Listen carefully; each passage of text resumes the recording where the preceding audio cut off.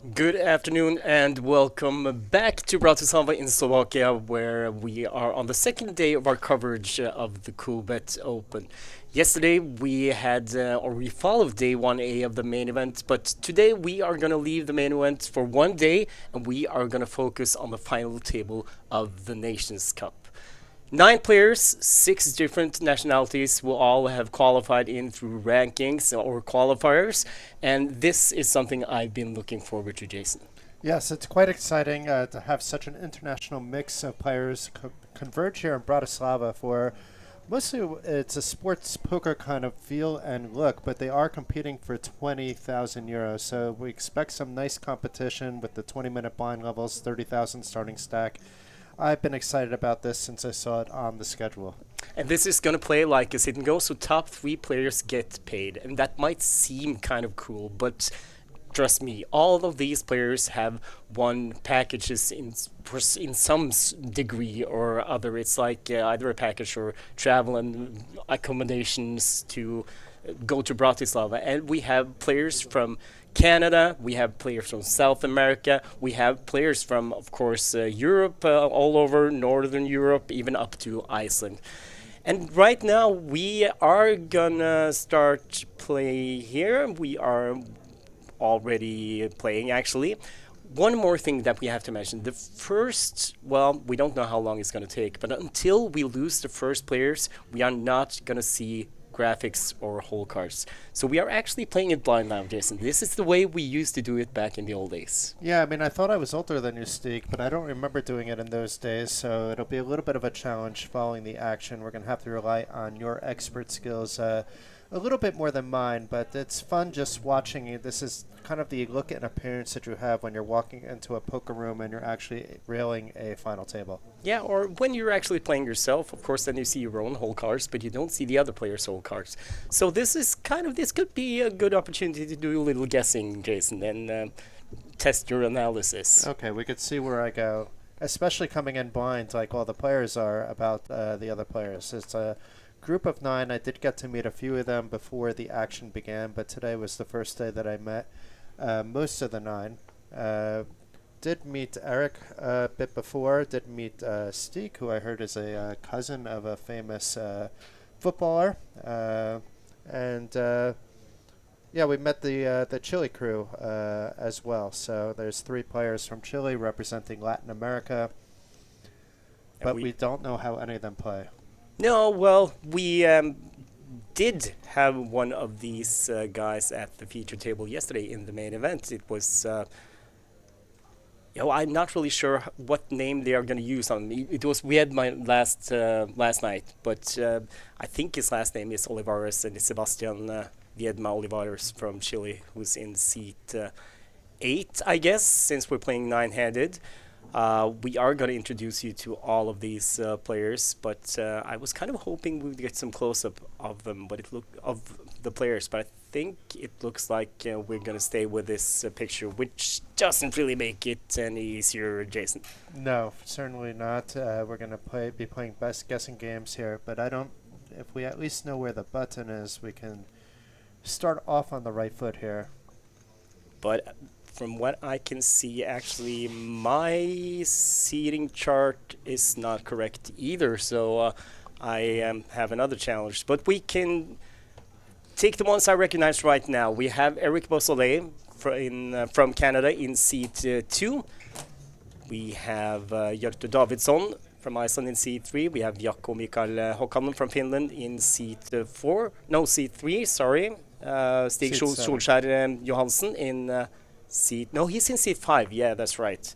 So Håkanen in seat 4. Johansen in seat 5. Luis Oriel Robalda Arenada from Chile in seat 6. I'm hoping we just get 2 names there. Christian Seby from Sweden in seat 6. In seat 7 we have Tevi Valdisson from Estonia. And then Sebastian Olivares from Chile in seat 8. And Javier Viegas Guerrero. No, that's not correct either. I can tell. Yeah, it's the other way around. Yeah.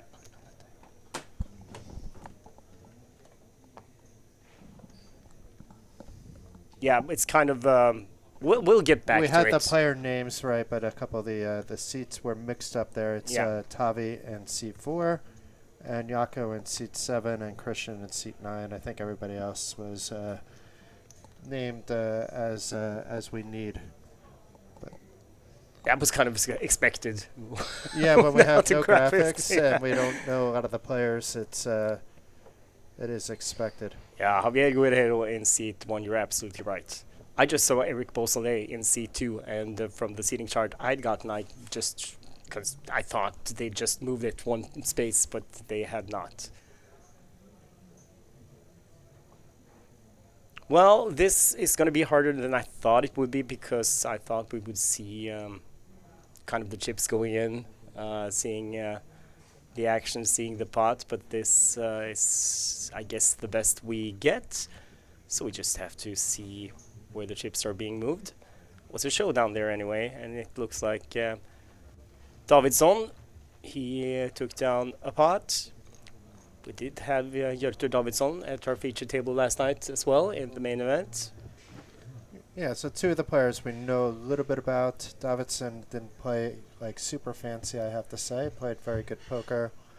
And yes, as you mentioned, we saw Alvarez in seat number 8 also for quite some time yesterday. Unfortunate to be knocked out late on day 1A. Well, he could win almost 20 bullets today if he's the winner. Yeah, 10,000 euros for first prize, 6,000 for second place, and 4,000 for third. That's on top of them already winning a free trip here.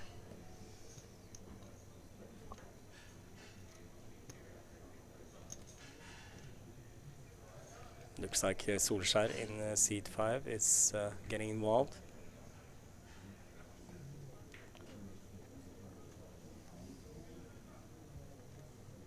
And Olivares calls from the small blind. And Christian Sebi checks in the big blind.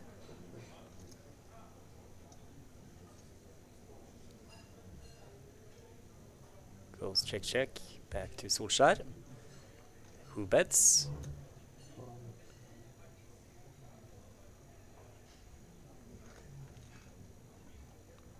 And gets the folds.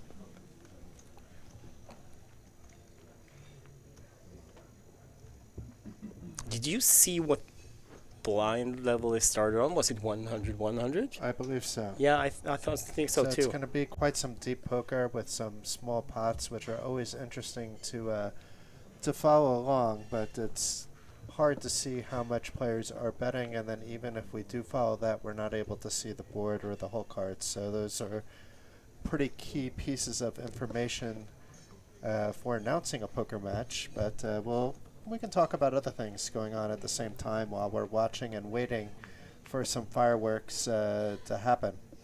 And one thing we can tease already is the free roll, which starts at 1900 Central European time. And today we also have the password already. So if you want to know, it's Chile with a capital C, like the nation, Chile, not Chile as in the food, but as in the Chilean players we have on the final table in Nations Cup. It's good that you adequately explained that, because we're going to have 100 complaints to customer service trying to put in Chile the food. Yeah, I mean, come on. So it's a free roll with, I believe it's €100 ticket to first, and a lot of smaller prices as well. So get in there, password Chile with the capital C. Is there going to be a bounty on you again? No, I don't think so. I think it was a mistake playing it yesterday. I was timing out more than I was playing, and I think my main focus should be on our final table in the Nations Cup. But maybe you could, if you want to, Jason. I'm sure we could arrange a bounty on your head as well. I would love to play, but Coolbet's unavailable in the country that I reside in, so it's not really, unfortunately, a possibility at the present moment. Not until I move to the lovely country of Norway. If that happens, then I will be a very loyal Coolbet player. I have to say, Coolbet does everything with their live events so well over the years, not just this event at its new home. So at the new home, you expect there to be, these learning curves and things like that, but it's as if they didn't miss a beat. And, everything from A to Z, how the players are looked after, the schedule of events. The cash games were booming last night. Players just, in general, having a good time. That's what the Coolbet Open's all about. So I imagine that the online experience, and this is from what I hear from the players, is much of the same. It's very friendly atmosphere and helpful crew. And here we get a visit from the Cool Bear, high-fiving all the players. I do not envy the poor guy in that costume, Jason, because it's really warm in Bratislava right now. He almost sat on Stig's lap as well. Yeah, Stig Solskjaer, he's actually a EU qualifier, so it's not Norwegian qualifier, he's EU qualifier, and he's 54 years old. Hasn't played that much live poker, he admitted to me earlier on, but he has played some. But I played with him a lot, and he's a very capable player. How do you feel to be the second most famous Stig right now in the room instead of the most famous as usual? No, that's fine. I don't mind. No, but like you said, it's been a wonderful atmosphere here, and I mean, it is hard to get to bed at a decent time. There are so many people. I mean, old friends, and you always get new friends, and this is a social thing. And most of these players are not professional poker players. They're, excuse me, professional poker players. They have other professions. Apart from Sebastian Olivares in Seat 8, he told me earlier on that he's actually a poker pro, and he's also a DJ. Oh, wow. And makes music. That's very cool. Yeah, it is. I imagine that we'll learn more about that as the week goes on. The guys from Chile all came with a great attitude. They fit in perfectly, and it's nice to see the mix of cultures, the mix of nations that the Coolbet Open is able to achieve. Yeah, I mentioned it yesterday as well that I played with Olivares earlier on and got to know him a little bit. I did not know he was one of the Latin American qualifiers. But he is. Or representatives of Latin America. And he probably didn't know you were a commentator until you told him either, so it was probably just this fun coincidence that you're playing with each other. Yeah, it's true. He found out a little later. Looks like we have a 3-bet. Yes. And the call. About 1,200 in unique chips if they're all 100s there. Javier Guerrero in seat 1, who's on the button. And it's Luis Arenada in seat 3, so two of the Chilean guys going against each other here.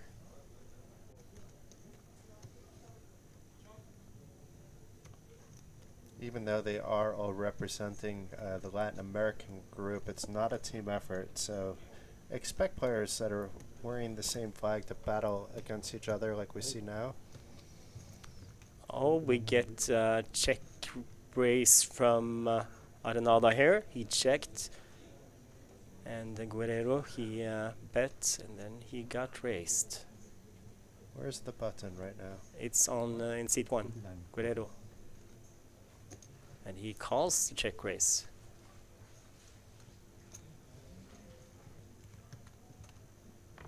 This is a big pot. We don't know exactly how big, but a lot of chips in there, and not just blacks, which is the lowest denomination, 100. So Guerrero check raise. Now he checks, gets checked back too quickly, and it's showdown. Looks like it's no. Did you just want to make sure? Yeah, it's Guerrero who takes the pot.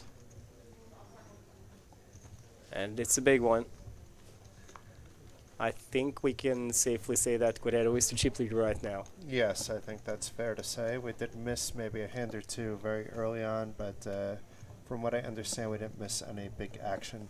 And if you're just tuning in, we apologize for this. It's just until we lose one player that we're going to have this picture. Once we're down to 8, we are going to get whole cards and graphics. So that will make all of our lives much easier. And that was to answer with 123 in the chat on YouTube. And if you have questions, use the chat. We weren't that good at addressing the chat yesterday, but we are going to be today. And like I said yesterday, if you want to make sure that your question is read, post it in the comment field below on YouTube. So there we'll definitely find it sooner or later.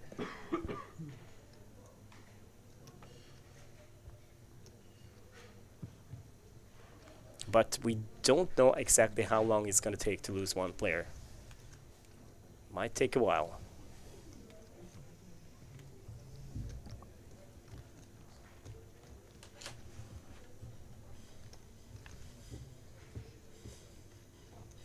So Jason, what did you do today? Wrote a couple articles for the Coolbet Open website, so that's how we started the day. We wrote about what was happening in the main event. So we had 134 runners in the first 2 opening fights. There was 94 in the day 1A, but the Turbo attracted 40 more.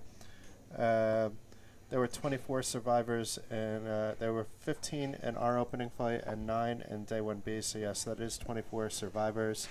Chip leader came out of our fight, a gentleman from Israel, Jacob, with more than 400,000 actually. So he was never on the feature table, but all our feature table players that we saw with big counts, they were all on the top of the leaderboard. In fact, the top 7 players came in from day 1A. So with the day 1B leader, basically just cracked the top 10. You know, so it shows that you probably should play the 45-minute blind level fights rather than the turbo fights if your objective is to bag big. If your objective is just to squeeze into day 2, a higher percentage is always going to come over in the turbos. That's the way these things typically work. But those 2 fights were the first 2 out of 6, and we also know that the first starting day, the A, and in this case the B, those are the ones that have the smallest field, and that kind of usually gets bigger on day on day C and D, which is going to be today, and Friday, the last one, is usually the biggest fields when it comes to starting days. So I think we might make record numbers here in the Coolbet Open main event. We'll have to wait and see until Friday, then we'll know for sure. And we will be covering the main event tomorrow and on day 2 on Saturday and the final day on Sunday with live stream every single day. I expect day 1E to be the biggest fight of them all, so that's really good that we're hopping back in for that one. And although day 1F will attract some numbers just because it's the last chance saloon to advance to day 2, we'll have a good idea of where the field will stand by the end of late registration on day 1E. Eric Beausoleil from Canada, he stands up right now, but it's not in the hand. 51 years old from Quebec.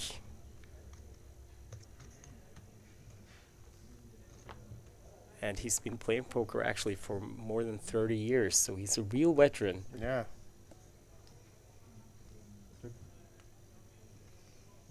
And actually, while I was asking you what you did today, I was wondering if you got some sun.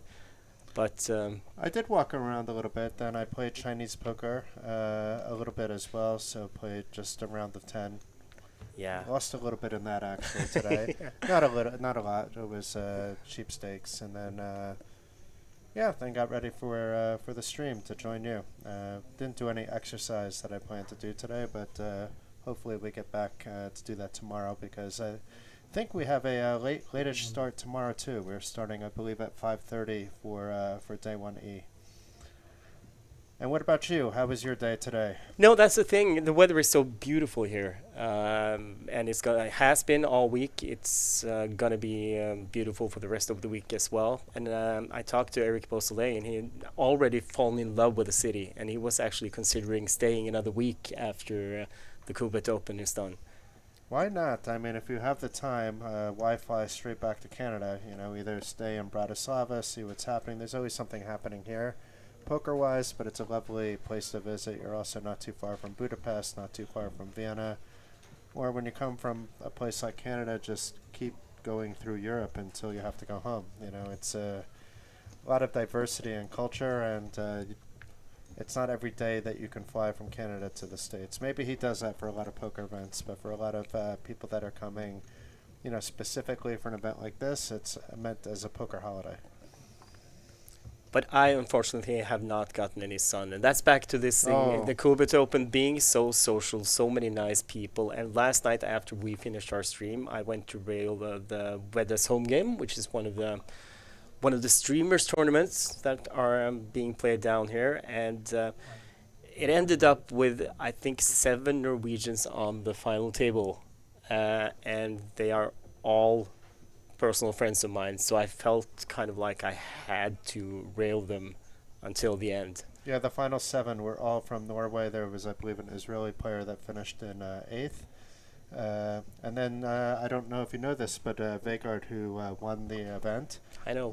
he took 3rd place as well in the Omaha event that ended, and he had to late register to get in, being how late the Omaha event went. So made up for one podium finish with an even better score. And he also has third place from the Coolbet Open main event a few years back. So Vegard Melgalvis defeated Odd Magne Bogsveen heads up. With Heidi Renaid in third place. She's kind of a Norwegian celebrity. She started off with broadcasts on NRK as a chess commentator, and she's also moved on to doing some, it would be wrong to say reality shows, but kind of like competition reality shows, popular ones in Norway. And she's also very fond of animals, especially pigeons, which she does an amazing job at rescuing birds and pigeons. This is the view that we need here, Stig. Yeah, unfortunately, the viewers, they don't get the same view as we do. Maybe they do. Maybe they do. Well, it's So- better now. Now we can differentiate the chips. Yeah, we can at least follow the bets, which is important. I can actually see the button. I don't know how you saw it before. I can see it now. I'm between seat 4 and 5. I'm kind of amazed because your eyesight. Well, we proved that yesterday. That your eyesight is better than mine, No. and your math is better than mine. Maybe my math, but certainly not my eyesight. Yesterday it was like Queen of Diamonds and 6 of Diamonds, and the beginning looked the same.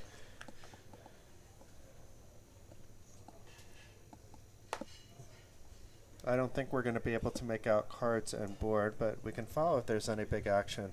Yes, we can. Okay. Hordan Paves Albaran is wondering what the password for the Coolbet Open free roll is, and the password is Chile With a capital C. with a capital C. Chile as in the country, not the dish. Please do not write our customer support group wondering why the food chili is not working. And I think it's spelled Chile. That is correct. So go into the Coolbet client and you'll find the password there starting at 1900 hours Central European time.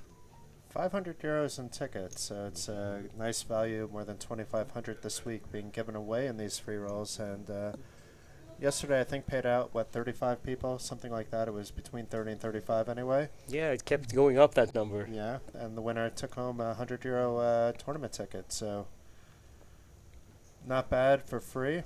And it's a pure free roll, it's not a free buy, so it's everybody's on the same playing field. Don't feel like you need to deposit to play the free roll, but if you do want to deposit, there's also, you can see occasionally coming up in our graphics of the stream, a couple of passwords for free spin offers or free sports bet offers as well. So take advantage of those if that's your thing. If not, good luck in the free roll. I wish I could play it. I feel like my colleague here, Stieg, is missing a big opportunity to become a Coolbet Open free roll champion. Well, no, I think after yesterday's, well, what should we say? I've never timed out so much in my life. And there'll be other chances, I guess. Have you ever Twitch streamed your own poker in the Yeah, past? yeah, actually I have. Um, but only a handful of times. I find it so challenging and tricky. Of course, I don't just play with one table, so I have to make it more challenging and tricky, but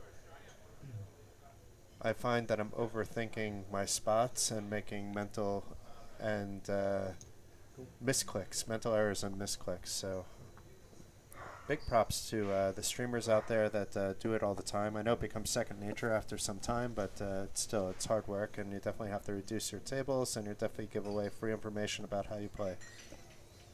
Yeah, we actually had the Norwegian Championship online instead of it was supposed to be in Dublin during the pandemic, but we had to arrange it online. So there was a regular online version and then a online live version of the Norwegian Championship, and I actually streamed that one. A lot of the events anyway, the ones I had time to do. Did you win anything? Yeah, well, I think me and Sverre made the money in the main event, if I remember correctly, but just squeezed in the money. But it's like you say, we also had to follow other tables, other players, and I was assigned the technical the technical job as a software runner, and it's I have so much respect for all the streamers from Chile who represent Coolbet, and also the Finnish Norwegians. They do a great job. And the Norwegian streamers, they have, I mentioned this, they are lucky enough to have their own tournament on separate days this week. And yesterday, on Wednesday, it was the Vedder brothers who had their turbo tournament, which started at 2300 Central European time. And today it's Acer Siggy's No Limit Hold'em Hyper Turbo with unlimited re-entries at 11 o'clock. 115 euros is the buy-in. Well, So this might be over in time to hop into that. Maybe we'll see you in that instead of the free roll. Yes, probably. If we are done in time, then I will hop into that one. I promised Acer Siggy to do so. A lot of runners in Vedde's tournament last night as well, so I'm guessing those numbers are going to go up as well. So on Friday, it's Yeva Kim's No Limit Hold'em Hyper Turbo Friday Fun, which is her regular Friday tournament when she streams on Coolbet. And then on Saturday, I guess we have Six, who is going to have his Christian Larstad, who's had two final tables so far this series. So he's done really well. And Elva's done well too. She had a final table yesterday, and she also bagged a top 5 stack in the main event during day 1A. So some good runs for the streamers. Yeah, Ilva finished in 6th or 5th in last night's late tournament after she had bagged a big stack in the main event.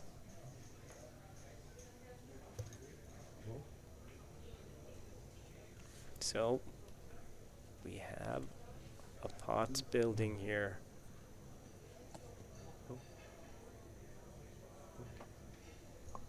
And it's going to be two of the Chilean players who will go up against each other.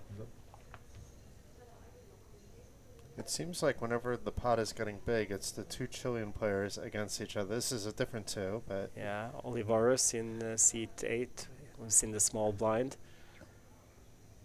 So it must have been an under-the-gun race from Javier Guerrero.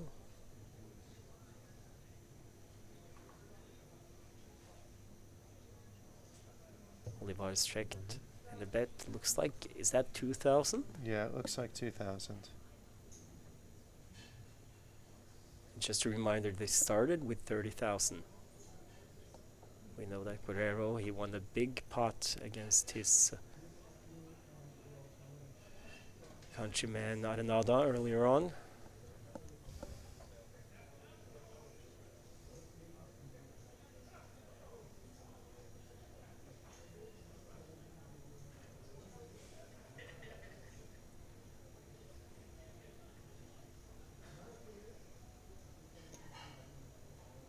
Olivares taking his time studying his opponent before he lets it go.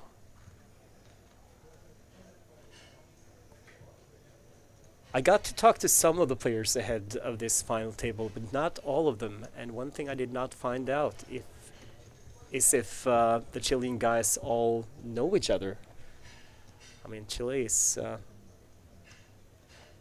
it's a really big country, isn't it? It's very spread out. It's not necessarily heavily populated, but there's a lot of Chile poker players. If they didn't know each other before, they definitely know each other now. I saw them all together at one point today. Yeah, the thing is, do they know each other as players? Yeah.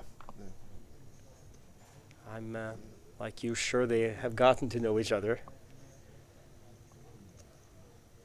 Friendly, happy bunch of people. We might get some answers to that later on, because we got to know Chilean. I think he's kind of has a role as a kind of reporter who's here. We might get him into the booth a little later on.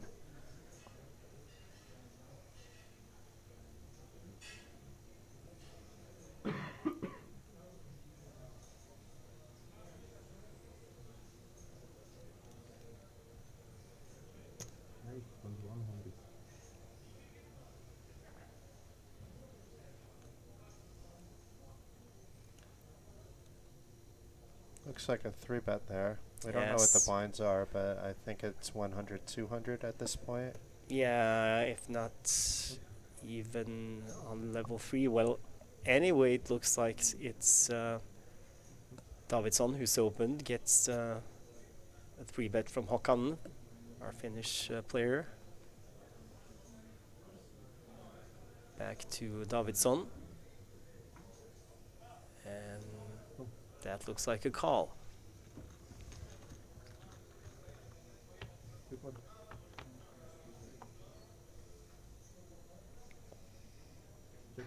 Davidsson checks.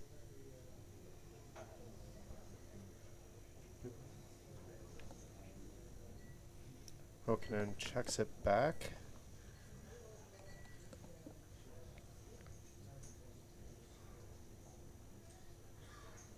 Unfortunately, we do not see the table, so it goes check, check again. Okay. Let's see, Olivares is in the mix as well. And now he bets, looks like 4,000. 3,500. Yeah, 3,500, you're right. I told you your eyesight was better than mine. And that gets the job done. So a nice one for the Poker Pro and DJ from Chile.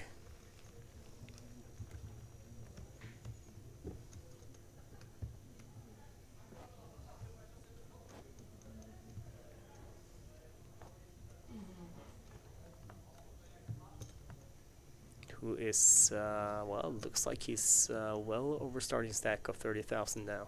Yeah. It was maybe a little bit less before the hand after losing the pot to Guerrero. But Guerrero was also down on chips, so it's almost like everybody's back to near even again. Yeah. So for those of you wondering, the black chips are worth 100. The pink ones are 500, pink or red, whatever you prefer. The yellows are 1,000, and you also have the blues who are worth 5,000. Those are the biggest chips in play right now. The biggest nomination in play, I should rather say. Chip size is the same, just to point that out.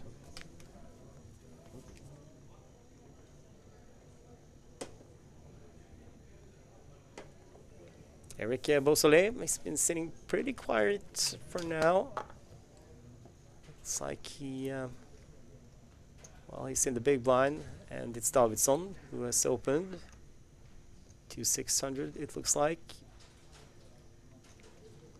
And I also think we are playing 1-3. Yeah, blinds go up every 20 minutes, so it's, I think, 1-3 now. Yeah, it seems, looks that way. I'm sorry, Jason, I had you pulled you down here while you were Setting up the computer. Yeah.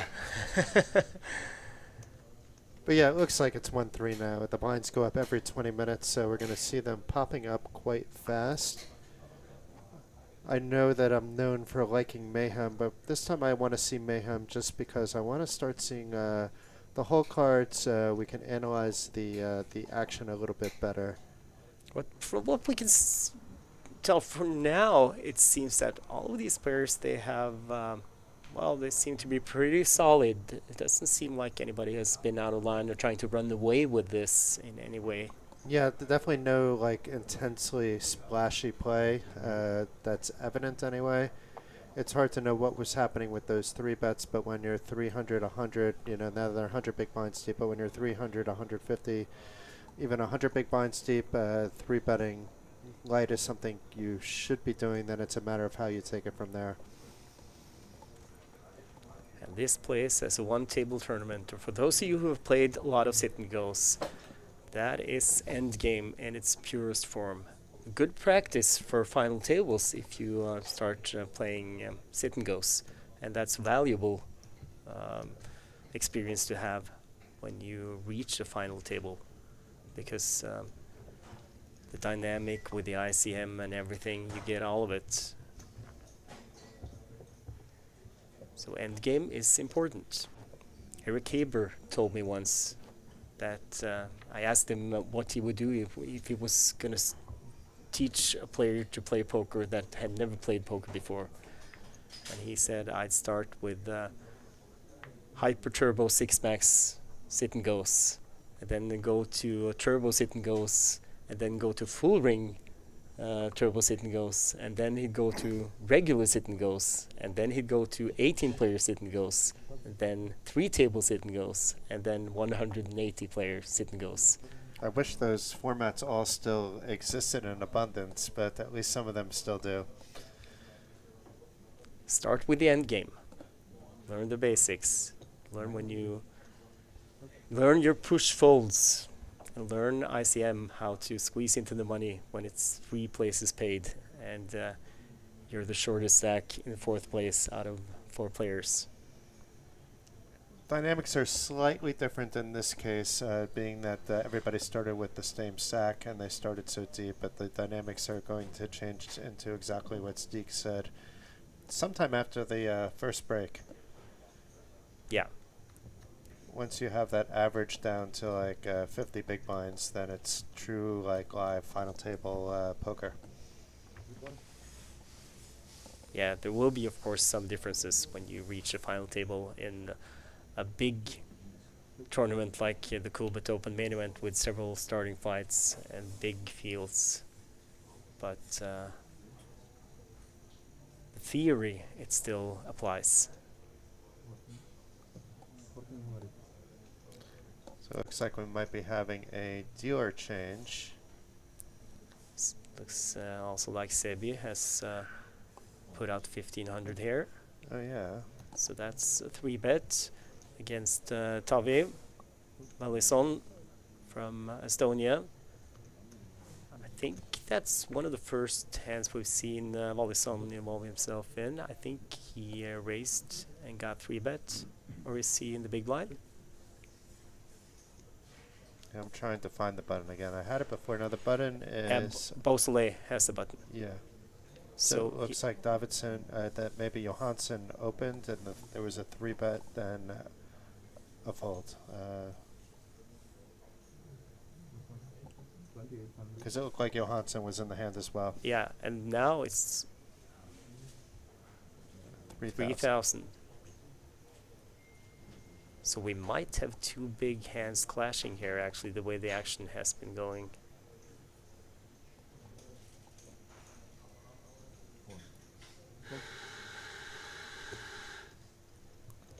Volleson, he calls, well, it looks like it was 2.8. 2,800.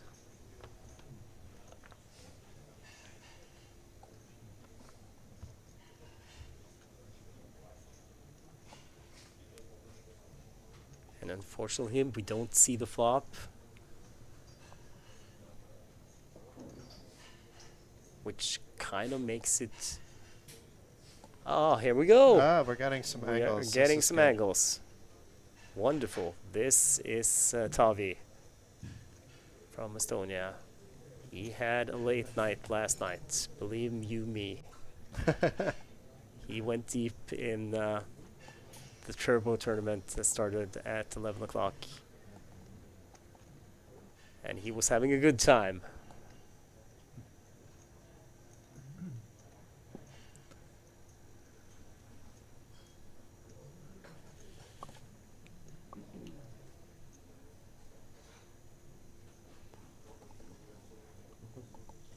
A bet and a fold.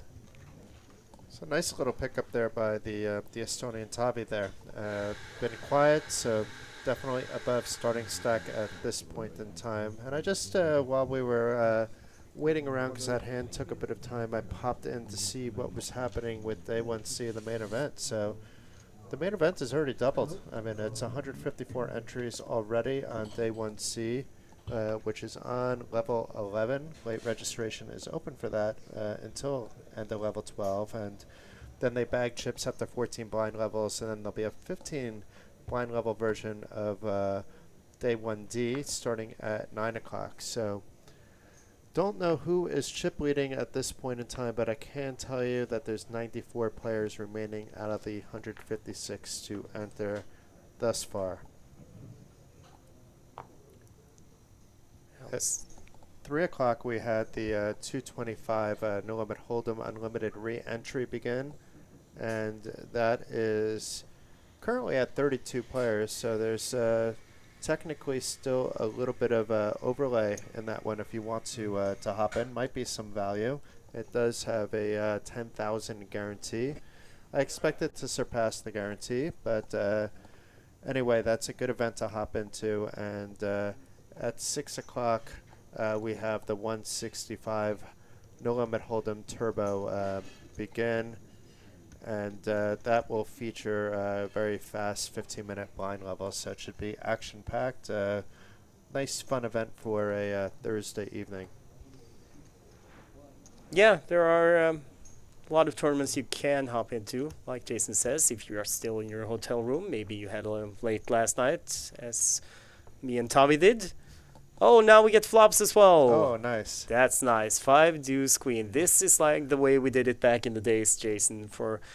Because of the integrity of the tournament, they did not show whole cards on day 1, day 2, day 3, day 4, not until the final table. So the Norwegian Championship, we actually commented without whole cards for several days before we got to see them, but only at the final table. So, but that was because it should not... Well, the thought was it shouldn't be a disadvantage to players sitting at the feature table showing their cards while the rest of the field did not. But I think everyone agreed in the end that for the good of poker, that it's important to show whole cards all through the way of a tournament. And it's not really that big of a disadvantage. I mean, people are studying so much anyway now and watching streams and TV broadcasts. So... Meanwhile, we had Javier fire out on multiple streets. He bet 600 on the flop, 1200 on the turn. Called both times there by Stieg, and a jack of diamonds on the river here, completing the board. So it didn't complete really any draws that weren't already completed. And Stieg checks it over one last time to Javier. Let's see if he has any more gears. We do not know what he has. Checks it back, so must have some kind of showdown value, otherwise I think he would take another stab at it. And we do not, King 2, so... Pair of deuces. Is that good? No, Ace it's 5. not. And another pot to the chip leader at the table. I just glanced at his stack and he's playing, he's closing in probably on 50,000 now, somewhere between 40 and 50, I think. Maybe even a little more. And he did lose early pot to Luis in seat number 3, but maybe I have that backwards because it looks like Luis's stack is maybe the shortest one at the table at the moment. I think 35, 40. Well, he must be closing in on 50, I think. Yeah. If not even a little more. We'll have to see next time we get a stack.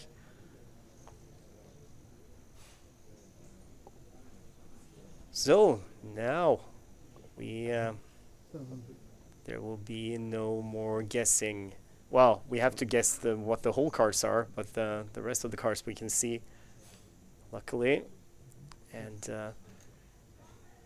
so there's a UTG open to 700 there by Jakob Mikael Håkanen. And a call one seat over from Olivares.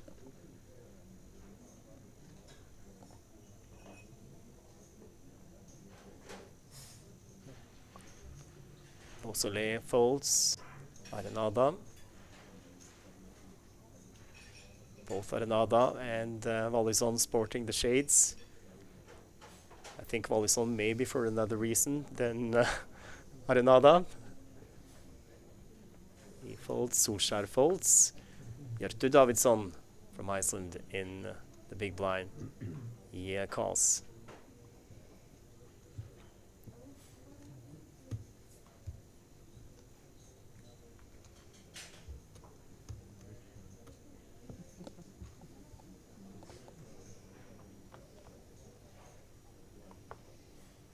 Ten Jack Jack on the flop.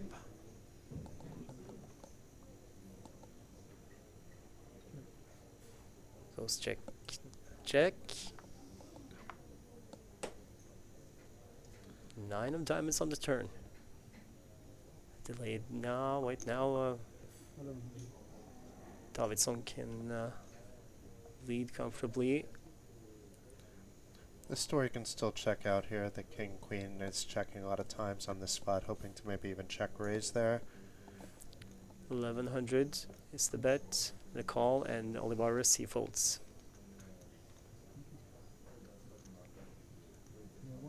Just gives Håkan a little change. 2 players and 3 of diamonds on the river.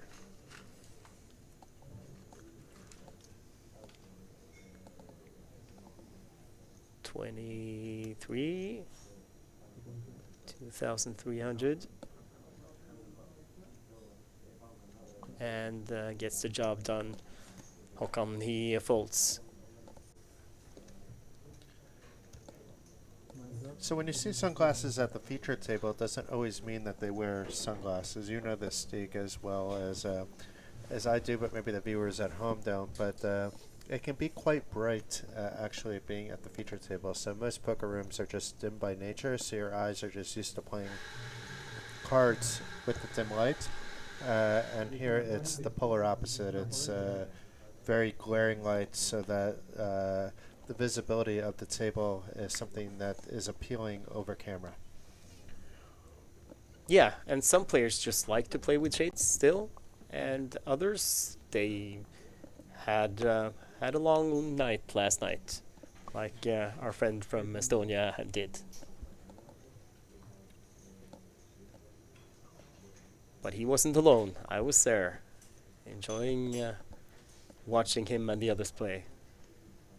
He actually had a really deep run in the deep stack on Tuesday as well.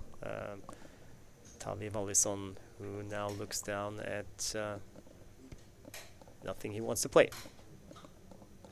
Solskjær. He folds.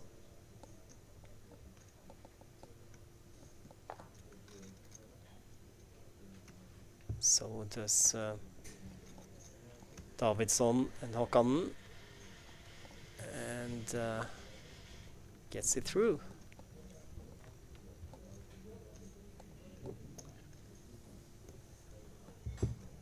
So Olivares in the big blind now. Which means that Christian Sebi is the first to act. 30 years old, IT consultant from Sweden.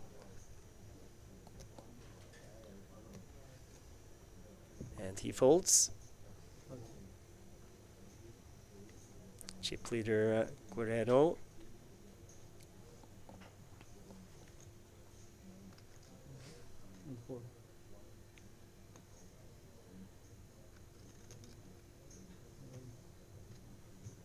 Yeah, somewhere between 40 and 50,000, I think, Yeah. depending on how many blues. It was kind of hard to tell if it was 4 or 5.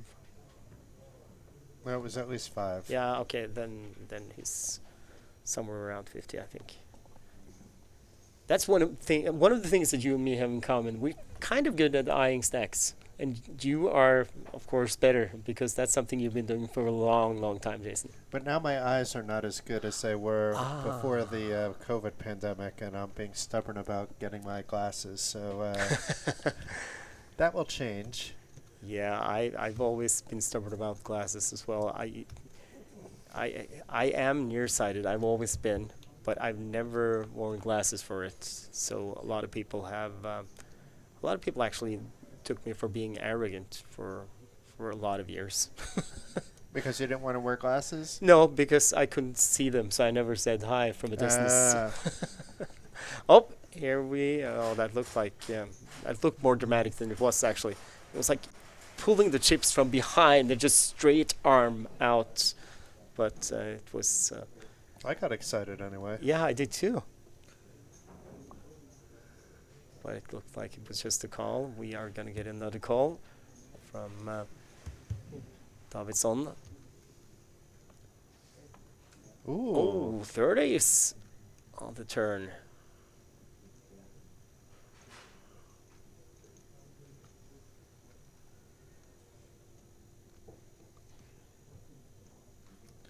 I'm curious if there's any leveling wars about to happen.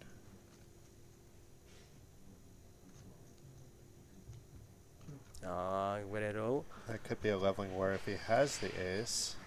And that check was kind of like I give up check, but still that could be misdirection from Guerrero.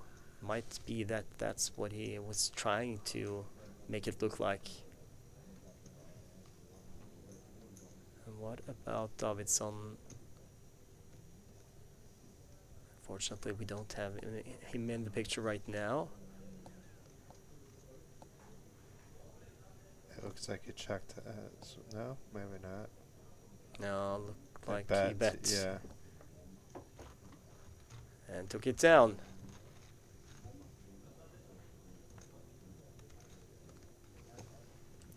And we shall never know whether he had that fourth ace or not.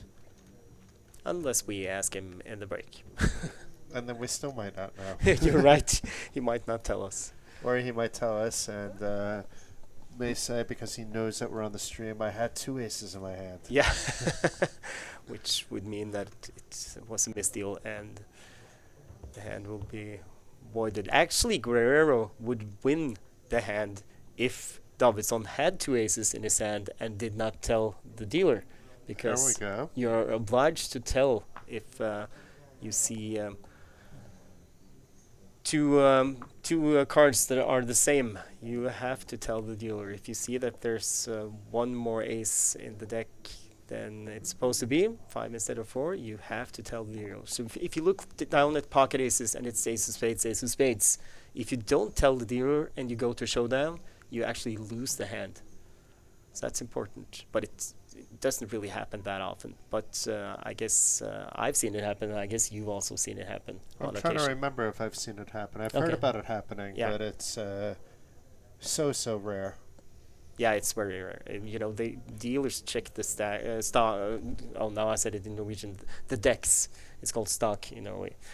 Dealers check the decks regularly, and I've played in plenty of games where it's the other way around, where like you don't realize for 45 minutes that you were missing the king of diamonds. that I know can occur as well. But in these big tournaments like Coolbet Open Series, all the dealers, they check the decks every once in a while and also change the decks on a regular basis. Yeah, ours only came up. It wasn't here that it happened last time. I mean, it never happened actually here, but yeah, it happened like during like a dealer change, checking the deck on a break.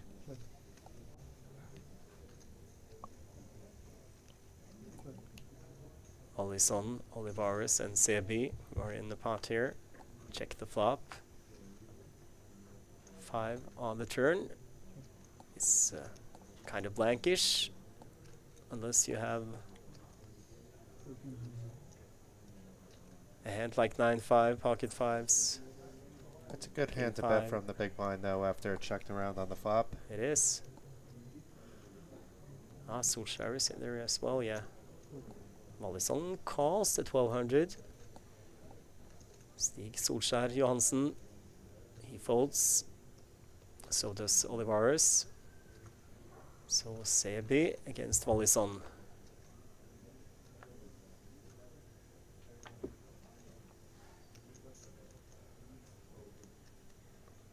Mystery River card. Mystery River. But we know that Sebi is the first to act here, and he was the one who bet the turn.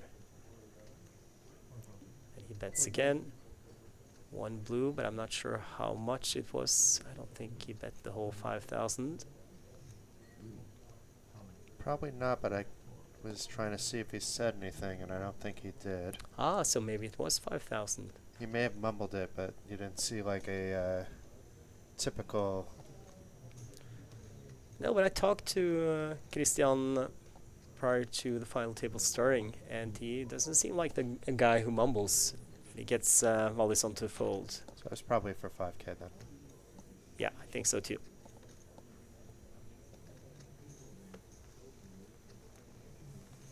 I believe I met Christian the other day up in the Coolbet Lounge as well.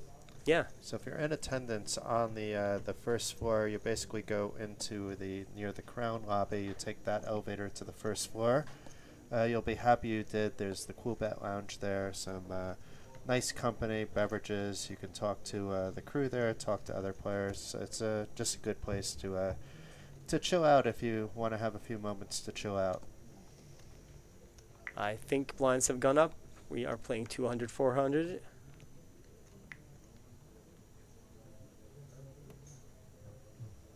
So still 75 big blind average. Expect some nice deep stacked poker. Nobody's really super short either. Even though we know that Guerrero has close to 50, they've been kind of taking a little bit here and there. He didn't take it all from one player. Solskjaer, he limps in, or Johansson, whichever you prefer. Yeah, I was wondering why you're calling Stig by his second name. Yeah, I know it's because you talked about family-related things. Ah, okay. Actually, I personally, I know him.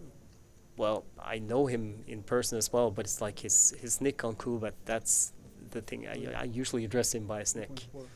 That we can't do unless we have permission, I assume. No. But I can do it when I talk to him, Jason. Yes, but well, it's maybe we sneak over in the break and we let the cat out of the bag. Yeah, no, it's not like if I were to say it now, it's not like I'm outing him because he's out there already. But we're gonna stick to the names of the players for now, anyway. But he wouldn't mind if I did. I'm positive. Okay, so 3-bet from Sebi here, from the small blind, and Olivares folds. Now Sebi with a couple of straight hands. Maybe changed gears. You can tell that pretty much everybody at the table has played a lot of online poker over the years. There may be like with Eric, because he's been playing for so long, maybe his experience is coming more from like a live poker perspective, but we're probably talking on average like more than 1 million hands average per player at this table based on what we've seen so far. I know we don't see whole cards, but we haven't seen any like undisciplined type of plays at all. You're right. Arenada folds. Tavi Wallison. looks interested. Races to 800. Johansson folds. Hjörtur Davidsson, 38 years old, from Iceland. He's a chef, by the way, Jason. Oh, really? Okay. After this hand, I'd like to hear a little bit about that. So we don't have a Swedish chef at the table, but we have an Icelandic chef. A Viking chef. Yeah. Folded around to Guerrero in the small blind. He folds. And then Eric Beausoleil in the big blind. He's been a little quiet. It looks like he's going to at least call here. And call he does.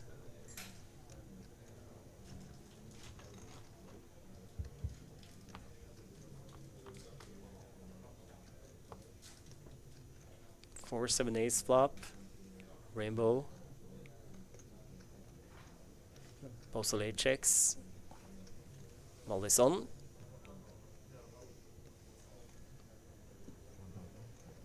He bets. I think it's not even 1,000 though. He said something. Yeah. Davidsson calls quickly. Puts out a yellow chip as well, so we'll see if it is 1,000 or if it's maybe a little less. And it looks like Beausoleil has folded. Yes, he has. And it was 1,000. Yeah. 5 of clubs on the turn.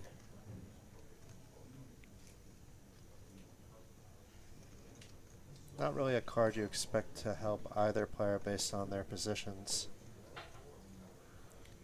Yeah, well, Now Mollison did call out of the big blind. No, he did not. He Yeah. raised. Beausoleil that was in the big blind. Sorry, Yeah. my mistake.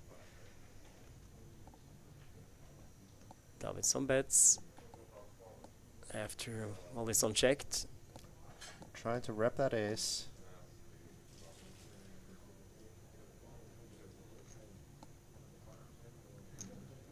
$2,000 and call. And 4 of clubs on the river.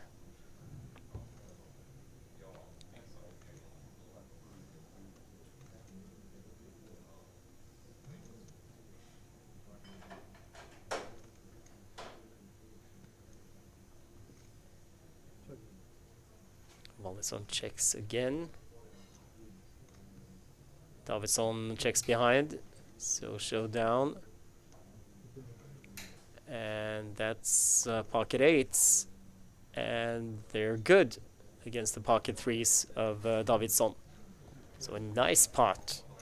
Nice call on the turn with he could have been in very big trouble if he was facing an ace. But maybe he would have been able to fold on the river, but if you're calling the turn and then you have a blank river like that, you're going to be calling the river quite often. But I'm very curious, you mentioned about the chef from Iceland, and basically we've had a lot of players from Iceland here that are all very nice to chat with, but I haven't gotten the chance to meet up with Davidsson here. So apparently you had a little bit of a talk with him? Yes, I did. He's actually, hasn't played that much live because he's not from Reykjavik. He lives up north on Iceland. And it's in Reykjavik where all the poker clubs have sprouted up now. And so poker has gotten really big in Iceland because it used to be like Norway that there were no poker clubs allowed. But now there are quite a few in Reykjavik from what I've understood. And the poker community is blooming. They have like regular tournaments with like more than 150 players on a regular basis. Oh, wow. Okay. Yeah.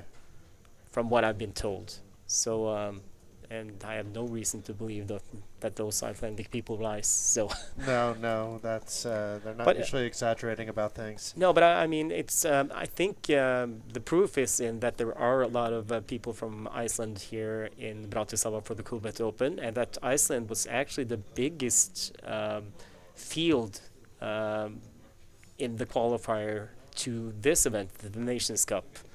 Which, by the way, Ingrid Orvik is wondering what it's all about. And it's Well, it's six different nationalities and nine players who have qualified in some way or another through a ranking or through a qualifier to get a trip here to Bratislava to play this final with a 10,000 euro first prize and also 6,000 for second and 4,000 for third. But even if they don't make the money in this final, they are all winners.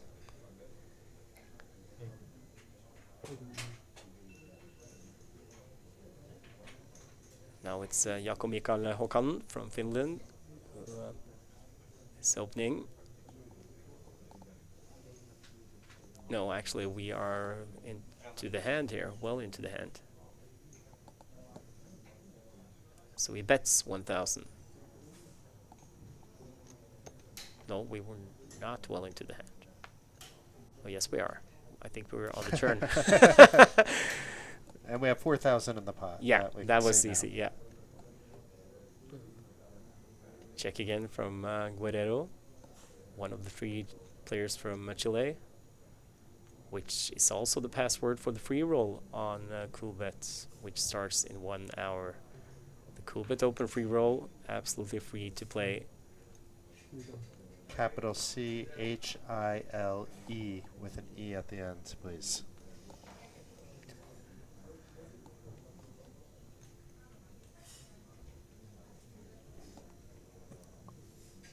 Another bet. Håkan. And Guerrero, he folds. So if you just joined the stream, I have to remind you that, well, I can't remind you because you haven't heard before, but as soon as we get down to 8 players, we are gonna get to see the players' whole cards with the graphics. But until we lose one player, we kind of have to fly blind, Jason. It is what it is. I'm enjoying the action. It reminds me of watching, as you said, the streams back in the day. I can't say that I was in the booth back then, so I'm glad that you're carrying the weight here in terms of following the action, especially when we didn't have the angles that we had before. We almost lost that angle. I maybe should knock on something and it came back as soon as I was quiet, though. Shh. No, but I mean, I remember those days, and back when I started watching poker streams as well, there were a lot of tournament series that didn't show the whole cards until the final table.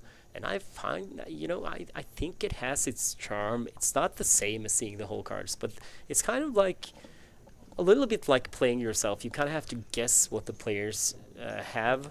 I mean, why they do what they do, and what they might have when they do it. And sometimes, well, most often you're wrong, but that one time you get it right, it's such a good feeling, Jason. Yes. It's like a hero calling with ace high. It's the same feeling. I like it when one player has a mystery hand. Then I feel like I can play along with the player that doesn't have the mystery hand and try to guess in that way. But I imagine back then, Stig, that they had like people walking around with like handheld cameras and things like that. It wasn't like this elaborate setup that we have here for the stream. And these guys have adapted well. Typically they're 8-player final tables here, so it's enjoying the camera angles. But I imagine you had the handheld. No, actually, we did not. Ah. It was actually kind of similar. So, because there was going to be a final table at the end of the tournament, and that final table was the feature table. So everything was set up to do it with the graphics. But back then, people thought that would be a disadvantage to the players at the feature table when all the other players in the tournament didn't have to be at a feature table and show their whole cards. And there is a small truth to it, but by now in 2023, most players are used to this, and there's kind of limited information you can get. Of course, if you want to study a player, you can go back and watch how they play, but I guess that's kind of you know, most of the pros who play on a regular basis, they have been at a feature table one time or another anyway, and for the good of the sport of poker, of having it televised, I think everyone agrees that it's the best way to do it. And here I thought they rolled enough to be even before the days that they had whole camps and you're just doing it like really old school, like in these WSOP coverages from like the early 80s. Yeah, I mean, either a glass plate and a camera underneath, or a whole camera actually, a small camera in the rail in front of the players where they had to open their cards. And I commented on that technology as well before the RFID sensors came.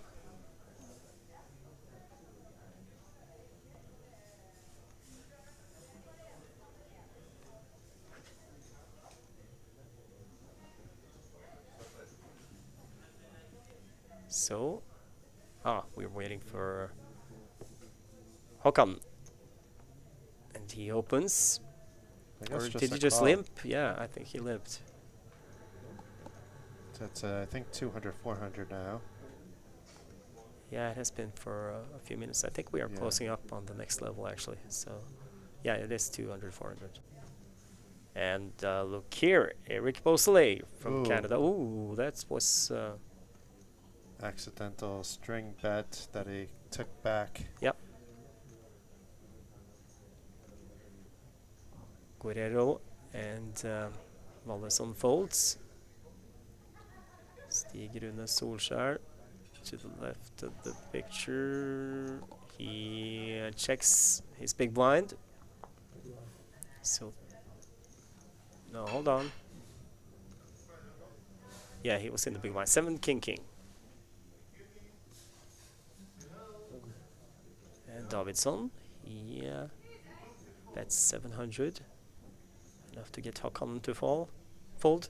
So Håkan actually probably called after Davidsson had limped. And now Eric Beausoleil, 3,000. Ready to play. Yeah, he was just unlucky. He tried to race before the flop, and then, like you noticed, he kind of became a string bet. So it was he understood at once that that was just a call. Jack on the turn, he got one caller. That is Gjertu Davidsson. He has already checked back to Beausoleil. 6,000. Getting expensive. Oh, but Davidsson again with just a smooth call. And an ace on the river. Goes check check, and Beausoleil, he shows the loser. It would Was have been nice to catch the cards on that one, but Yeah. But was there an ace in Davidsson's hand? I thought I saw an ace in Eric's hand, so maybe a king in Davidson's hand. I don't know. Yeah. But I thought I saw the ace of diamonds or a red ace.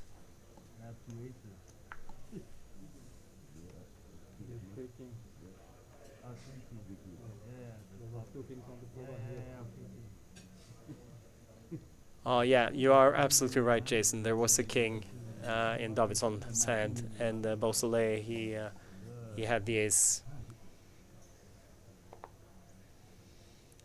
So it did get a little bit expensive there for our French-Canadian friend there, but could have been worse from the way we can look at it too. Shakes his head. Meanwhile, 1100.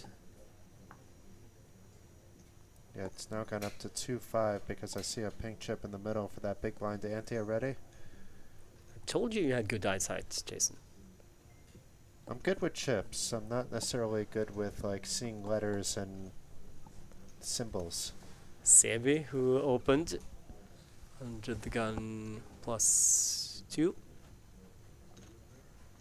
And Davidsson in the big blind, he defends, so he calls the necessary 600. Checks the flop. Sebi, 4-6-5 flop. And Sebi decides to slow down. He checks. Guerrero checks. Board pairs on the turn. Another 5. Davidson. This is the big blinds flop, Jason. Definitely the big blinds range. This basically smacks the entire range here, but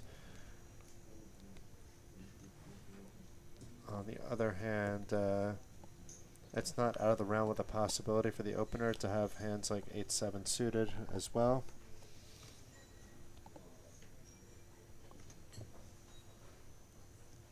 So now Guerrero gets the chance, and 1500. Davidson is folded. Sebi. He lets it go as well.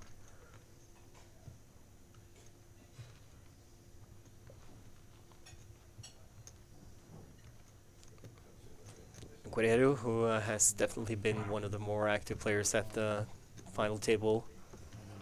And, well, he's been quiet for a little while, but still, I guess he's just shifting gears, mixing it up. And takes down a nice one. We're approaching our first break, and if you bet me whether there would be 9 players still in their seats at the first break, even knowing how deep the structure is, I would have lost that bet for sure. I don't see any weak link here at the table at all. No, that's the thing. You know, a lot of these players we don't really know that much about. We know that some of them has not played a lot of live poker. Some of them have. But often in spots like that, you kind of always have one loose cannon. And we don't have any loose cannons at this final table. That's for sure. Who was our loose cannon that we had yesterday on day 1B? We need to get him on the table just for a couple hands, and then he can take a break. He doesn't need to play. He wasn't invited, but just to show how it's done. Oh, it was one of our friends from Israel. Yes. And also the oldest guy at the table, at that table anyway. Not saying he was old by any means. He was just the oldest at the table, okay? So, good save. Yeah, and as we pointed out, in the main event, you can play, well, not anymore, but you could play 6 flights to the main event, or day 2 in the main event. Now you can still play 4, because there is one going right now. And there's also another one tonight, the turbo version, and also 2 flights tomorrow. So, I mean, to our friend from Israel's benefit, he might just have been trying to go for it on day 1 on the first flight he played. You know, take that as a kind of just a bullet to try to build the big stack. Go home or go bust. Go big or go home. Go big or go home. Thank you. Go bust or go home. I guess that's the same. That's basically what happened, yeah. But he wasn't trying to do that. Oh, but we do have something going on here. Yeah, now it's kind of a big pot brewing. Well, and just when I said that, Stig Rune Solskjær takes down 1. That must feel nice.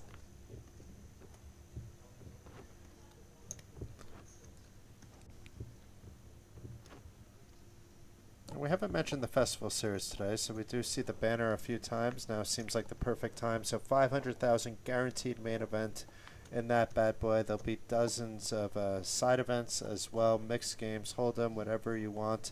An amazing week of poker, November 27th through December 3rd here at Banco Casino. Coolbet's involved with that too, so it fits in nicely with the community that you can qualify via Coolbet to head to the festival series Bratislava. Yeah, with daily qualifiers to the weekly final, where you can win a package.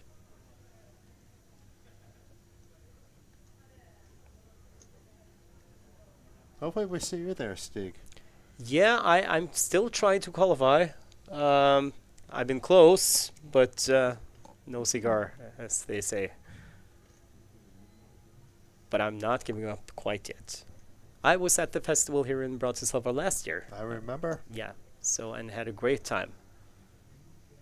A lot of good tournaments to play. Did you win something? I remember you winning something around that time, but I don't know if it was there or somewhere else we crossed paths. No, I did not. The festival was actually, I don't think I cashed in anything. Okay, so it But wasn't meant to be a needle actually no, this time. but I did win uh, the party, I think. So That might be it. And that's important. yeah, that is important. There should be a trophy for that as well, I think.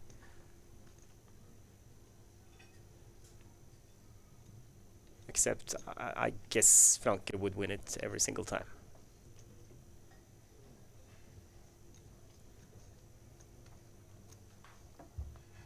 So another one here.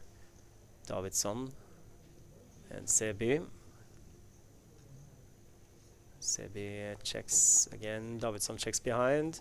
Sorry that we don't see the flag. There we go. 7-6 pre-flop, 7 on the turn. When they checked, and the ace on the river. Sebi has not yet acted, I think. By the way, Davidsson is kind of looking back and forth.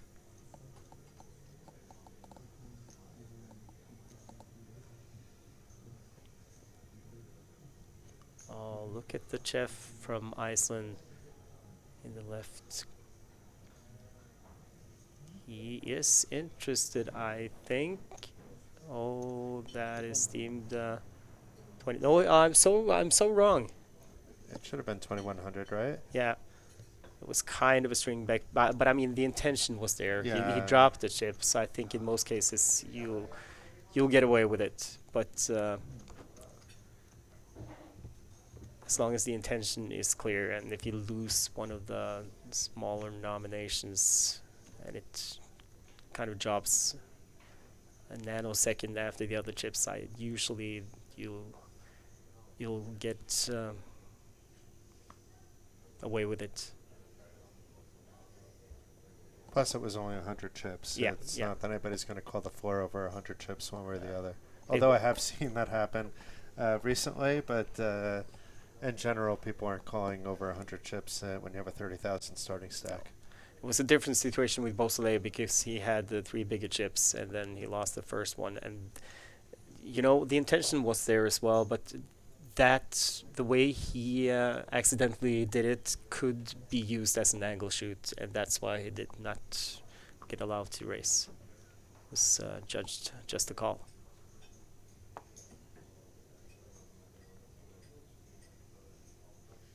Nobody's entered the pot yet, correct? It's folded around to the small blind? Yeah, I think so. And Olivares, he limps in and gets the check from Sebi. First time I think we've seen this in a while, a blind on blind limp pot. It's the kind of flop that either player could have hit middle pair, bottom pair, some kind of draws. There are kings in both players' range, even stuff that would have hit 2 pair with this that they may not want to raise or bloat the pot with. Olivares checks and Sebi. Oh, look, we have Solskjaer in here as well. I think he Yeah. lived, yeah. That changes everything I said, but the ranges still are the same, but it changes how you approach the hand. Solskjaer, he calls Sebi, and Olivares gets out of the way. 9 on the turn, and it's the club. 6-7 got there. Just saying. Sebi, I think he checked. And Solskjaer, he bets 1,006, 5. Not afraid of the turn at all. I mean, he also has that 6-7 in his limping range, like a suited 6-7 for sure. It's sometimes hard to say what's in a player's limping range that we haven't seen limp before. And board pairs on the river, another 8.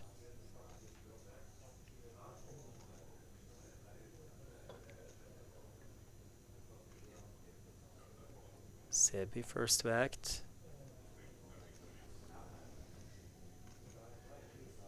And he checks. Does Johansson go for value? No, he checks behind. So showdown. And that's a king, I think I saw. And what Johansen has, I can't see. But it's king 10. So you had the flush draw as well on the turn there, and then the check back on the river seems standard. It was for value all the way. But the river, that 8, could have been dangerous for him. Plus, he may have had kicker issues. Really, a check back seems to be fine. A small bet would have been fine as well.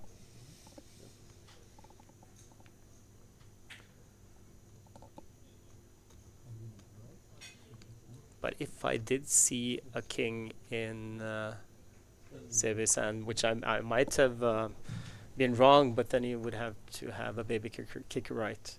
Yeah. Yeah. And a lot of those baby kickers were on the board already. Yeah, but the the babiest ones. Like 2 or 3. Yeah. Yeah.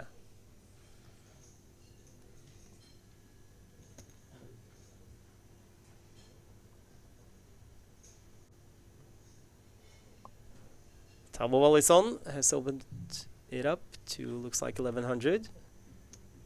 No, 1200. And Davidsson calls. Håkan folds. Olivares on the button.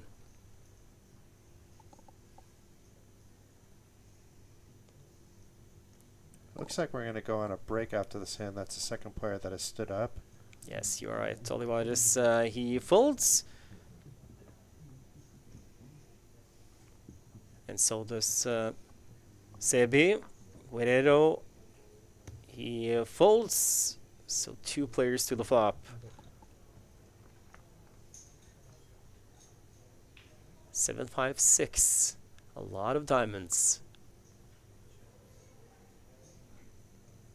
I think Gertrude Davidsson has already checked. Yes, he has. No, but he's in position, so how could he have checked? I guess he didn't. Bet and call. Jack of hearts on the turn.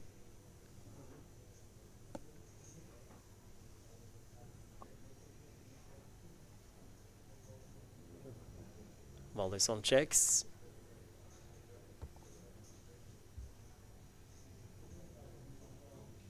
Is it a diamond on the river?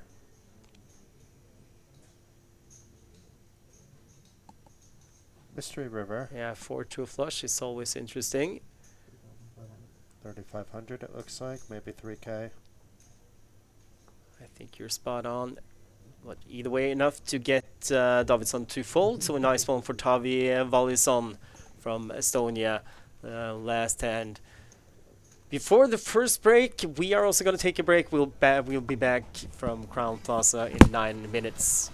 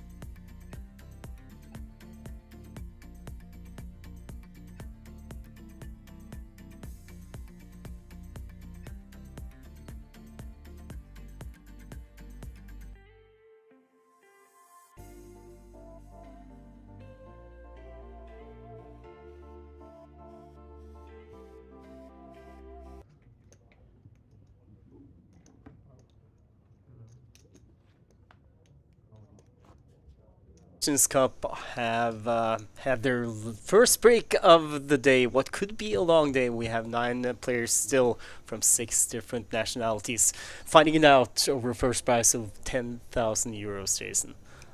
It's quite exciting. I mean, the top three will go home with at least 4,000 euros. Second place, 6,000, and then, as you mentioned, 10,000 for the winner. But these players are already winners. They won their local competitions in order to get this far.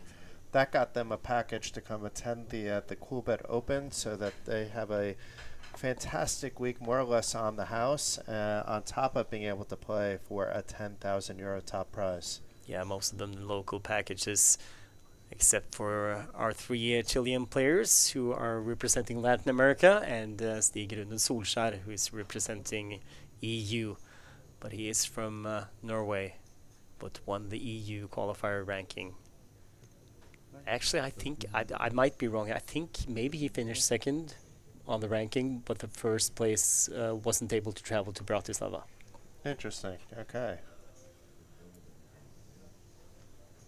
So then really fate might be on his side. If you only got in by accident and then you wind up winning 10,000 euros, that would be quite nice. Yeah, well, if you make it to second place, it's not by accident, Yes. but still, there was a lot of entries in the EU qualifier ranking series. So It's like being the second best in your Olympic team, but you're maybe even second best in the world, and then the person that's on your team can't perform. So, yeah, it was just by chance that you can become the best sometimes. yeah, there are actually a lot of sports that have like top 8 out of top 10 in the world, and still only a few of them, like maybe 2 or sometimes 3, get to go to the Olympics. So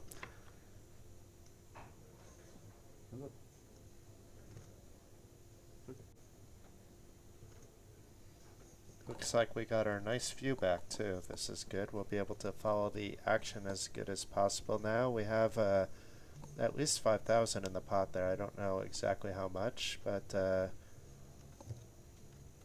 not a small pot, with blinds at 300, 600 now. And we had Guerrero fire out for what looks like about 3,000.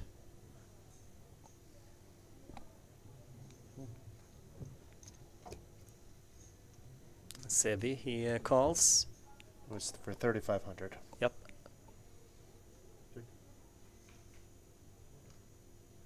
Sebi checks again. Oh, Javier Guerrero checks behind.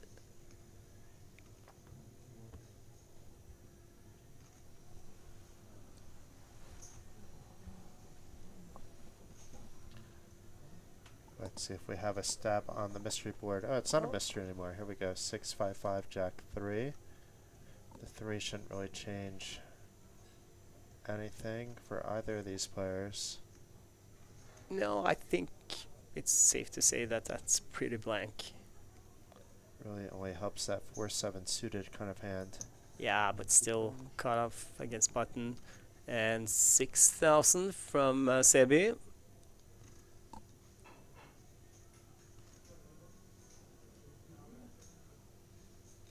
Guerrero, who at one point was up to, well, at least closing in on 50,000. Now he's still over starting stack, but things hasn't really been going his way in the last few hands that he's played, and he lets it go. So nice hand there for Christian, adding some chips. Been picking his spots, but accumulating slowly but surely.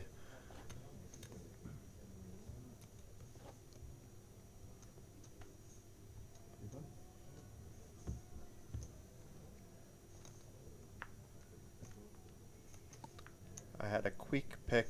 Oh, a card on the floor. It's a face card of some sorts. And on the floor as well, that's a bad thing.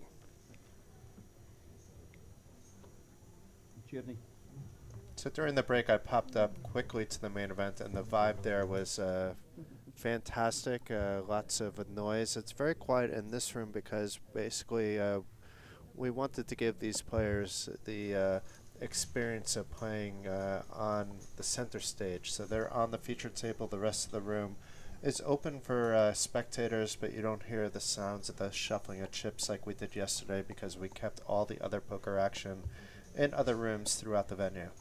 Well, that's true. I took a peek inside the door, and it's just a beautiful ambiance.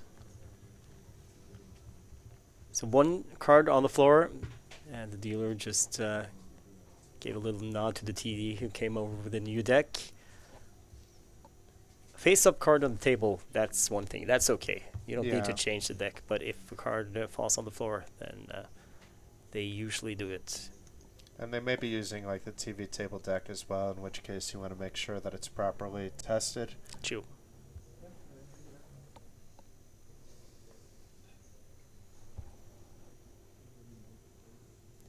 Stig Rune Solskjær under the gun opens up to kind of hard to tell, but let's take a wild guess. 1600 is my guess.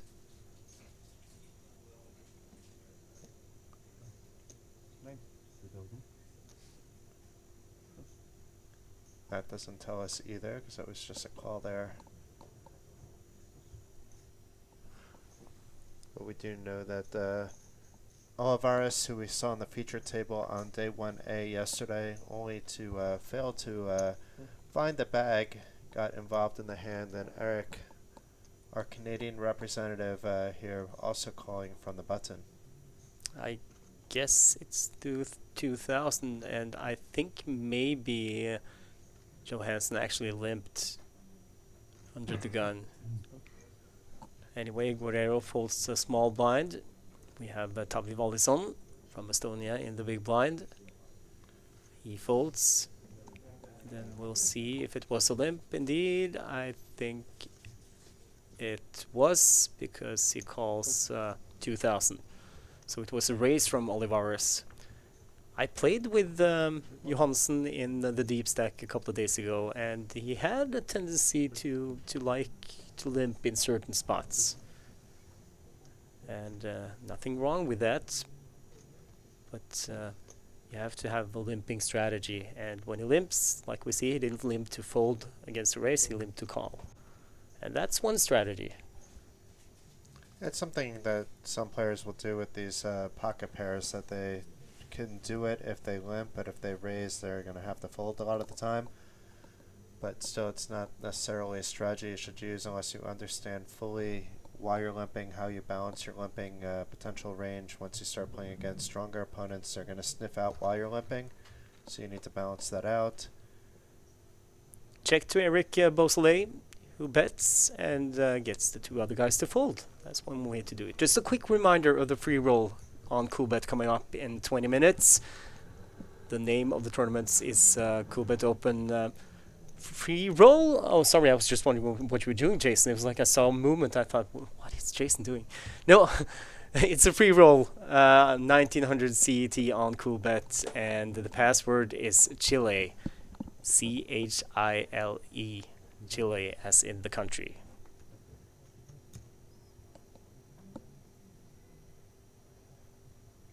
Just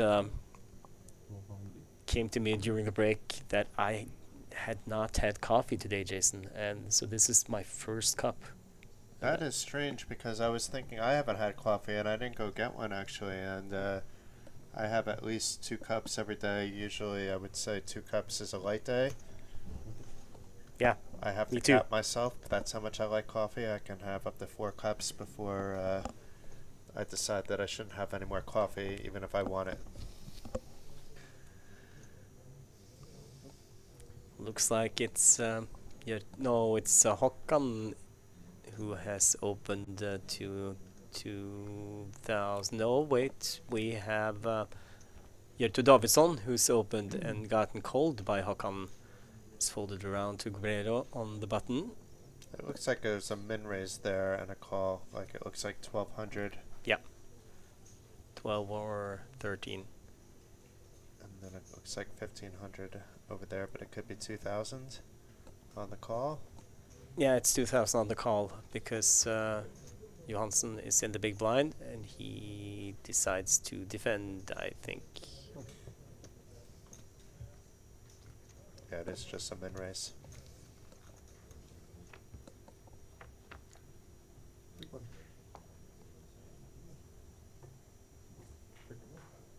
Don't know what the flop is, but Johansson checks. Here to Davidsson. He's gonna see bet. 1600? 1600, yeah. Told you your eyesight was better than mine, but... The rainbow c-bet. Yeah, but I can't differentiate the pink one from the actually yellow one in the light. It's just so close to my eyes. Not close to my eyes in distance, but it looks close. Because of the light. Blinded by the light. Yeah, blind turn. Again, we get a check from Johansson.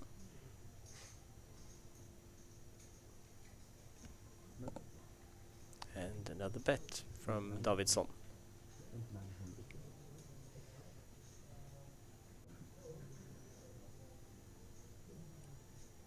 It is a juicy one.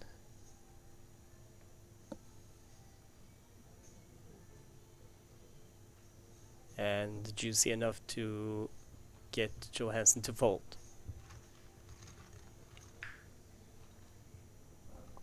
So the chef from Iceland rakes in another one. Actually told me that he played a qualifier for the main event last night.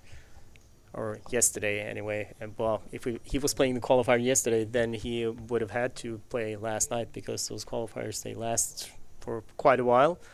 And he actually managed to get a seat. Ah, nice. And he was really happy about that. So it could be a good 24 hours for him. Win a seat and maybe win 10k before even playing the main event.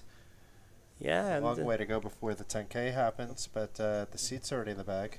Yeah, like he told me, he's not from Reykjavik, so he doesn't really get to play live poker that often. And that was one of the highlights so far in his live poker career. Have you played poker in Iceland? No, never. I have actually never been to Iceland, even though it's not that far away from Norway. But it's kind of like it's just water in between and stuff, so... Cold water. Come on, you're from Scandinavia. You can handle swimming across in the cold water. That's a myth about, well, not all Norwegians, but some of us. It's like I don't swim in the sea during summertime in Norway. It's too cold.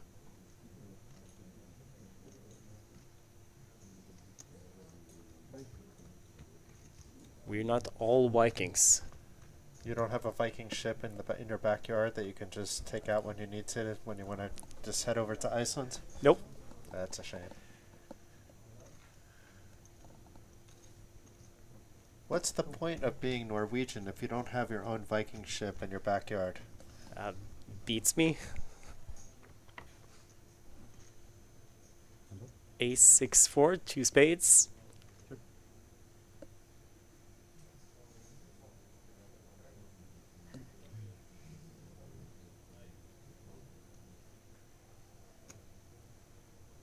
And that's 3,200. And again, Johansson has to fold against Hjörtur Davidsson.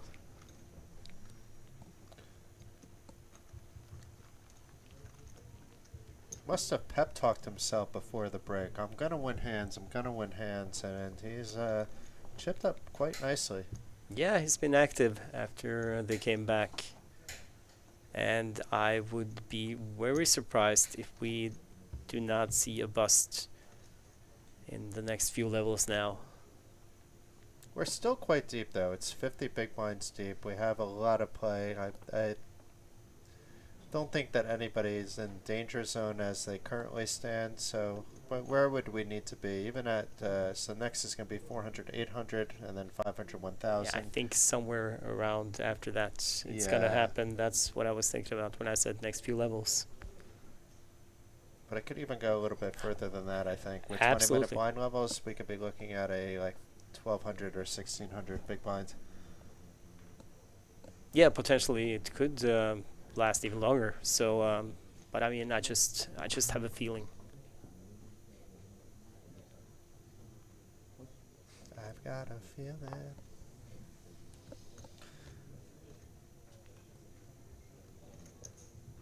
Is that a Black Eyed Peas reference? I think so. Yeah. Okay. Yeah. You keep saying things today that all like the musical library that's in my head from being a radio DJ just comes into my brain, and thankfully most of it is not coming out in my voice, but once in a while it'll slip in. Yeah. But feel free to do, Jason. We are gonna be here for a while.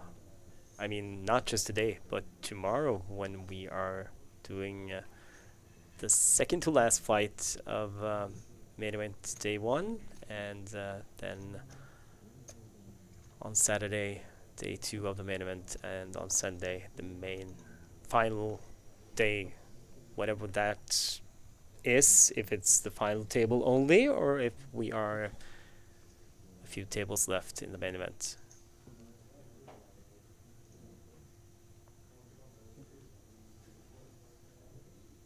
I'm making an early prediction that Ilva will be parlaying her top 5 stack from day 1A into a final table appearance on Sunday. So let's see if I can really predict the future or not.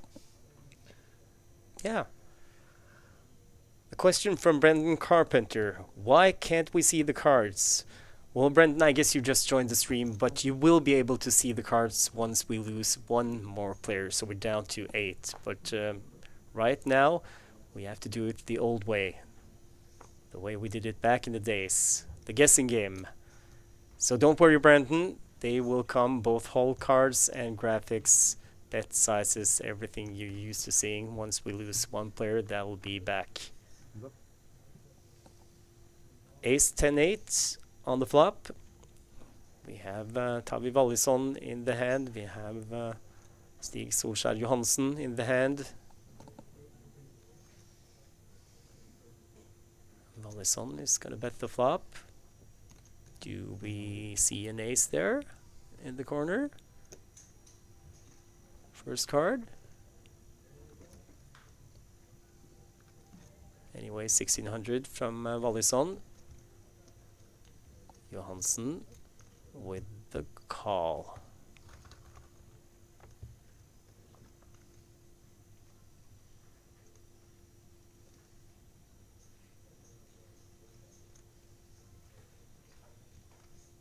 Wallison, who opened this from the hijack, got called by Johansen in the cutoff. Wallison is first to act, and he bets again.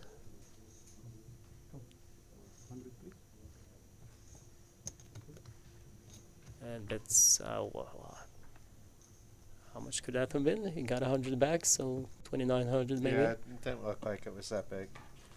9 of diamonds on the river. There we could see an ace on that flop as well. More than 10,000 in the pot now. This is a big one. And Wallison checks. Johansen checks behind. And that is ace queen for 2 pair. And Johansen, he mucks. So a big pot to Tavi Wallison from Estonia. It sounds like blind level maybe it just went up to 400, 800 already. Yeah, I think you're right.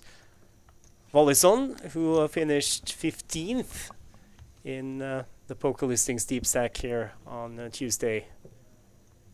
And then he followed up with a cash also in Vedde's Hyper Turbo yesterday.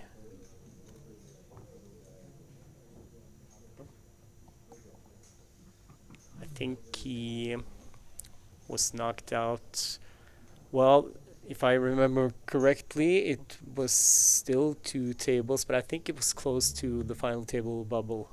In the poker listings deep stack? No, in yesterday with this turbo.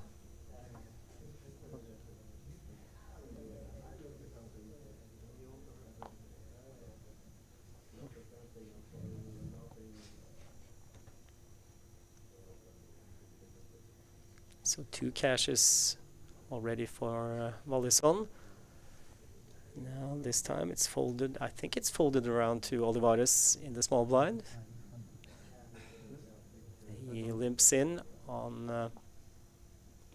our Swedish friend's big blind. He doesn't like limpers, so he's gonna raise. Did he? Or did he just call? I think just called. Yeah, okay. But there's 5,800 in the pot, so... Okay, so there has been action. Looked, I probably Olivares who raised and not limped. I probably saw... I'm probably colorblind again. Yeah, it must have been a raise to 2,500, and that's how the math at least would work. Yeah, and that rhymes with the big blind being 800 as well.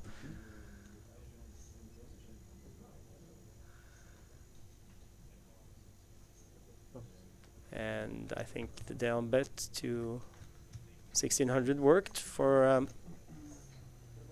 Olivares, who is a professional poker player. I think he's probably the only professional at the table. That does not mean that the other players don't play a lot of poker. Some, a lot of poker players are kind of semi-pros as well, Jason. It's like they have some kind of job on the side, but they still play a lot of poker and make an income from that as well. Yeah, people ask me sometimes, and I say, well, the years I make more even playing poker than I do from my work doesn't make me a pro, actually, because I was never relying on that money for a living. It's a nice profitable hobby for some people, but it's a hobby in general for most people. The same way golf is a hobby. So have your budget for poker. Try your best to continue to get better, have fun along the journey. But yeah, many people, I know that you're also profitable, have turned, Yeah. you're at least not like losing like heaps. Yeah. You're Yeah, and the thing is, it's like being a professional poker player. That's really hard work. It's not that some people might think that it's all glamour and partying and traveling and having fun, but it's really not if you want to survive as a professional player. And there are a lot of semi-pros that does not want to go full-time pros just because of that it takes so much of your time, and especially if you're just playing tournaments, being a professional tournament player, that is a grind, because there we are talking about in the long run, and you have to put down a lot of volume to be profitable.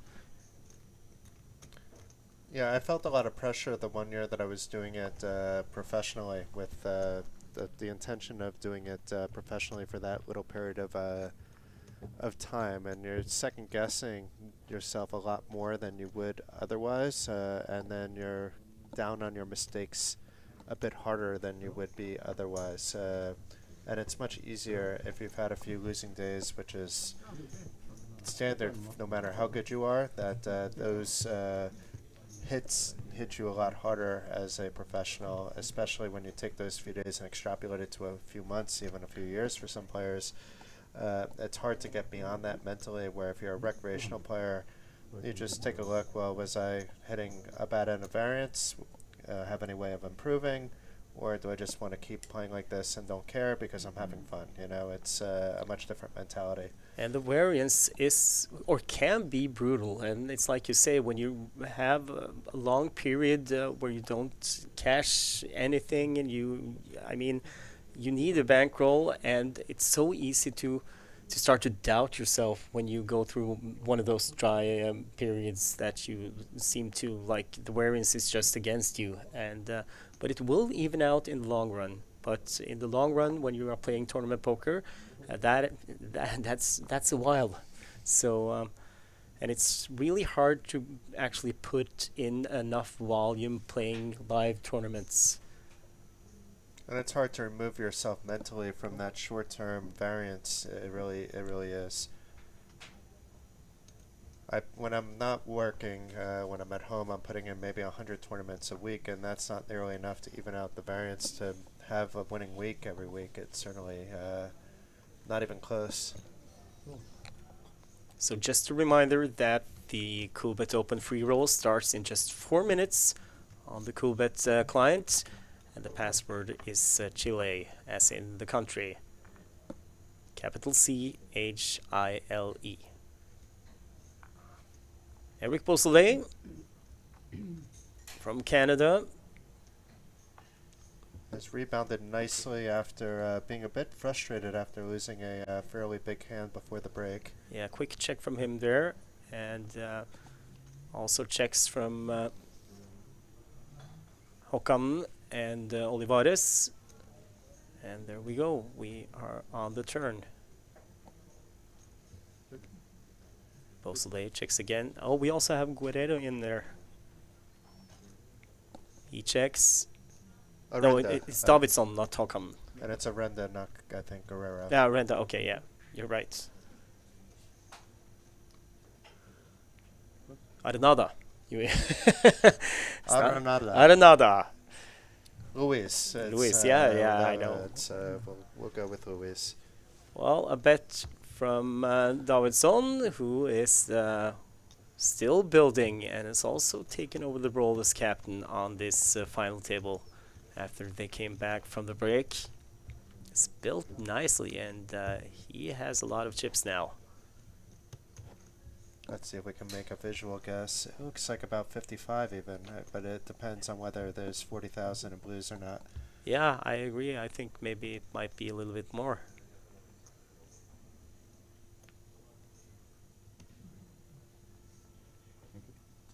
But so far we haven't had that first bust out yet. As I said, I won't be surprised if it's 600, 1200. After that, I'll be surprised. You also said about the same.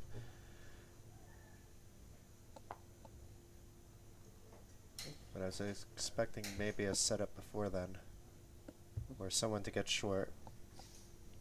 But I'm starting to wonder, could it be that they have started with more than 30,000? Because I'm looking around and I don't really see anyone below.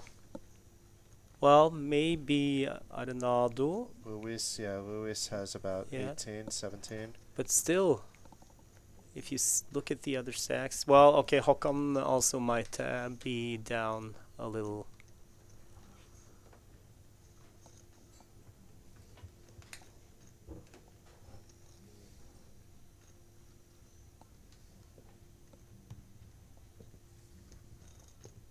But don't worry, when we lose the first player, after that we will get correct chip counts on all of the players, and we will also get whole cards and graphics with bet sizing and everything we need. And we'll get the Cool Bear dealing. Yes!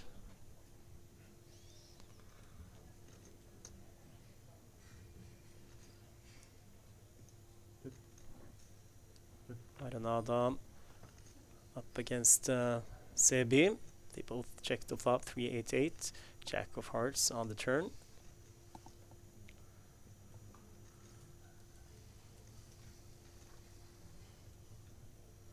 Javier Villegas Guerrero from Chile, one of the three players representing Latin America in the Nations Cup. Checks again. Christian Carl Mikael Sebi from Sweden. IT consultant, but a very capable poker player. And now he bets 1,500.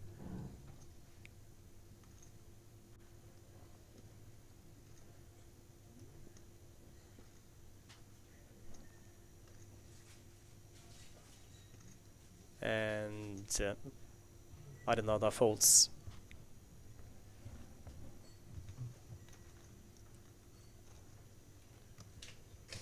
You're right. Besides Luis and maybe Stieg, it doesn't look like there's a lot of short stacks. It's hard to see the stack of Yarko, but Yarko hasn't really played that many hands, so I would expect him not to be super short. But the lights are covering his chips. You'd think he has a few blues in his stack, though.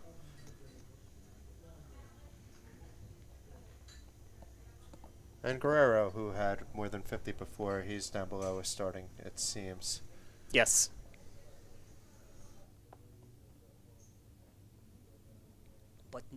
But not by much, because he has, Yeah, well, he might be above starting. It might have been 25 in blues there. yeah, it looked like that to me as well. Well, the mystery will be solved once we lose the first player. It's 20, 21.2 or something, yeah. And the Queen of Hearts is shown. We were playing a game the other night that where if it was a Queen of Hearts on the board, it was a bomb pot. So now I think it's bomb pot next hand.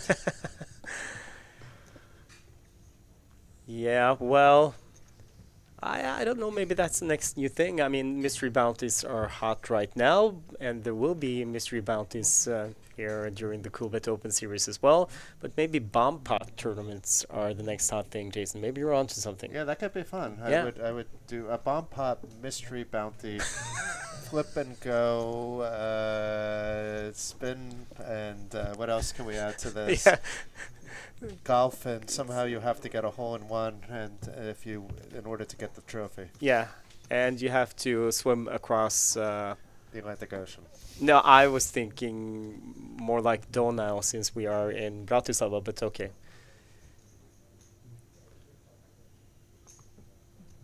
Well, I mean, you know, If you structured before. it right, a bomb pot tournament would be good. You'd have to do it, I think, more not based on time, but based on average stack. Yeah, yeah. It's a good idea.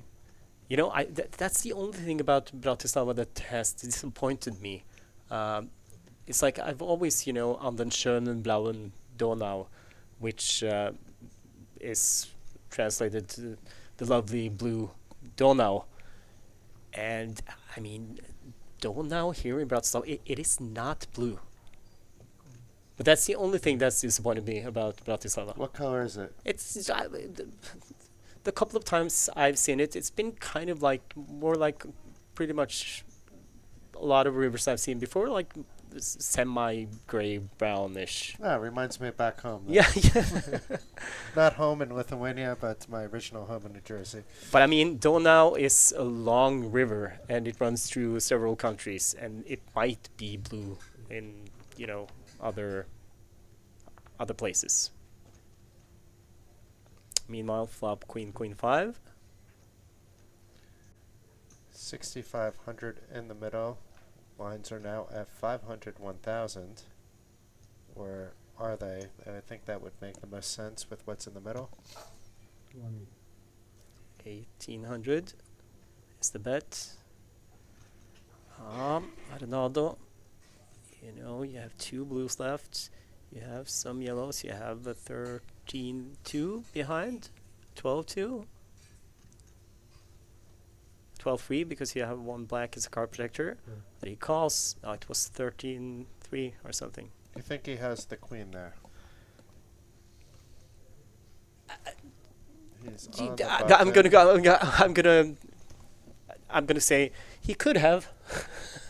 I think if he has a pocket pair, he's probably raising, where queen is he's less scared about, but let's see. Jack on the turn. There are 2 diamonds, and now there are 2 clubs. Yeah, now if he has a queen, he actually has to bet it here. Does he really? Because with stack to pot ratio, which we don't really know because we don't know exactly how much is in the middle, but I don't think he needs to bet to get it all in on the turn. No, he doesn't. Because it looked like it was somewhere around 10,000. But So now he if it's checks checked behind. to him again, he can't feel that. I mean, he could because the turn was checked, but still, if he's bet into, I would have liked to seen it get in on the turn. He could have tried to let Sebi in here. And Sebi, in that case, he falls for it. If he doesn't have it, though, that might be. And he's all in, and he gets called, I think. I think Luis has the flush. Yes, you're right. Not flush. And he has the best hand. No full house for Sebi. He might have had a queen, actually. We do not know. We did not see Sebi's cards.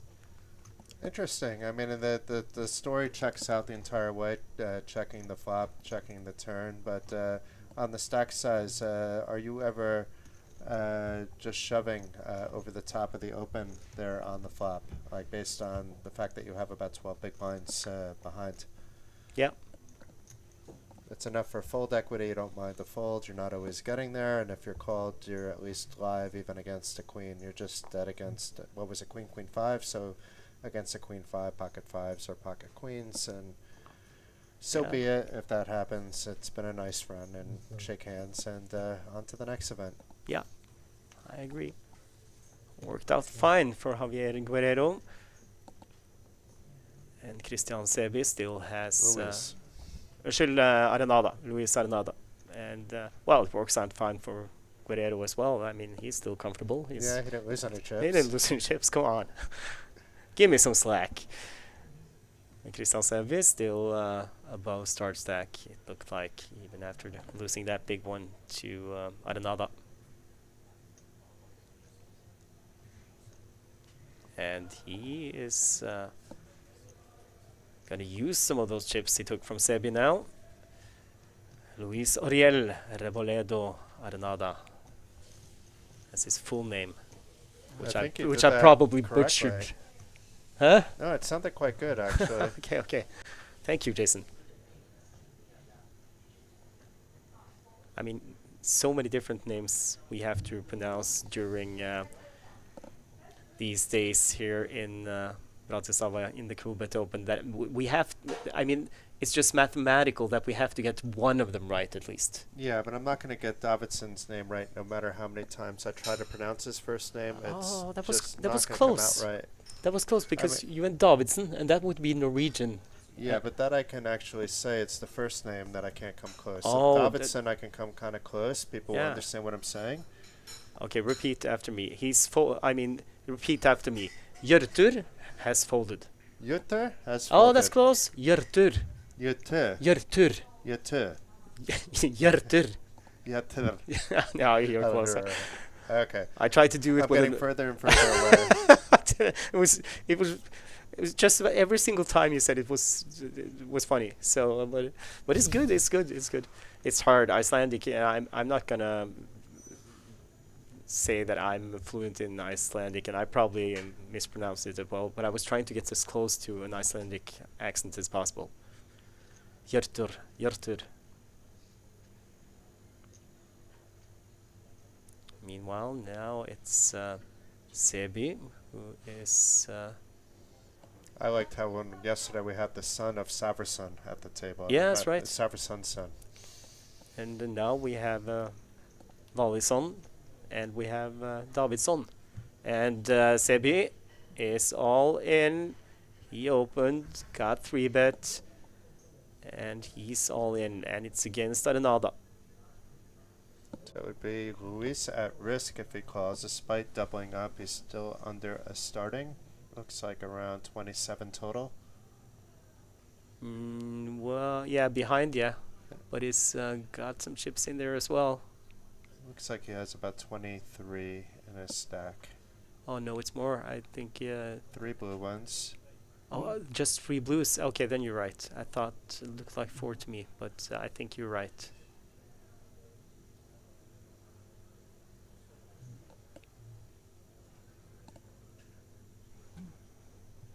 Is Luis going to double up twice in one orbit? Is he going to put himself at risk, double up and hit the rail, or is he just going to fold and give it some time? Looks at the clock.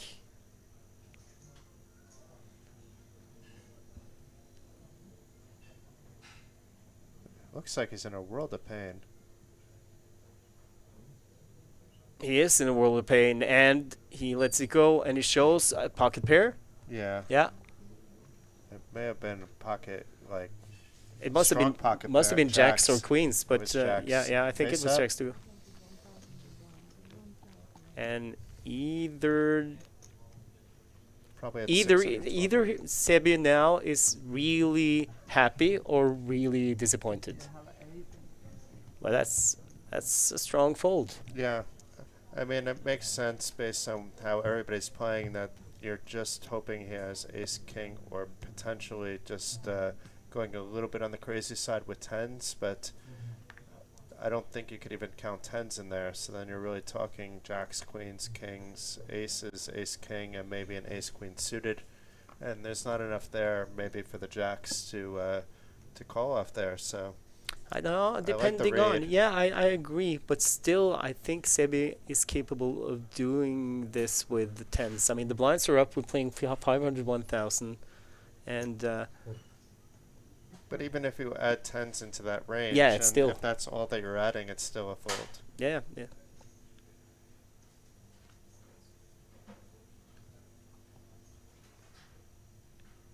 And sometimes players try to deceive you. It's so No. but of course, it's. But so if Sebi has kind of picked up on the fact that Arenada, well, he hasn't been passive. He's taken the spots he's seen, but still he hasn't been the most active player at the table either. So I mean, Sebi, I think he could be quite capable of picking up on that. Maybe that he could get Arenada to hold some strong openings. On the other hand, if he was making a move and he's up against, there's no reason why he couldn't have been up against aces, kings, True. queens as well. True. Then you're blowing up your stack in a spot where you're on a final table and only the top 3 spots get paid. I think you're absolutely right, because the hand went that. I mean, Sebi was the one opening and got 3-bet from Arenada, so I think you're spot on. Which is very strong fold, and probably a correct-ish one, at least, from Arenada, who's still alive. And Beausoleil has folded after Guerrero. Now it's Arenada.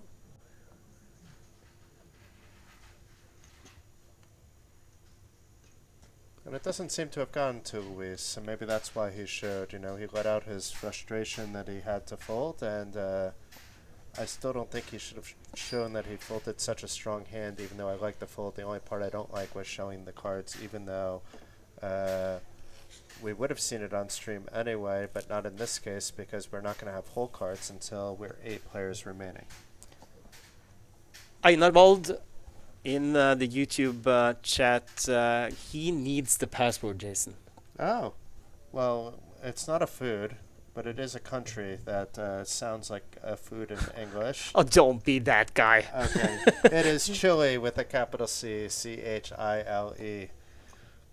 And you can get in on that Coolbet free roll for free, obviously. Just go to the Coolbet client and either scroll down. It's late reg now for, well, quite a while still. And get in there. A lot of tickets available for grabs.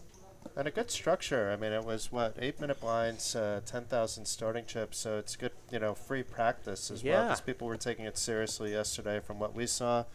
It took me like 2 levels to bust, so the structure was great. I mean, usually I bust way before that.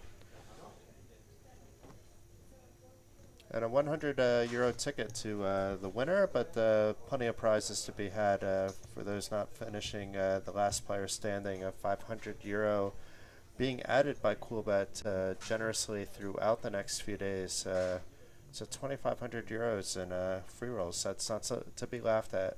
No. We often look at the negative things that groups are doing, and that's what I like about even the community at Coolbet. They're always looking, and being thankful, but enjoying themselves and not looking at what's looking for something wrong. They're happy with everything that's right. I see that Katrina also requested the password, and she got it even before the question came up to us. So, and Tom Nigo writes, nice. And it is nice.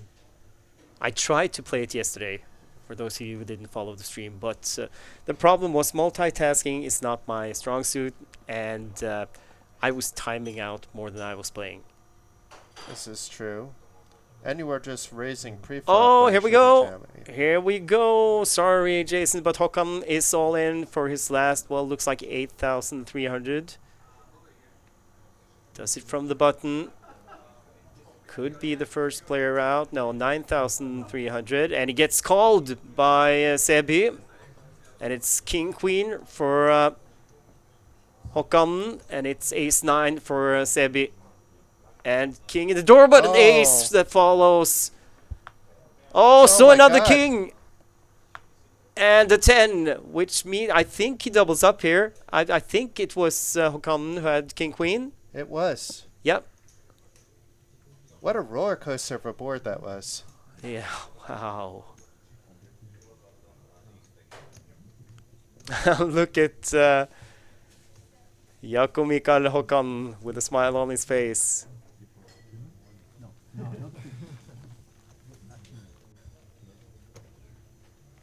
Well, that hand was a perfect shoving hand. Even though we saw he was behind, you should definitely be shoving your short stack with King Queen. When you're short stack at a table like this, with only the top three being paid, the ICM considerations aren't deep enough for it to dictate against cheap EV situations. And that's a shove in everybody's book. Yes, it is. And Sebi with the ace-9 suited, that's kind of a standard call as well. As your opponent could be shoving a lot worse in that spot.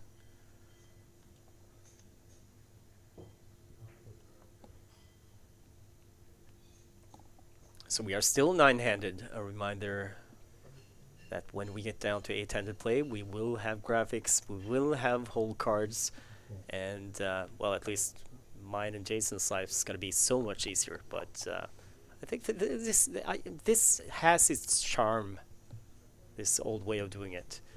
Folded around to Sebi, who limps in on Guerrero's big blind. Guerrero checks. Flop 5-8 king, 3 clubs. Check from Sebi. Guerrero checks to see if he has clubs, and then he checks. Turn is an ace on diamonds.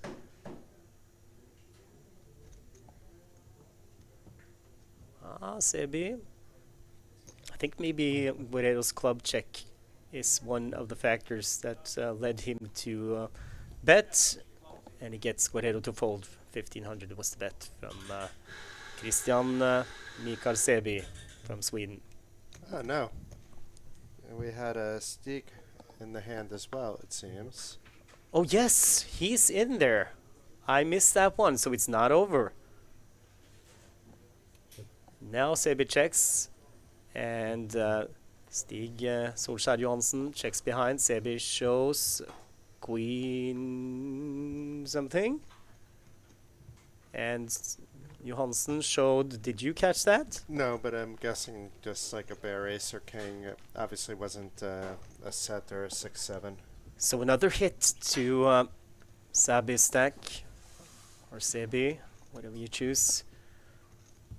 And I believe that he is one of the shortest stacks now, together with Arnalda, I think. Yeah, yeah.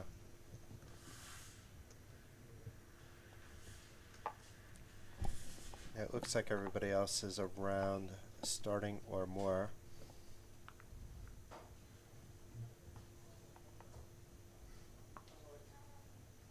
And then we don't really have this 50,000 stack anymore, like anywhere, that we had a couple times with a couple of different players. Well, you have this guy, yeah. Yeah.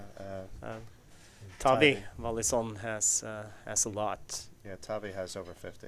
Yeah. Folded around to Olivares in the cutoff. Opens to 2,100. Sebi folds. Guerrero folds the small blind to Eric Beausoleil from Canada in the big blind. He checks. I think you have to call. They play a little bit differently in Canada. No, he got the option, so he Okay. folded. Yeah, he probably hadn't noticed that Olivares had raised and not just limped, which is understandable. This is a big TV table. Yeah, it is pretty big, and even without the lights raining down on you, it happens quite a lot when you're in these corner seats, especially. And Even on a regular Beausoleil, yeah, table. and Beausoleil as well. It's like he traveled all the way from Canada, and I believe that's a good plane ride. How many hours do you think from Quebec to Bratislava? If there was a direct, probably about 9. Yeah. But I doubt there's a direct. There's maybe a direct to Vienna, though. Yeah, probably. I flew from New Jersey to Brussels, and that was about 7 when I just did it. So I imagine it's about the same. Slovakia would be slightly further, so let's say 8.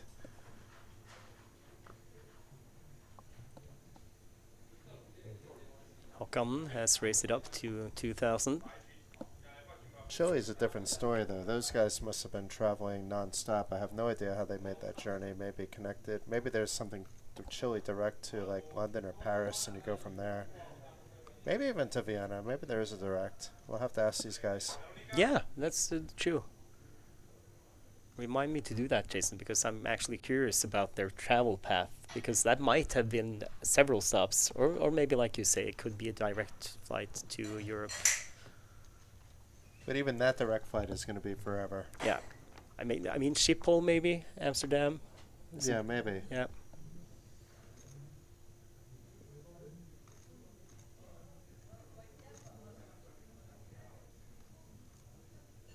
Håkan got called by Arenada.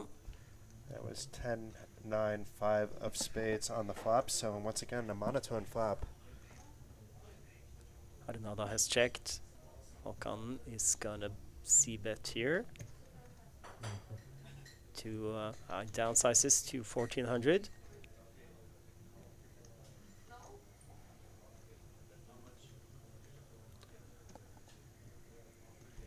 I should rather see it say down bets and gets called. I mean, some people have. Well, when somebody says the word downsize, they have, like bad experience from the past. So I should use down bet.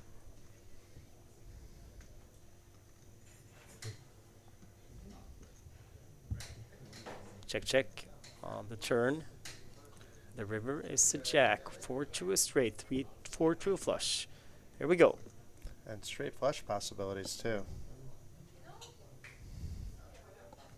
As it often is when it's 4 to a straight and 4 to a flush. Yes.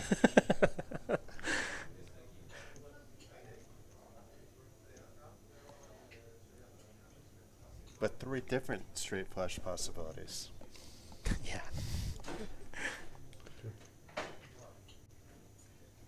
It could be bad beat jackpot, straight flush over straight flush. Yes, absolutely.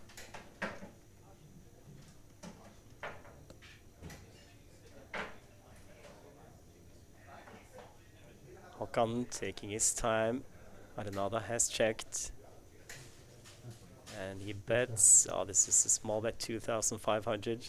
It's like a please call me a bet. And still enough to get no spade hands to fold. Maybe not a straight though. And he gets the call. So Arenado was expecting to lose. It's a 5. Oh, he's got the queen of spades. And that's... So ace 5 in Håkan's hand, I think. Yeah, then I would have liked to see that bet be a little bit bigger, but he would have cost him. He's calling with the queen all day, all night. Yeah. I mean, obviously not if it's like something where he's really going to be at risk, then he's going to think about it, but assuming, it's reasonable to the pot size, in that case, he's getting called, so saved himself a little money. Yeah, because, he has to think about the fact that Arenada was check calling all the way until the river, and it's like he has to have something that connects there, and how much can you... But I'm not sure if Arenado had folded the queen high or the queen flush with the queen in that spot anyways. He might actually have saved himself some money. If we saw he just called, he did not risk racing, so check racing there. So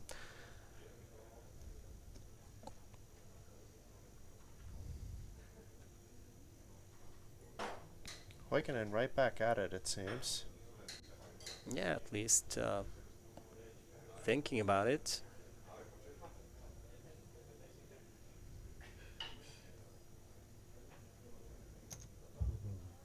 $2,500. Gets folds from Olivares and Sebi. Guerrero folds.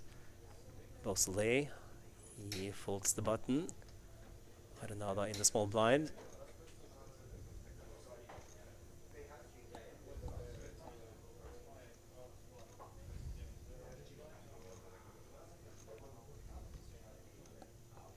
He folds. And Tavi Wallison in the big blind. Takes a peek over at the Håkan stack.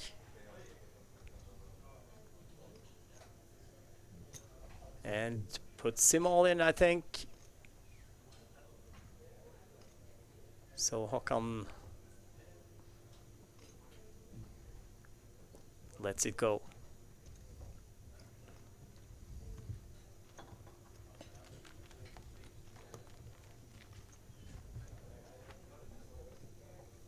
Now Tavi Wallison is not an easy man to play against when he has chips.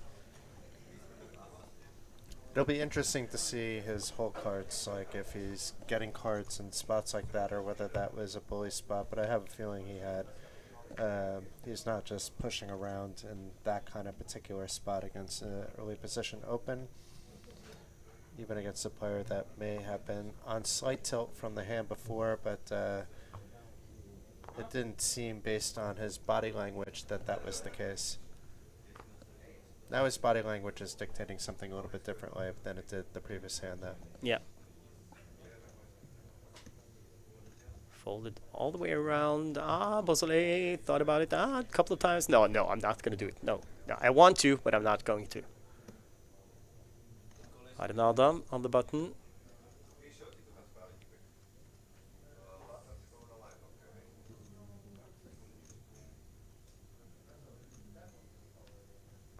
He folds. So the chip leader Wallison in the small blind. Stig Solskjær Johansen in the big blind. We haven't had a blind-on-blind battle in a little while. And races to 3,000. I know from personal experience that Johansen, he does not like to fold in the big blind. But not saying that he's not capable of folding, but he doesn't like it. And look what he does. He does fold, Yes. but you said he's capable. But he should be defending there kind of wide-ish against a small blind open, playing it in position, But you have especially against the chip leader at the table. yeah, but you have to take into consideration his stack size as well. And I mean, in 2,000 more, that's Yeah, I'm not saying you play any two, but you can play it fairly wide.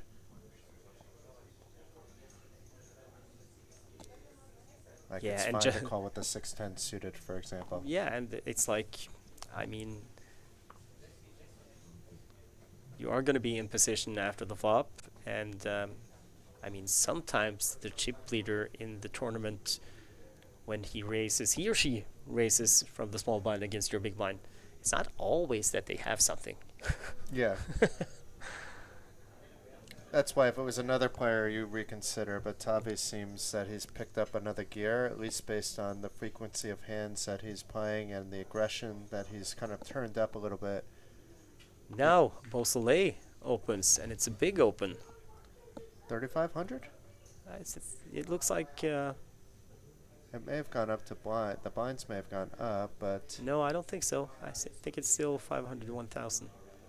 yeah, it's 2 pink chips in front of the big blind there. Yep.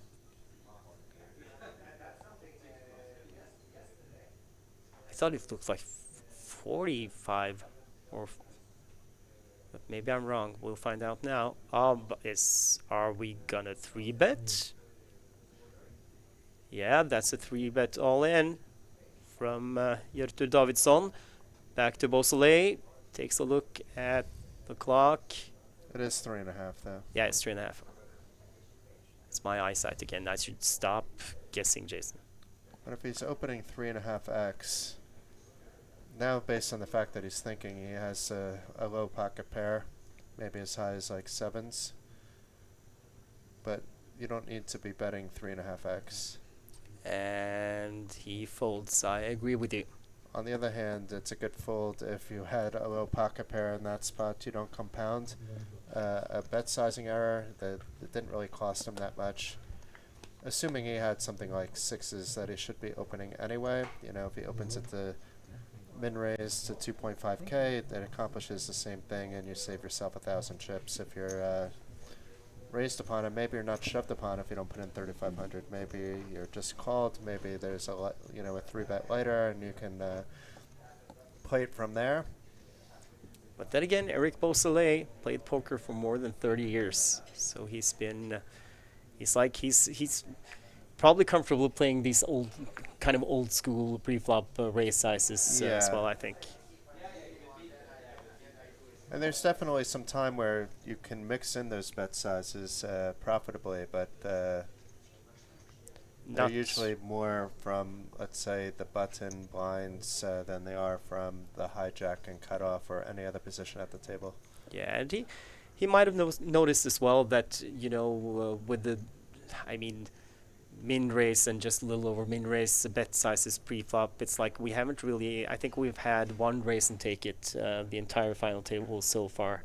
So maybe he thought, well, okay, if I'm going to steal now, I'm going to size it up a little bit to at least try not to get a caller, and did it like kind of a steal.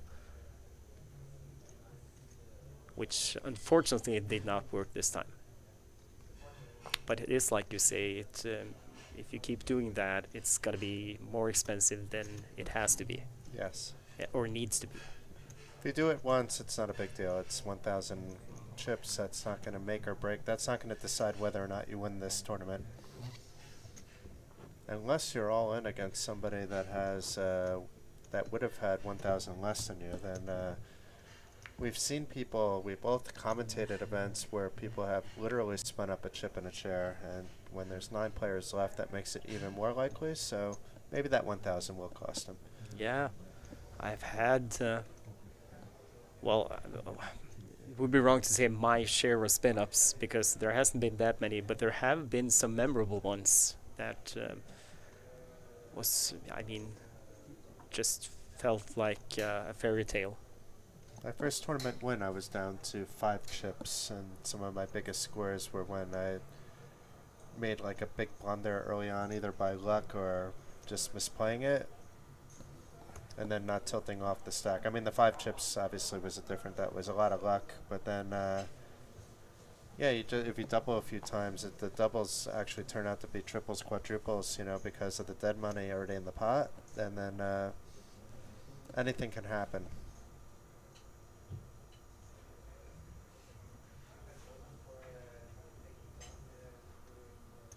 Olivares is gonna call Vallison här.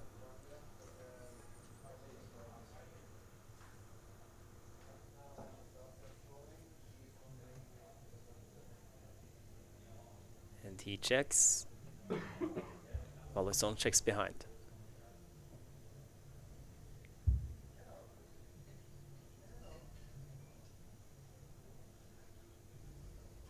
We are on the turn. 5-4 queen flop. 10 on the turn. Olivares defended the big blind.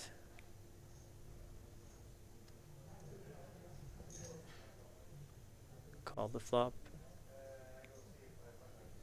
No, check the flop. Check on the flop. Now we bets the turn.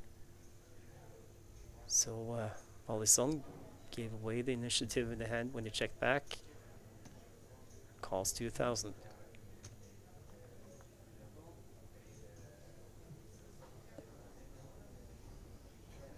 And the river is the 7 of clubs. Completes a bunch of draws there. A lot lot of those draws, though, wouldn't necessarily be beneficial to Olivares. It would be more benefiting Ballison. Yeah, well, the straight draw got there, but when Olivares checks, well, he might even, if he hit the straight, he might even check call when with that third club, but still, we'll see what happens. To 4,500 from Horizon, I think. It's the kind of board where it's just screaming out that if I shove here, I'm going to take it, but he still has to worry about the flush if he doesn't have one himself. Yeah. But otherwise, he can be repping the board. A set isn't folding. No. But pretty much anything else would be. That's lower than that. Maybe some two pairs would call. He's got a calling chip in his hand. Then it means he's strong. No, and maybe he it would folds. see him shove there. Yeah. Another one for the chip leader, Volison. So Tavi must be at around 70 now, but we can try to get a closer look when he's next to play cards. Yeah.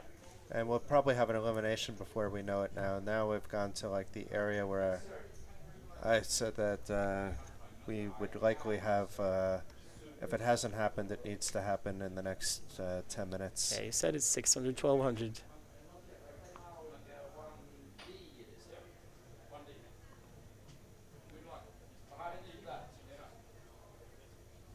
I hear Frankie in the background. I wonder if he somehow found this seat to make this 10-handed. I was going to ask you, are you surprised? Sweden's already represented, so I think we're pretty safe. Same with Estonia. Yep. Same with EU. And same with Finland, where And he's same with lived. Finland. Yeah, it's true. He has. And Latin America, he's lived there too. Yeah, he's lived a lot of strange places as well. He lost a bet, didn't he? And then moved to a small village somewhere that he had to live for a year. No, he won that bet. Oh, he won that bet too. Okay, yeah. So it was the other guy who lost. Yeah, Yeah, that's Janar. yeah, that's right. I mixed them up. But now, Håkon all in and from the button and gets folded from small blind and big blind. Valuable chips there. I don't remember what he had, but I think it was like 15 big blinds or less, so quite valuable there. Yeah, he was below. Yeah.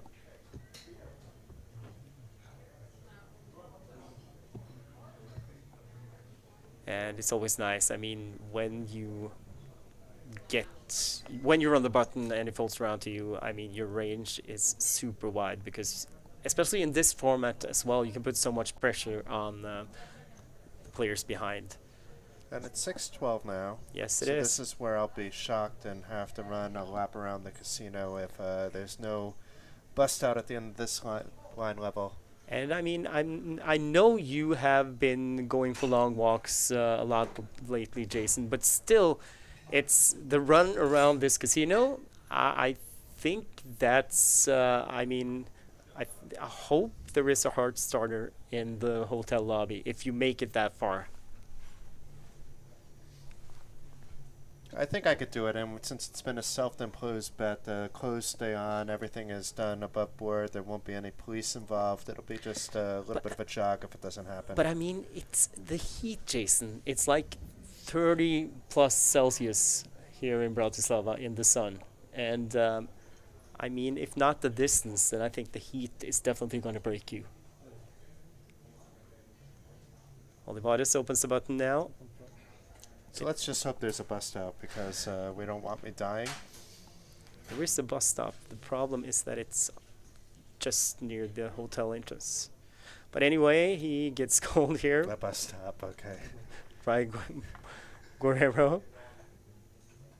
4-7-7 flop. Guerrero first to act. I think he's already checked to his... what do you say in English? Fellow countryman? Countrymate. Just countryman, not fellow. Countrymate. Countrymate. A countrymate. Okay, yeah. 2,200 is the c-bet from Olivares. And Guerrero, he calls. Wasting no time. Down to 20,000 in blues, from what I could see. King on the turn. So 2 diamonds, 2 hearts now. And 2 sevens. Yes. Paired board. But only one open-ended possibility. Another check from Guerrero. Olivares goes 5,000. This time no snap reaction. Looks like he has like somewhere around 25 behind.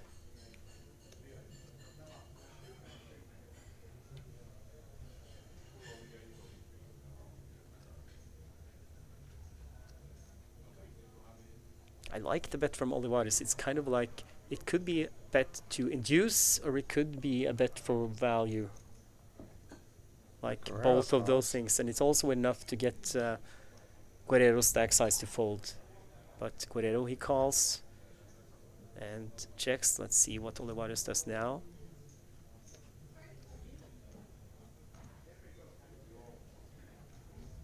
Guerrero has called all the way. There's more than a pot size bet, I think, and then an Alvarez's stack. Checks behind. And Guerrero shows the king. No, ace jack. So he hit the jack on the turn. Not necessarily saying that Olivares was best, because we'll never know. Because he mucked when he saw the jack. So nice little chip up there by Guerrero, but meanwhile Alvarez is now, looks like he has the shortest stack. I think Huygens now has more than him, so Alvarez is the player at risk. Yeah, Guerrero, he was sticky on the turn. And who knows, he might have had the best hand with ace-jack, but the jack also could have helped him. So he was considering folding on the turn. He thought about it for a while. Yeah, usually when he was going into this kind of posture of tanking and then staring at the center of the table, then we've seen him fold 3 times doing that. So this time was the one that was reality. Yep. Farseer Finland on YouTube chat writes, "Wish I would have won a Nations Cup seat." Don't blame you. It would be nice to have had a free trip to Bratislava for the Coolbet Open with a chance at winning a €10,000 top prize for free while giving your region some pride in the process. And not this year, Farseer, but maybe next year. Who knows? The Nations Cup might be back. I think, I'm not going to promise anything, but it has been a success. So maybe next year. What you can join, Farseer, is the free roll. Still late reg in the Coolbet Open free roll. We have an on and call. Oh, we have a situation. Ace-King against Jacks. No help to Ace-King. Well, there's a club, but no flushes available now. And overkill with a set of Jacks, which means we lose one of the representatives from Latin America. And sad to see him go. But Olivares, he got TV time yesterday. He got TV time today. The pro poker player and the DJ first casualty at the Nations Cup final table. But still, he can enjoy a few more days here in Bratislava. He can play a lot of the tournaments. I'm not sure, but I think he's probably going to try at least one more bullet in the main event. And there are so many nice side games. We are going to take the opportunity to take a quick break. And we will be back once the action resumes with whole cards, with graphics, with 8 players fighting it out over a first prize of €10,000.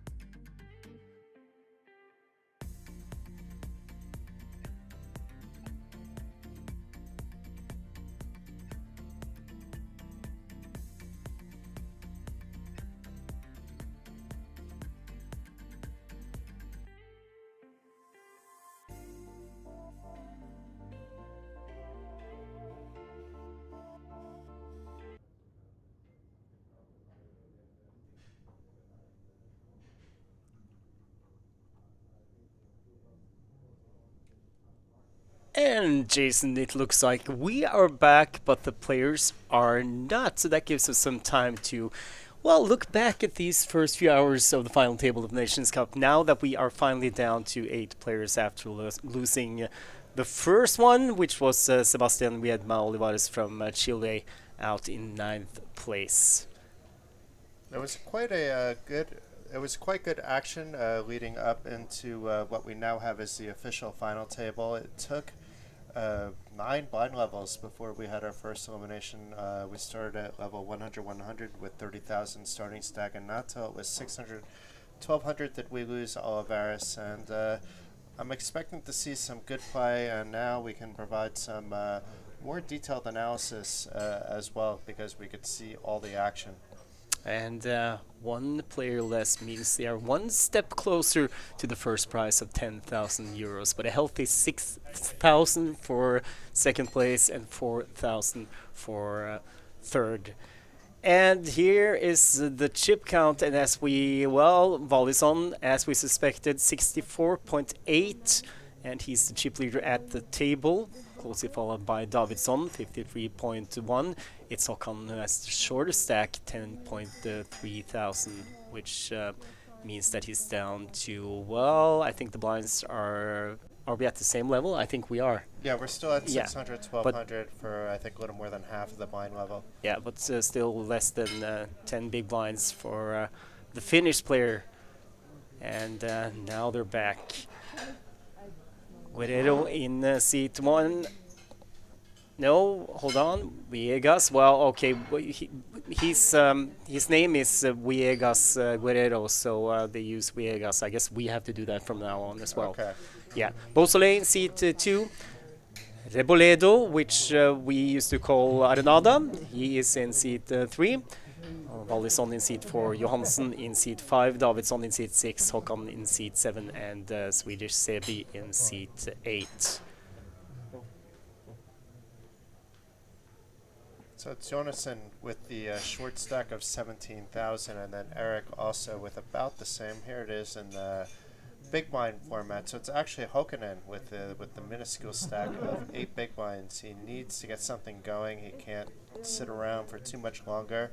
A little bit more playability for Beausoleil and Johansson, but still 14 big blinds. Blinds are going to go up in about 10 minutes. You need to start to get moving. ICM is not as much of a consideration for you guys as it is for the rest of the table.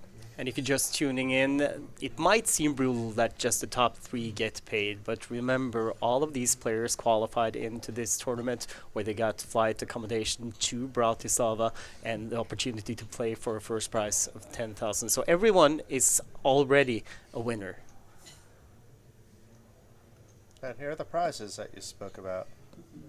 Yes. I'm curious what language has the... I mean, the euro sign is like it would be in English, and then the comma is a comma, not a decimal point like English, but it was up top instead of down at the bottom. Which means... Which I don't remember seeing before. No, well, I don't think we should put too much weight on that. No, every country Yeah. is different. Like, I'm pretty sure you do it with a decimal point in Norwegian, right? So it would be 10.000. We do it... no, we don't Do actually. you use a comma? No, Okay. we don't even use that. Oh, you just use a space. No, we don't even necessarily use that. So you just put 1 and 4 zeros and Yeah, that's it? that works. Okay. Yeah. No, but I mean, it depends. Sometimes when you write it out, you usually use a space, or you could use a comma or a period mark. I mean, Oh, that's confusing if you can start using whatever you want. yeah, you can. Norway is not necessarily that liberal in all aspects, but when it comes to how you write 10,000, yeah, it's pretty much everything works. No, but I think back in the I'm old, so back in the day we did not use space, we did not use comma, we did not use anything, just 4 zeros after the 1. But I think the entire G of Norway has gotten used to that it's written, or I mean, if you read papers now, it's usually a space between 10 and 1,000. So, first hand, 8-handed in the Nations Cup. And So we might not have names, but we have flags. Oh, we do have names. It's just in black. Volison is kind of hard to see against the blue background. Yeah, Yes. he was first act. He folds. Johansen folds. Davidsson folds to Håkan. That's the posture of a man who would like to go all in, and he does. And even though it doesn't show in the graphics, we saw before he had 8 big blinds. Gets through to Beausoleil in the small blind. He folds. And, well, we used to call him Arenada. Now he goes by the name Viegas, which is also his name. So, I mean, it's not incorrect. No, Reboledo he goes by now. Guerrero goes by Viegas. But it's up to Luis Oriel, Reboledo, Arnada. He's thinking about it, but lets it go.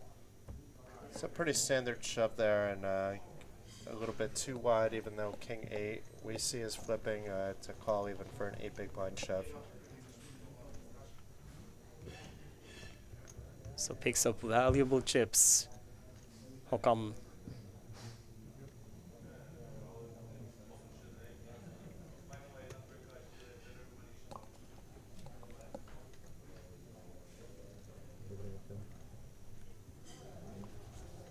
While we wait for the next hand, just a reminder that the free roll on Coolbet is still running.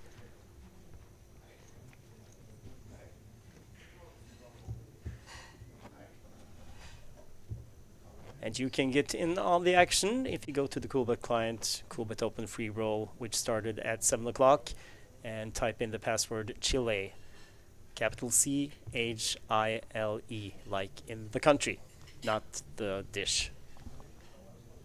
I'm trying to get in there to see how many entrants we have and how much longer you can late reg to the tournament, Jason. So I'm going to do that, and you can call the action on this end. So we have a weak ace here by Jonassen from under the gun. Does have under 15 big blinds, but if it was a better ace, you can get it in, and he does fold. Davidsson folds, but meanwhile we have Hoikinen here waking up with the big slick. He just got his 6s through. He should be shoving again. He has 11 big blinds up from the 8 he previously had. Some players, though, will just raise here as well. But he does indeed shove. Let's see if anybody else wakes up with anything. Well, Sabe woke up with the King Jack, but that's going into the muck instantly, and wisely so.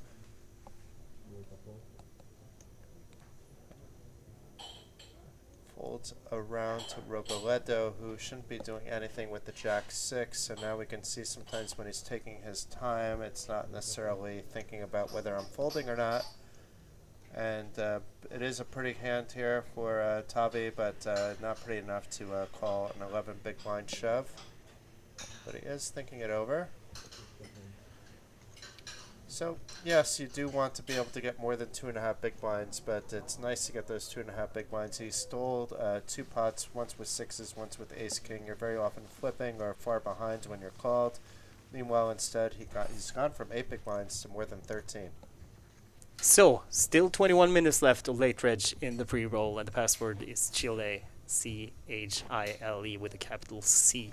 And I read the comments in the chat on YouTube, and do you remember Farsier Finland, who wrote he would love to see or to be at the final table in the Nations Cup?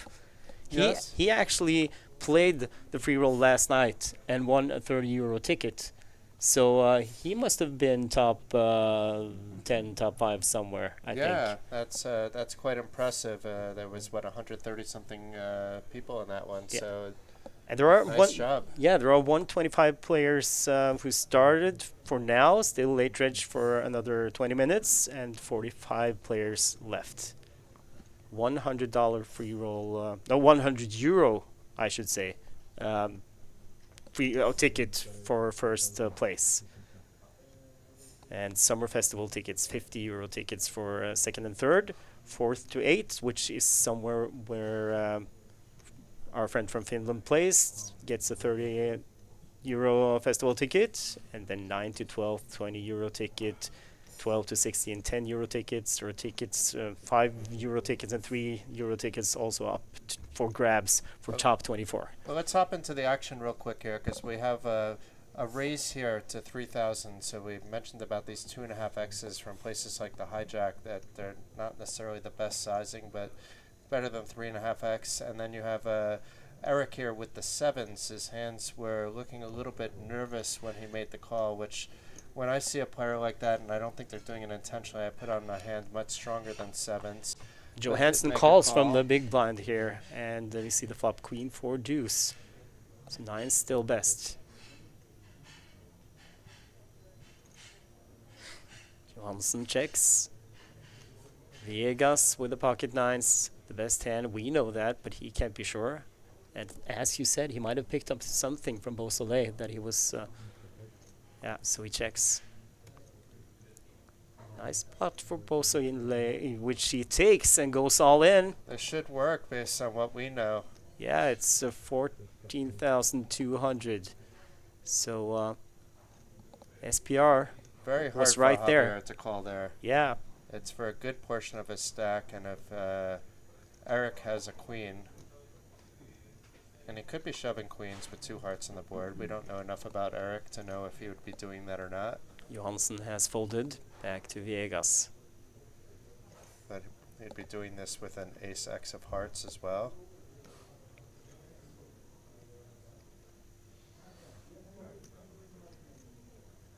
If he gets called here, he's in a horrible spot. Oh, takes a look at Viegas. But how can you call here with 9s? It's very difficult.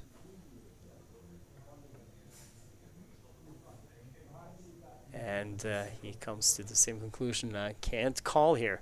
And nice move by Beausoleil, which, I mean, he almost doubles up. Not quite, but still. He had some of those chips that he already had in there. But a nice one for a friend from Canada, 51 years old.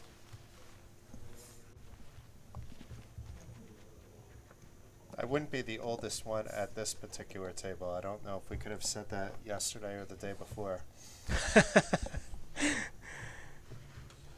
Well, really just yesterday.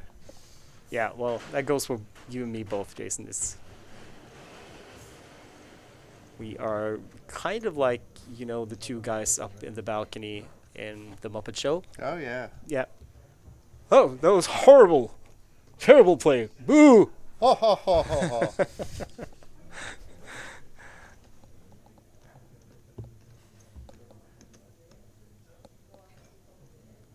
Do you remember their names? Ooh. I think it's Waldorf and...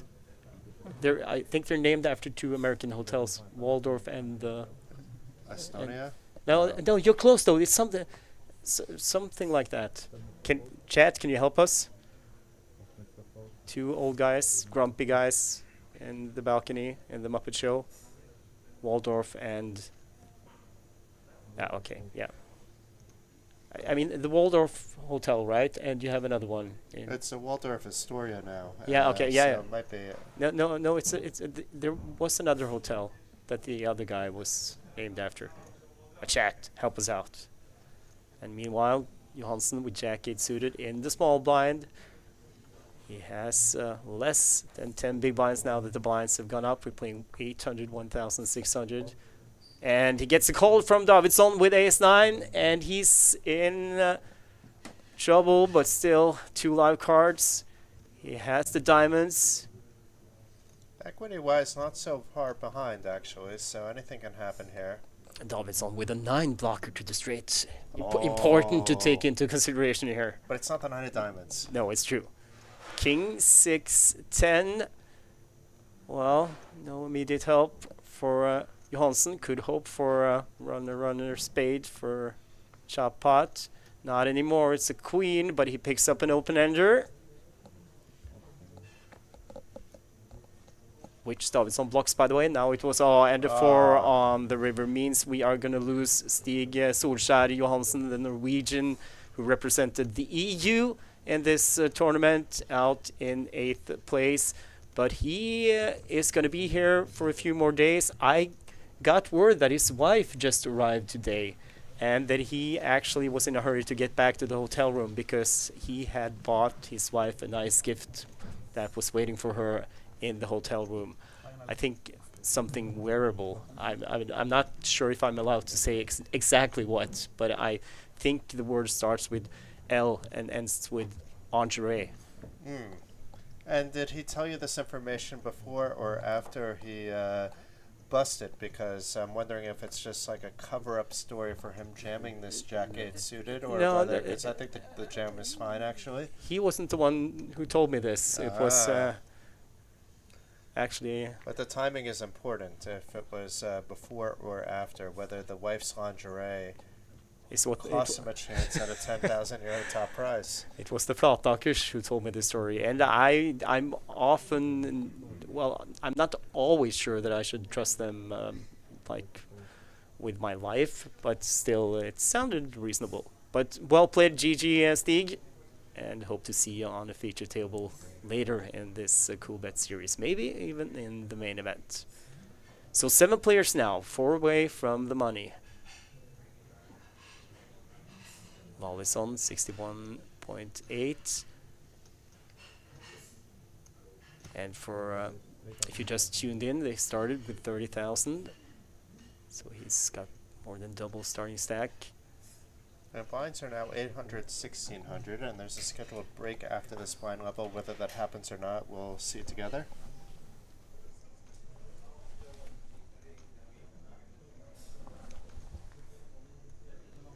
Håkan, who wakes up with ace king, and he jams 18,000 back. No, hold on, 14.7. It cost Wallison 11.2 to call.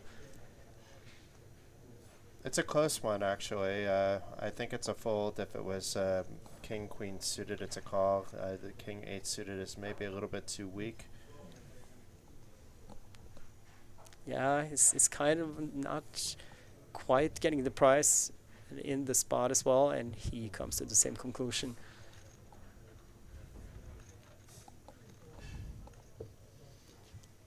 Just had Karev Trella in the room, roaming around, checking out the final table. I know that guy. One of the men behind the festival series, which is coming up to at Bangkok Casino later this year, November 27th through December 3rd. Coolbet is involved with that venture as well.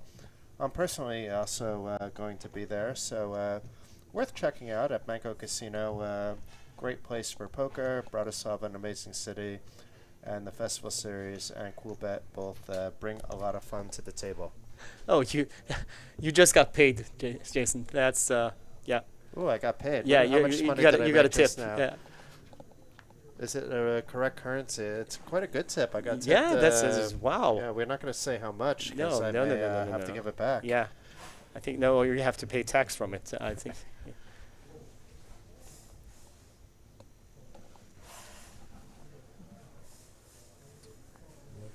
Holds around to Rebolledo in the hijack, Jack 5 suited.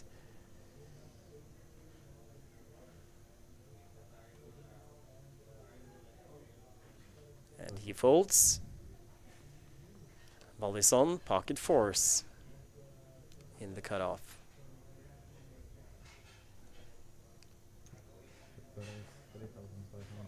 Goes 3,500. Davidsson folded. Håkan, the power jammer. He has king 9 suited. Are you going to do it again? You got more than you've had before, but it wouldn't be unheard of. He went over the top of Wallison not long ago and got the fold. If it's 4 or 5 left, then I really don't like the shove, but at this stage of the game, I would mind to see it. And he lets it go. Sebi, 8-7 offsuit, 7,300 behind here in the big blind. Despite the short stack, it's actually something he could decide to defend, but it's fine to give up as well. Yeah, I agree. It's defendable, even though you have you're kind of short.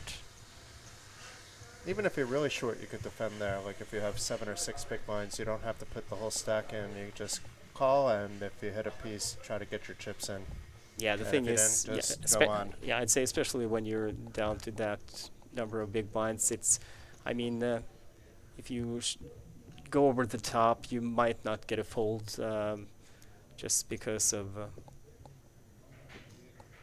well, I mean, the fold equity that you might not have.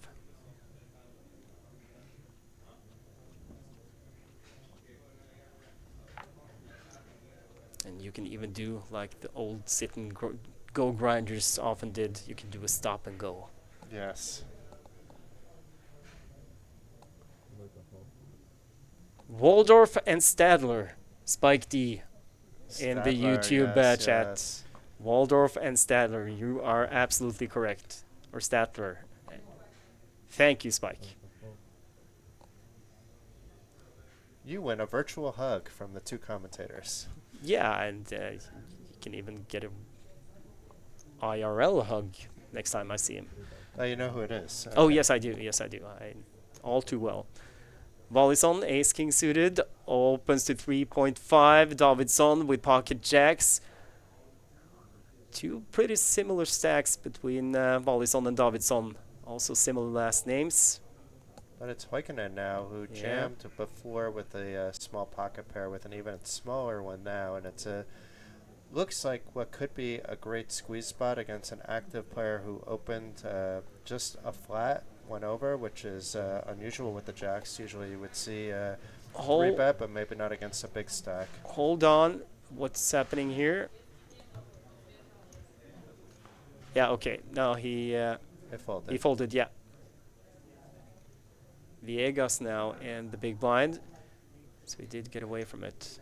I'm assuming Davidson maybe didn't 3-bet because he's facing the other big stack at the table. Yeah, he did not. He just flatted, and he's got position after the flop, and I mean, that's one way of doing it. And the flop, 10, 8, 6, 3 spades. Davidson, the only one who has a spade in his hand. Volleyson with the option. I think maybe he already checked. Yes, he has, and Davidson is going to bet here. 6,500. Not the board you want to see when you have ace king of clubs, for there to be 3 connected but not to you spades on the board. Putting Volleyson to the test now, Jason.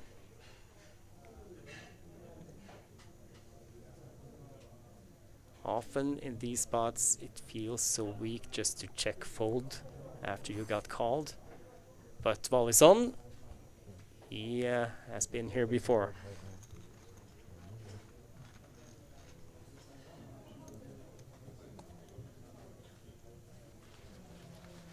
Gonna need to think about that spot with the jacks again, you know, why there was no 3-betting, but I'm not going to take up more stream time on it, but it is an interesting spot to go back on. Because I see merits in the call, merits in 3-bet, and I'm just curious if you play around with the stack sizes of an active player, whether that will dictate how you should play it. I think one of the problems here is that we're not going to dwell too much on it, but one of the problems is when he just, this time it didn't happen, when he just calls, when he just flats, it's you let in players behind, and I mean the small blind might be tempted to call, and if the small blind calls, the big blind kind of has to call because he or she is getting such a good price, and then your jacks are kind of in jeopardy, and it's going to be hard to play post flop even though you might have position. So but I mean, I can understand it, and it's like it's also against an active player, but yeah, I agree with you, Jason. Now it's folded around to Viegas in the small blind, ace-5, a little more than 20 big blinds. Let's see if it's going to be a raise or a limp. We know it's not going to be an open fold here. This is not Viegas, by the way. This is Hakan and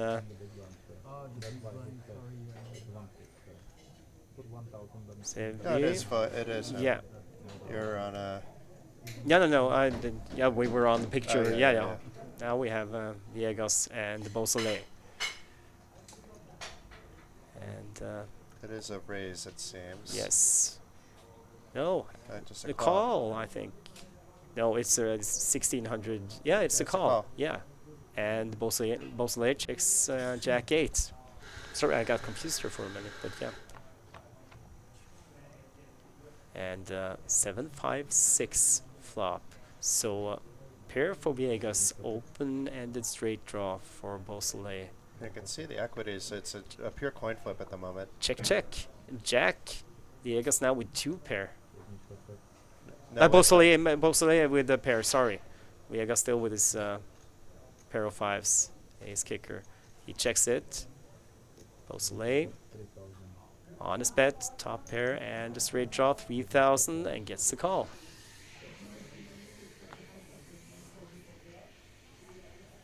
And the 6, that pairs the board, and it's also a club, the 3rd club on the river.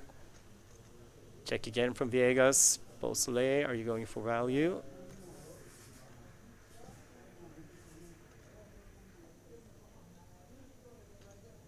Oh, 6000.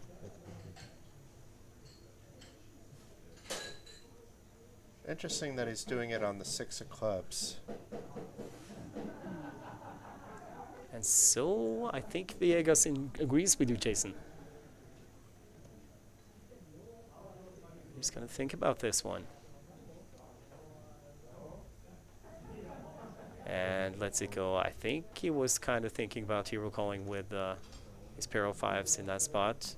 Still Beausoleil, he hasn't really gotten to showdown that many times. He's played a few pots and a few hands, but haven't really seen him show down that often.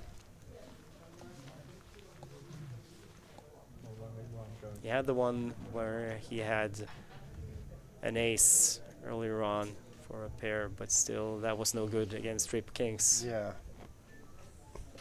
And I'm pretty sure we did see the ace in his hand there. No. We just... every pot now is going to prove to be important as the blinds continue to go up. And it's also important that if you want to get into the free roll, you have to do it now. 2 minutes left of late reg, and the password is Chile, capital C-H-I-L-E. 147 entries in total so far, and there are 50 players remaining. 50 remaining and 34 paid? 24. 24, Yeah. okay. €100 festival ticket to the winner. Get in there. And we might see you at the festival in a couple of months. Beausoleil in the small blind, folded around to him, and a careful raise to 3,200, put out 3,000, and was told by the dealer that you have to make it 32. I think that was just, he might have been stuck at the prior level, and gets the fold from Rebiedo, shows 7 deuce. And Beausoleil, I like that he didn't, fall for the temptation to show his 9 deuce in that spot. Yeah.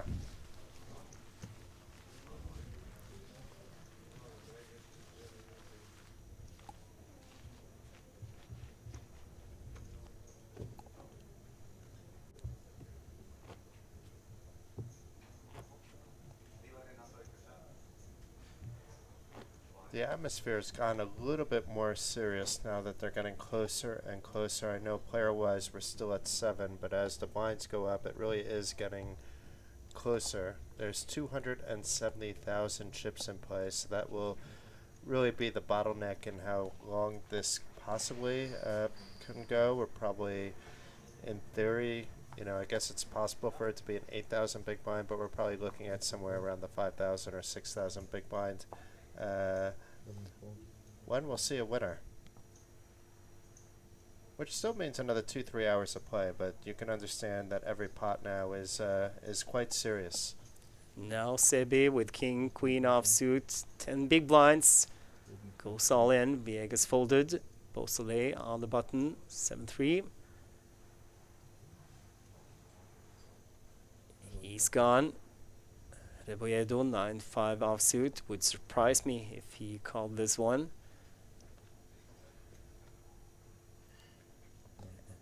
He's folded, and Wally's on with 4 deuce suited.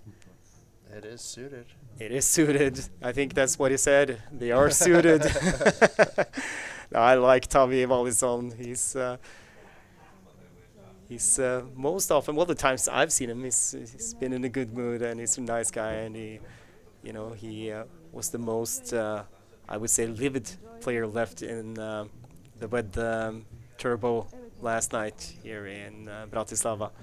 So he had a long night, but he's playing really well today, and I mean, he's had 2 cashes so far in side events here at the Coolbet Open. 1 in the deep stack and 1 last night. And here he is, Chip leading the final table. We are on the break, dinner break. We'll be back in approximately 30 minutes.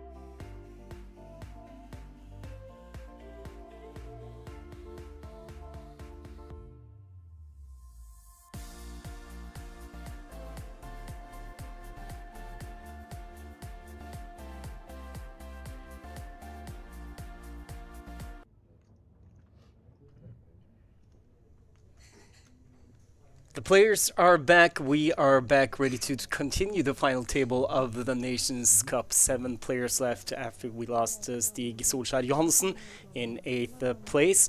But we also had a bust out earlier on. Player first out, Sebastian Andres Vedma Olivares from Chile. But there are still 2 Latin American Chilean players left in the Nations Cup. We have Viegas in seat 1. And we have Rebolledo in seat 3.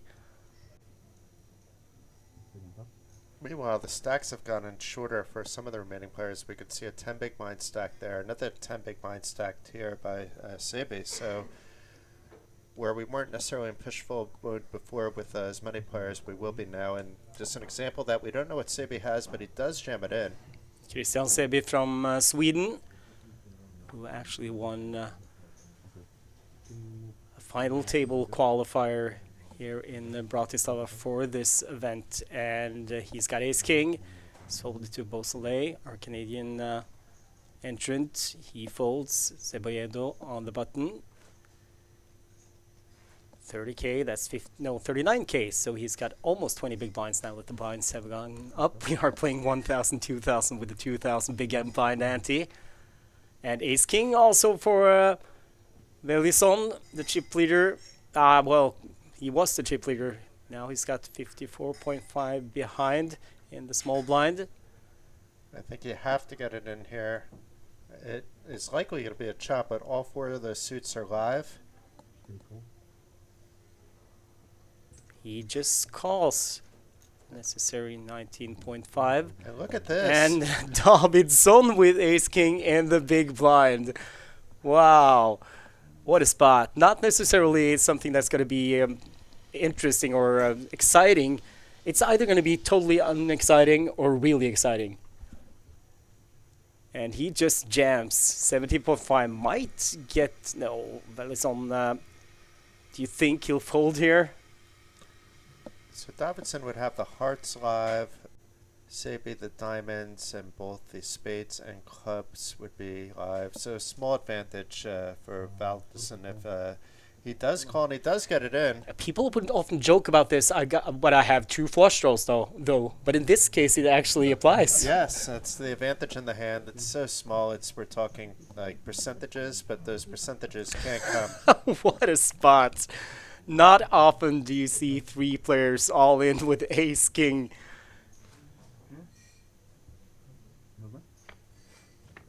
And now the flop can decide a lot. Okay, it's rainbow, so they are going to chop it up.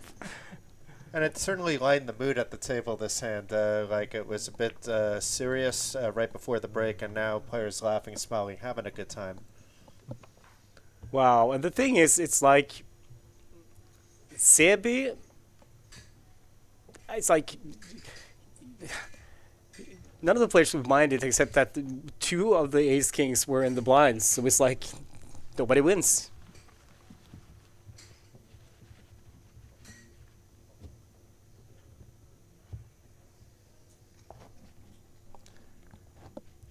Well, actually, Davidsson lost just a little bit, right? Because he had the ante.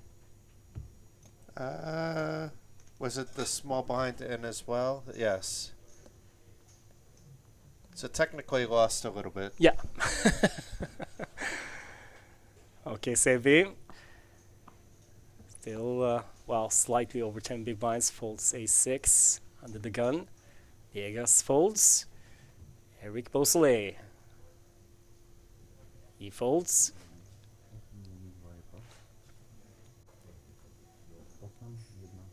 Luis Oriel Rebolledo Arenada from Chile.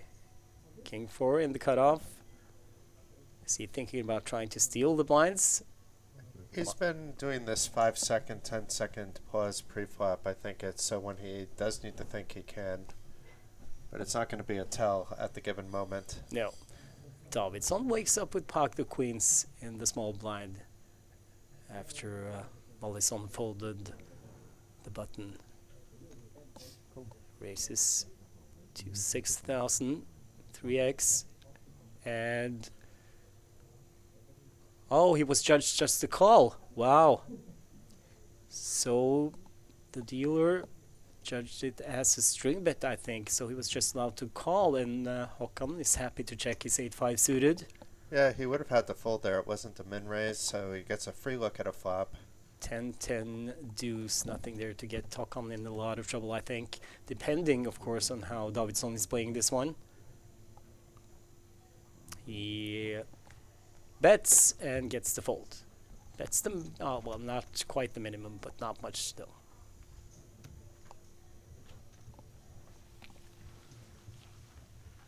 And the reminder for, well, if you just tuned in, they are playing for a first prize of 10,000 euros, but 3 players get paid in this Nations Cup final. So second place gets 6,000 euros and third 4,000.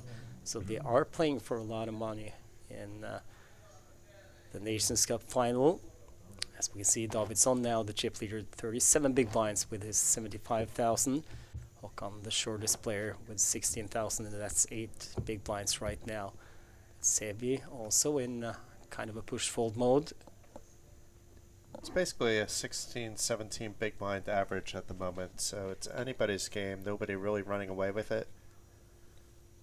And with 20-minute levels, those blinds are going up fast, so you have to stay active. Try to pick up at least blinds once around.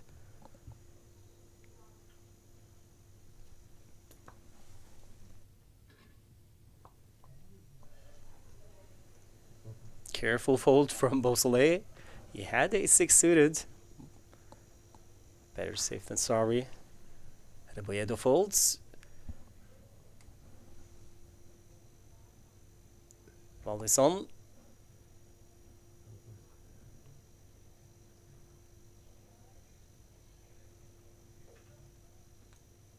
He's gone. Davidsson on the button, Queen 4 suited, he folds, so again, it's folded around to the small blind. I think all the 4s are dead now. Yeah, Jack 5. Are we gonna see a walk? Yes, we are. Don't look at your cards! Okay, Queen 6 off, you're good, but still, he might be frustrated if he looks down at pocket aces or a big pocket pair, ace king, hands like that. I never look. Do you look? I am sometimes just look at one. Oh, you do? Okay. Why?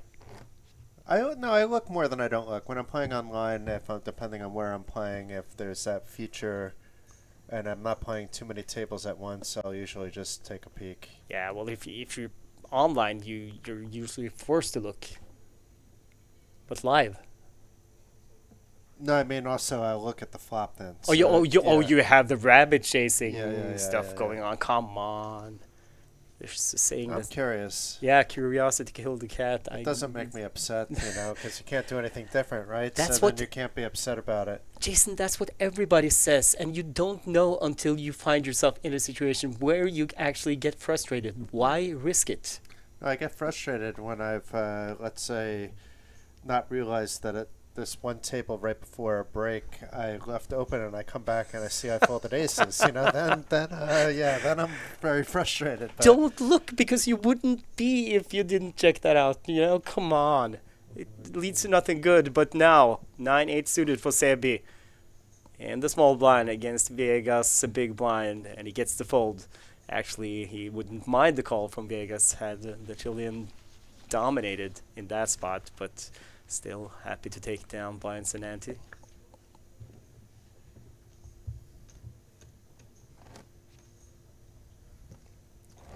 For those of you who missed the free roll today, don't worry. There's going to be another one tomorrow at 7 o'clock. We don't know the password for that one yet, but you'll get another chance. And I think I have the lobby up. We ended up with 148 entries, and now there are just 22 players left, who are all guaranteed at least, well, a €3 festival ticket. But those tickets, they get bigger and bigger up until first place, which is €100 free roll ticket. No, hold on, festival ticket, of course. congratulations to everybody that won something already. I mean, even with the €3 ticket, I've known people that have won stuff for 10 cents, and even from free rolls that you're working from. So go from a free roll to a €3 ticket all the way up to a package. Would be quite the story. But best of luck that those of you still in. €100 top prize. Not bad at all. I actually know players here. Yeah, you're on a lot of Twitch streams lately, so you're on the Twitch streets and knowing screen names. It's always nice when you can put a face to a screen name, though. Definitely. And what's fun is that, well, it was done in Vedas yesterday. All the players who wanted to play with a name tag where they put their Coolbet nick on, they were supplied with small pieces of paper and a pen. How many did that out of curiosity? Any idea? No, I don't know. Because we were working until pretty late, so I guess a lot of players had been knocked out. But I know also that Kim is going to do that one in hers, which runs tomorrow at 2300 Central European Time here in Bratislava. So if you're in Bratislava, get into that tournament. I'll try to do the same. And we might make Acer Sigis tonight, Jason, depending on how long this final table runs for. Yeah, we might have the time, but it'll probably be a late registration if we're able to hop into that one. Yeah. But it's because of streams like this that it's become more of like a family thing. It's I've tuned into Ilva's stream before, and you just feel like at home. Even me not playing at Coolbet enjoys watching the community all together. Sorry to interrupt, but Sebi all in again, pushes pocket fours, 13 big blinds, folded to Beausoleil and the small blind. He's gone. Reboedo, queen 6 in the big blind. This is probably going to work out fine for Sebi.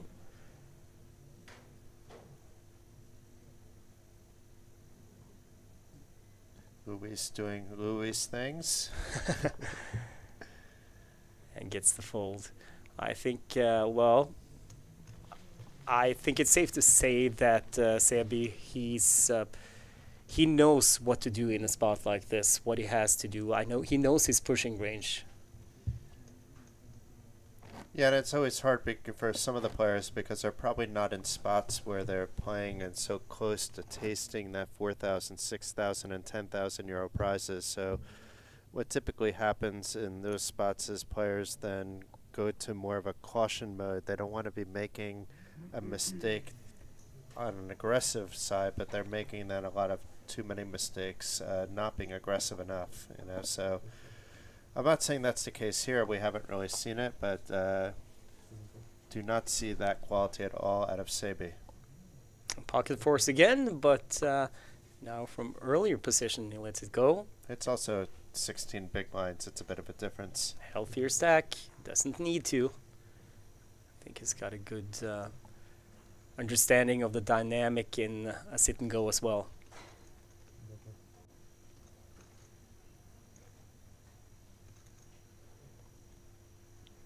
Reboedo in the small blind just takes a look at Mollison and gives him a walk. And that hand we'll never know. He didn't look, we didn't look. I like Mollison. I've liked him from the start. You actually have. That's a fair statement. Seems like a sensible guy. Why look can lead to nothing good. Doesn't matter. You won the hand. If you put it in the box, though, you could always look later, like hours from now. What did I have there? Yeah, but the thing is that might actually. I mean, you might actually hurt someone else if you get frustrated and you kind of snap at them or something because you found out hours later. I mean, so that's maybe even worse. And we don't condone violence over poker replays. If you watch our replay later, please do safely. If you're prone to violence, please stay away from other people. Sebias raised it up here with ace-queen under the gun +1. Folded round to Reboedo on the button with king-jack. Lets that one go. Mollison, jack-10 in the small blind.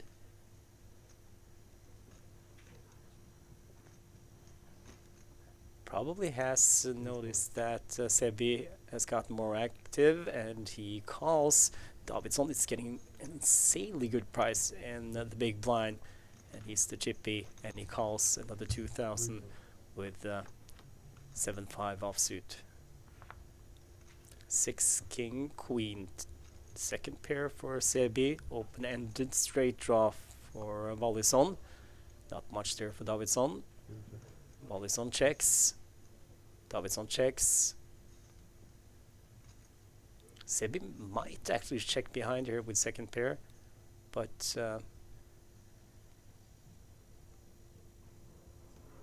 It just sets him up for being bullied off a hand Yeah. on the turn, though. makes him exploitable with his stacks. I think if he was deeper, he might check behind, but he bets 3.5. Back to Wallison with his open-ender.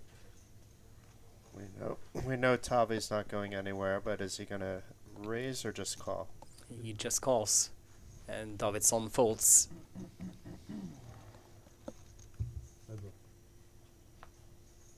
9 on the turn, straight for Wallison. Trying to hold back that smile. And then he checks Sebi. Well, scary. Wallison could easily have a king as well, so he checks behind. And a blank 4 on the river. Can Wallison extract any value from Sebi? He has the nuts. Yeah. I think he can almost shove here. You know, like it's kind of at that level that any other bet is maybe going to be called by something light, but you're looking for something strong here to be calling you. You know, I don't think you're going to be called light unless you're just min betting, and then that just looks silly too. But still a bet like 6,000. Oh, he just shoves. Yeah. And now decision on Sebi. If he calls, he's out.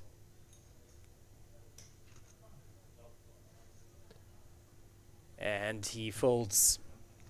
Lets it go. Very disciplined fold there, and that's why the c-bet on the flop turned out to be important. He knew that where he stood, that he was either behind the king or behind the 10-jack, and of course there's some bluffs in there, but chances are he was going to be behind facing a shove on the river. And still 11 big blinds for Christian Sebi from Sweden. He's gonna be in the big blind next hand. So, well, depending on what he picks up, of course, but there was a period he was really active, shoving pre. Now he's back to that point again, but 9-3 suited. Has to put in 5,000 in the next two hands. If he doesn't accumulate chips, he folds. Folded around to Reboedo, Queen Deuce.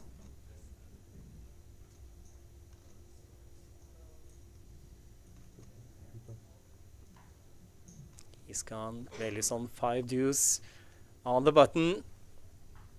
He folds. And Davidsson with ace king in the small blind just puts Håkon all in.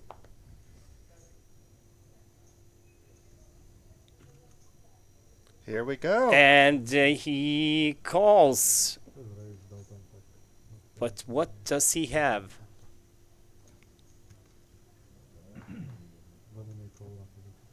King 4, oh, he's so unfortunate. He's dominated. And he needs a 4.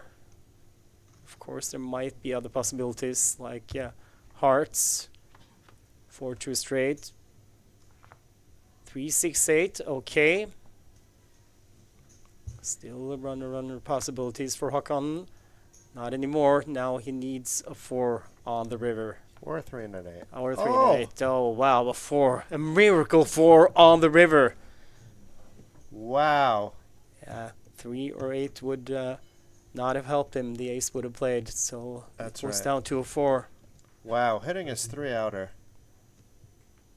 Oh, that was crazy. Yeah, I didn't even expect it. It's like we haven't seen any like real suckouts so far. Even not yesterday, and now we got one. And it was really important for Håkan.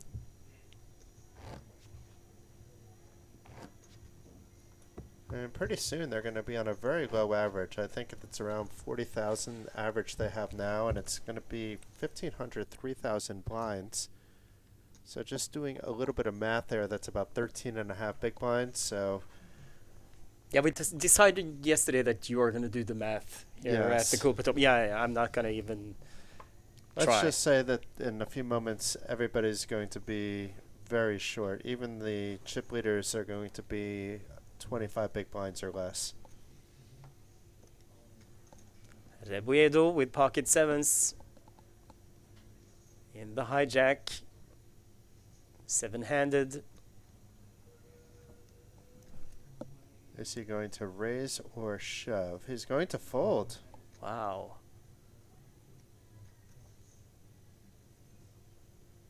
Didn't see that coming. No, Wallace only folds.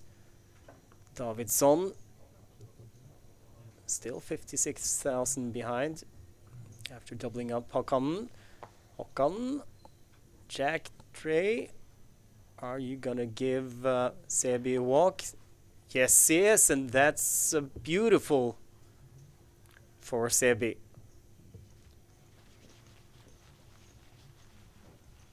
Very valuable walk.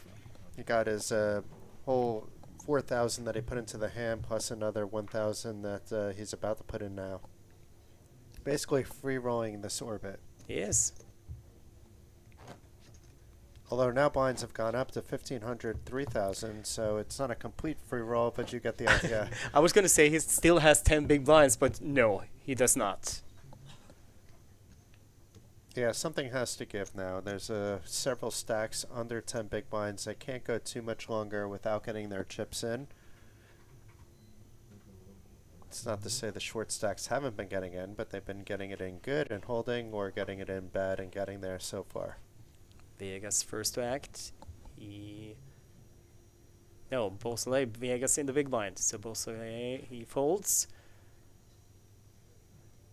Rebuedo did not want to play sevens. Don't think he's going to do anything with Jack 8. Ball is on 9-3 suited.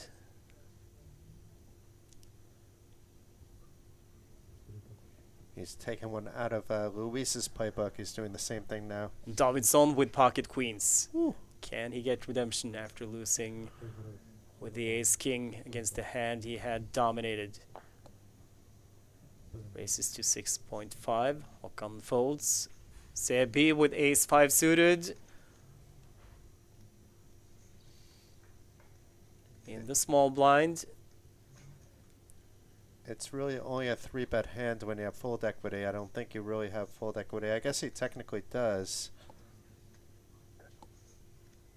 But is Davidson folding, opening up wide enough to actually have any fold equity in reality? And Sebi comes to the same conclusion as you, Jason. So he folds his ace-5 suited, and Viegas with ace-king. He has the effective stack. He's all in danger of being knocked out. He's already been called by Davidsson. So we'll flip for Viegas tournament life in the Nations Cup. And we've seen an ace already out of the deck, so it makes the odds even a little bit lower, but still a lot of hope, still 5 outs. And here is the flop. Oh, 7, Jack, 10. So Davidsson does not want to see a queen. A king for Viegas. Now he doesn't want to see an ace, and another king for Viegas. Means he gets the double. And Davidsson just really unlucky, 2 hands in a row here. Actually, well, this was a flip, but still.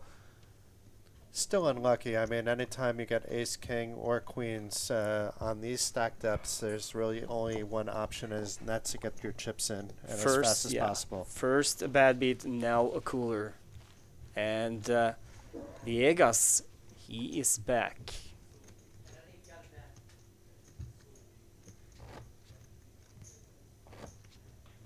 This means that, well, now Davidsson has somewhere, well, around 10 big blinds, if my math is correct, Jason, which we have established often it's not. I think it's about correct, but we'll see how many chips he has. Divide it by 3,000 and come to a conclusion. I can do that. Famous last words.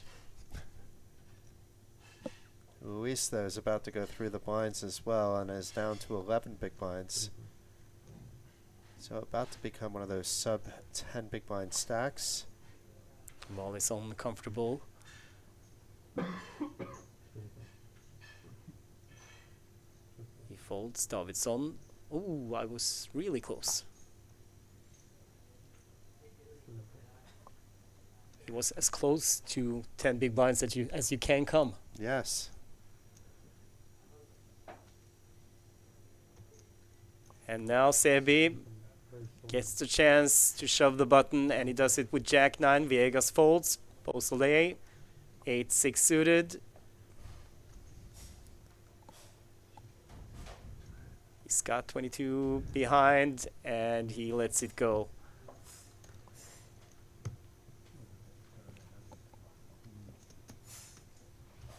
I mean, this guy, he hasn't done any mistakes as far as I've seen so far. I'm thinking Hoikinen missed an opportunity to do a shove there. I know if it was suited, it would make that shove easier, but... yeah, but still, if you put yourself in Jaakko Mikael Håkan from Finland's place, I mean, he got the miracle double up, hit a 3-outer on the river, and it's like often when that happens, you kind of give yourself an orbit just to relax and say, okay, I'm still here. I'm a lot healthier than I was. I'm not going to do anything risky right now. So that's all he really has is an orbit, you know. Yeah, yeah, it's true. Something has to happen again. Yeah, but still, I'm not saying it's right. I'm saying I just understand his state of mind. Well, now it's suited. Let's see if it goes in for Hoikinen. Yeah. Right now we are seeing Davidsson. Håkan, he redeems himself, pushes 10-9 suited. This is from the hijack, but it is suited, so it's two different things. But I do like it. It's just going to be unfortunate. He's going to run into this. Yeah, ace-queen for Viegas on the button. Has 2 players behind. Javier did just chip up, but it's not like any safety. This is likely that he's going to either call or shove. Has all 3 players who are still in the hand covered.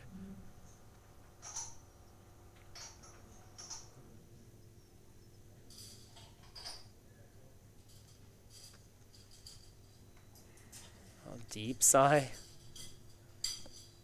Yeah, it's not like with ace queen you're going to be thrilled about doing this, but you still have to do it. He calls. Doesn't really matter if he calls because the other 2 players behind, they kind of have not much more or even less. So same thing as shoving, and Beausoleil and Reboedo, they fold. So Håkan is behind. He's got 2 live cards, and they are suited.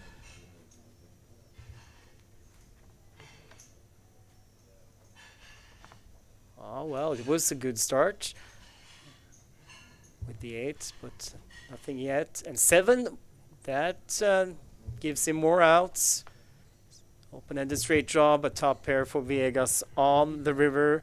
Means that we are going to lose Jaakko Mikael Håkan from Finland, and he's out in 7th place. But still, like the others, he's still got 4 more days of poker if he wants, or he could just enjoy Bratislava for the next 4 days.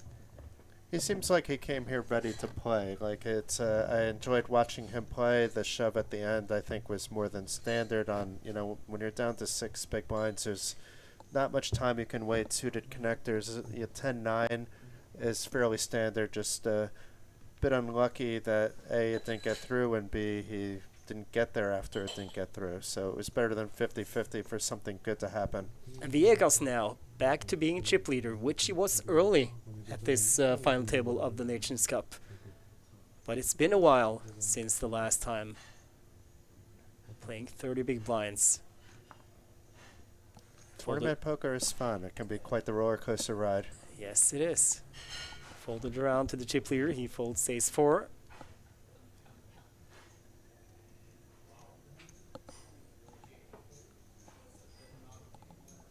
Beausoleil with pocket threes. It's been a long time since the Canadian last saw a pocket pair, and he goes all in. 20,500. Reboedo queen 9 in the small blind. I'm sure he'd love to see a flop with that hand, but not in this spot, I think. And Eric just praying that his two opponents fold, even if he's going to be ahead, it's still going to be a flip. Yeah, well, it's hard to get Beausoleil to fold. And this works out fine for Eric Beausoleil.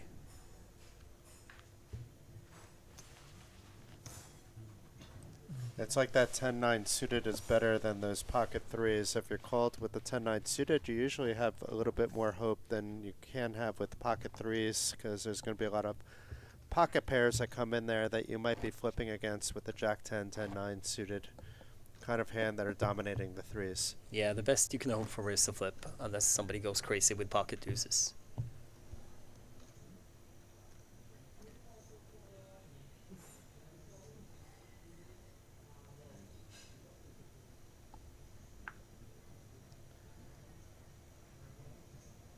Pocket queens.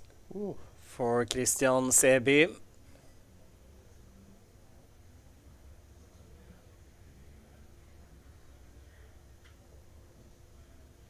Ten big blinds. Goes all in. Vegas out. King 7, Beausoleil. He folds. Can't imagine Reboedo calling with King 5 on the button. And he does not. 9 deuce while it's on. He's gone. Davidsson with Queen 10. This would be a horrible spot, and he does not call. Remember that Davidsson has had a bad beat. He's had a cooler, and he was the chip leader not even a level ago. Well, maybe, no, not even a level ago. It's going to be so swingy at 15 big blinds. It's going to go up to 2K, 4K before you know it, which if we're still at 6 left would mean a little under 12 big blind average.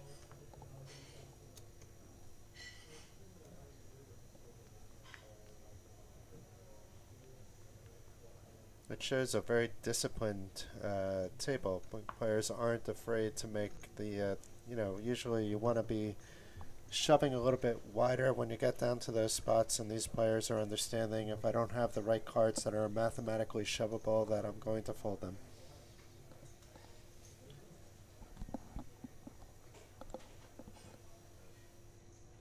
Folded around to Volison on the button. 21 big blinds. That's the second chippy on the table. Davidsson shoves King 9 from the small blind. Sebi, Jack 3 suited in the big blind. And he lets it go. So our chef from Iceland also shows that he knows what to do in these spots. And you mentioned earlier in the broadcast, I'm not sure if everybody was tuned in when you mentioned it, but you mentioned earlier in the broadcast the progression that you were taught by Eric Haber, going through and through and through, and now you mentioned like a hyper turbo 6 max. That's kind of like the training part that we're in at the moment. If you've played like dozens, hundreds, thousands of those sit and goes, that's the spot where you would know exactly what to do in these situations. Yeah, and it's so important to try to study a little bit. And it's kind of hard because, or if you just study, like boring reading up on stuff. You have to do that as well. But still, it's like you don't really get to these spots that often in big tournaments with, like Coolbet Open Main Event with 5, 6, 700 players. But when you do, if you don't have that experience, if you don't have that knowledge of what to do, you're going to make mistakes. But here comes Sebi, suited jack from the small blind against Viegas' big blind. Viegas with the better hand. He can't be sure that he has the best hand. And he lets it go. A little bit of a wide shove by Sebi there, but it worked out. I think actually it is fine. Not fine, but fine. Because it's the situation as well with 3 places paid. And Viegas, he is the chip leader. He can call easily. Sorry, help me out. Easily. But still, it's like for a lot of his stack, and he doesn't really need to take a chance unless he wakes up with... I'm sure if he sees an ace, he's going to call. Maybe probably a good king as well, or a pair. But every single other hand, he's going to be forced to fold in this spot. So I think actually the Jack-6 suited there was a good jam by our Swedish friend.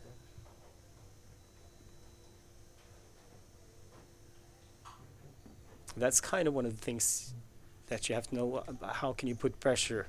Now Davidsson with ace-7 offsuit. Nope.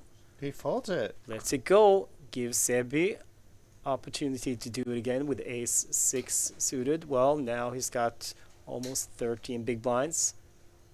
It's still a shove at this spot. He's on the button.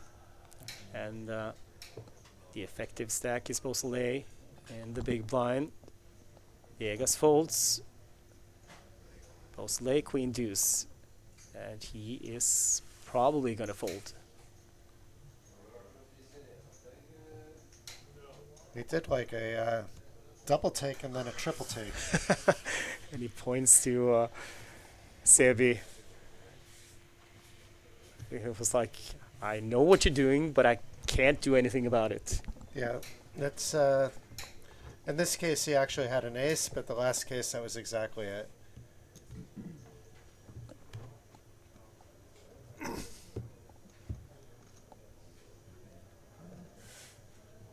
Anything going on in Chatland over here? Well, there is some vamos going on, as we could expect, with 2 Chilean players still in here at the final table of the Nations Cup.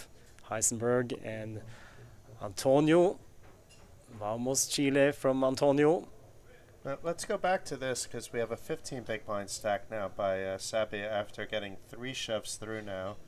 So he doesn't necessarily have to shove anymore.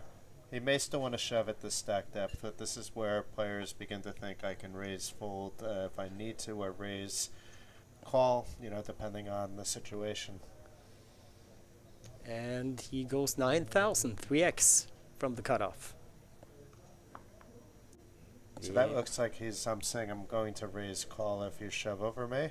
Yeah, and gives himself maybe space to fold if one of the 2 bigger stacks comes over the top. Not saying that he necessarily would do it, but he has the option.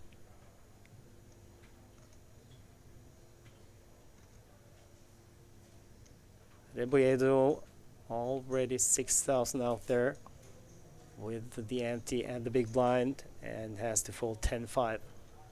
It's been a frustrating few orbits for Luis there.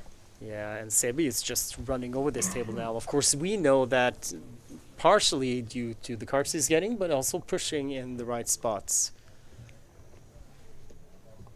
I mean, 2 of those spots were because he was given the opportunity to, and the Jack-6, he took the opportunity when it was given to him, and same with the Ace-6. There was another ace before him, that folded. a short stack, and he would have had to fold the ace-6, but he can certainly shove with ace-6, even though he can't call with it. And Davidsson can shove with ace-king here under the gun, 10 big blinds. Or he could... no.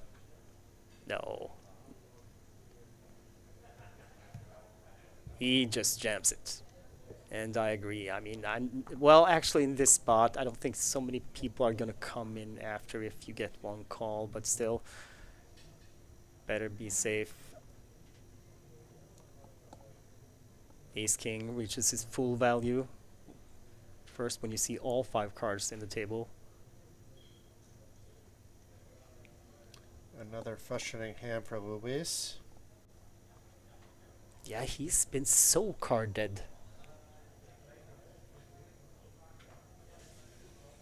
And Volleyson in the big blind.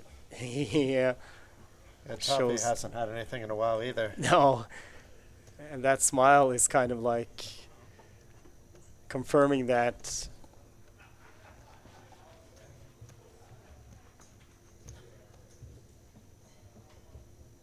So still 6-handed. Looks like it's gone up to 2,000, 4,000 now, though, so 10,000 every orbit. And it brings our average stack down to 11 big blinds, 11 and change. So it's 45,000 divided by 4 is 11.25. Don't look at me, Jason. I thought we had established that. It's 11.25, I say confidently. Viegas, the chip leader, now playing almost 21 big blinds. Ace king.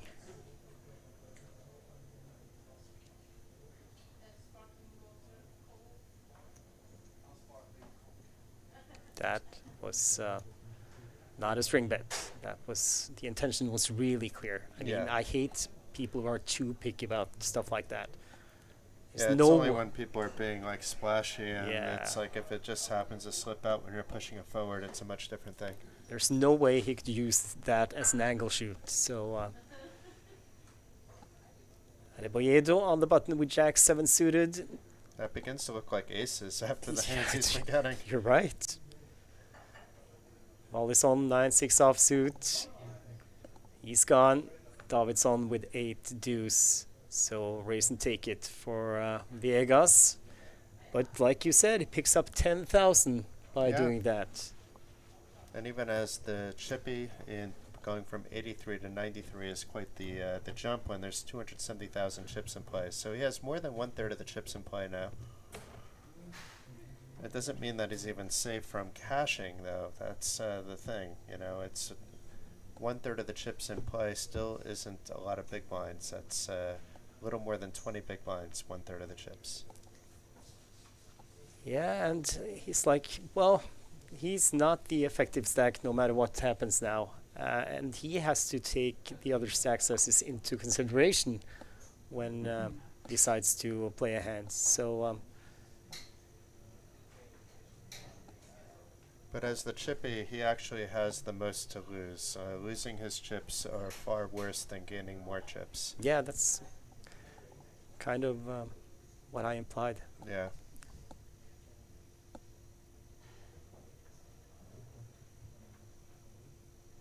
Oh, I know Volleyson would probably so much like to try to steal from the button, but like you just pointed out, it's what you have to lose against what you gain at this point. And Sebi gets a walk and looks down at 7 deuce.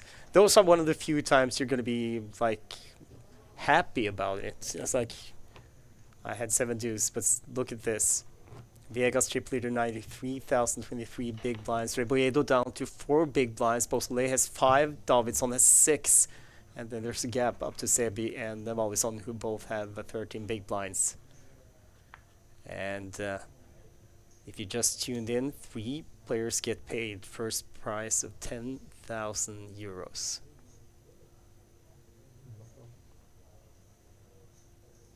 Second place 6. Oh, he's third, back to his 4. 6 deuces. Yeah, oh, I feel sorry for Luis Oriel Reboyedo Arenada from Chile. He has been so card dead. Davidsson has had his share of premium starting hands. Unfortunately, he has also lost with a couple of them, and now he's all in 27,000. Sebi folds the small blind. Viegas with pocket trees and the big blind. This is close. I think it should be a call, but it is close. But he knows at best that he's flipping. Unless he's up against pocket deuces, he makes the call. So it's a flip for Davidsson's tournament life. He needs to hit. Viegas does not.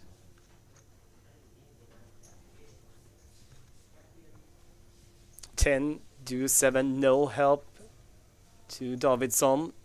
Queen, okay, picks up an extra out. Jacks now, or ace or a queen, but an 8 means he loses again with ace king, and he has not been lucky with that starting hand at this final table. So we lose our chef from Iceland out in 6th place, Hjörtur Davidsson.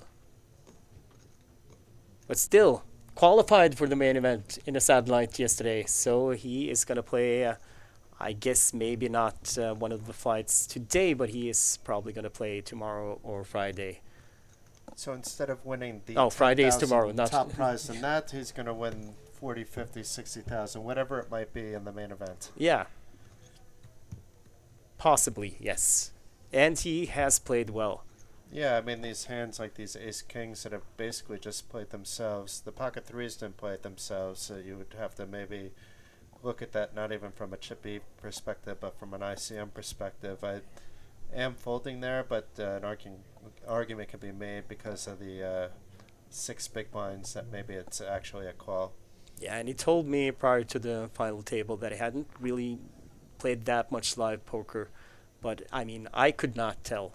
So Hjörtur Davidsson, well played, GG, and see you in the main event. But now we are down to 5. Which means I could be a math nerd again.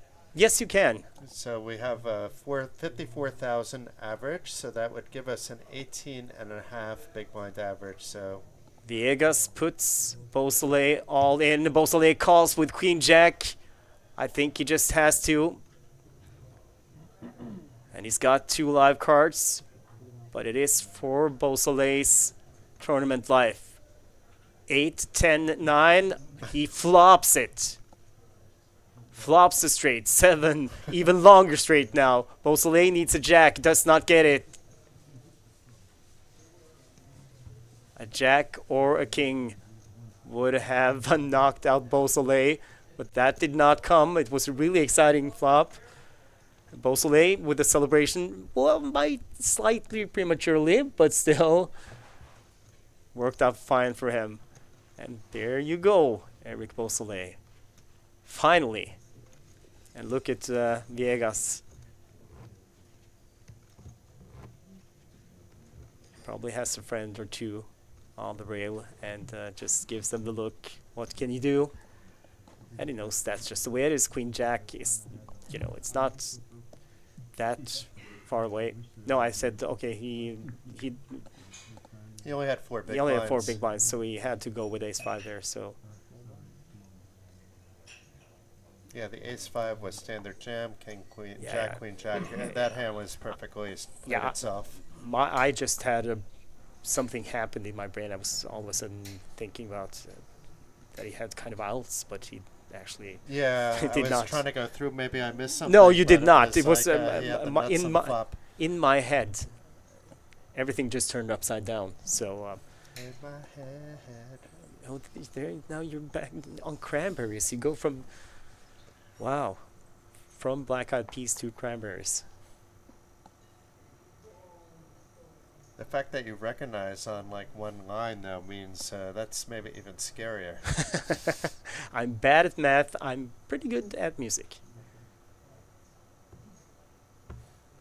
Beausoleil is folded. Reboredo gets a walk. Oh, that's nice of Eric, I think. But still no cards for Luis, so he gets another orbit for free, but something has to give. Yes. We don't have too much more time, I'm sure, in this blind level, and then we're going to be back below an 11 big blind average if nobody goes out this blind level.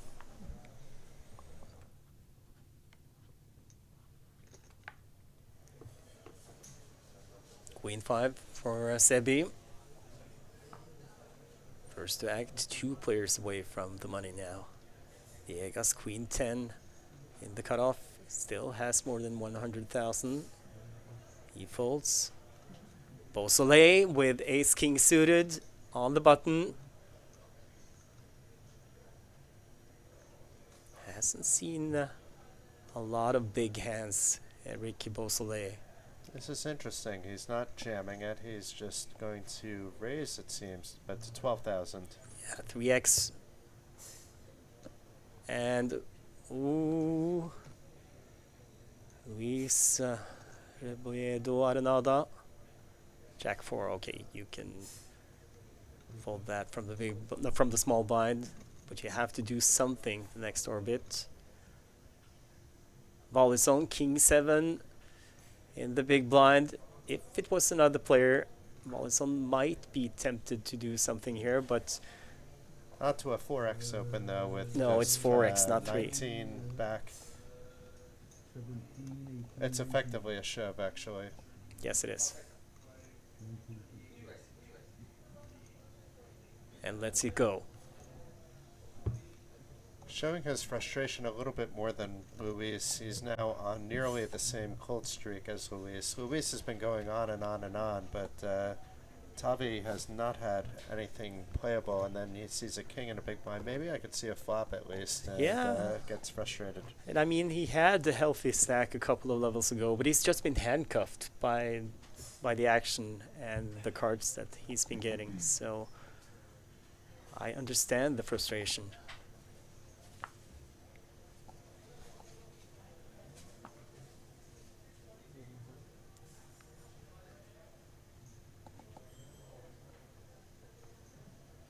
Viegas folds King 9, Beausoleil, Ace 7 this time. And he is gonna open to 11, oh, 16 again, goes 4x, I think. It was 16. Rebolledo trying to squeeze out another queen, I think. I think the first card he looked on was a queen, and then I like to squeeze, but I used to like to squeeze until I realized, oh, that's a big tell. Unless you squeeze every time and you just fake squeeze, you know. Yeah, I'm not good at balancing. I've never Balance your squeeze range. no, I balance my squeeze range. It's not good at that. Mollison with Jack 10. Oh, he calls from the small blind. Does he have a cunning plan? If the flop comes the correct cards, doesn't necessarily mean that he needs to hit, but is he just gonna do what we talked about earlier on, the old school sit and go strategy of stop and go?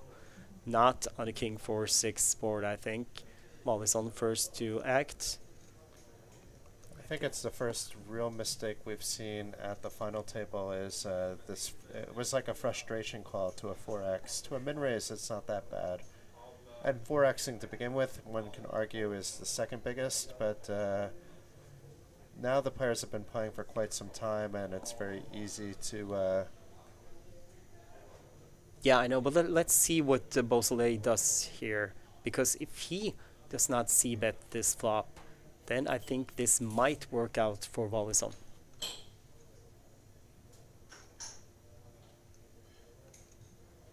And he gets the check back. 9 on the turn. It's the 9 of diamonds. Mollison with the 10 of diamonds. So 3, 2 of flush. A perfect draw card, actually, for Valison. And look at this. He's gonna bet, but he's gonna go small. 7,000. And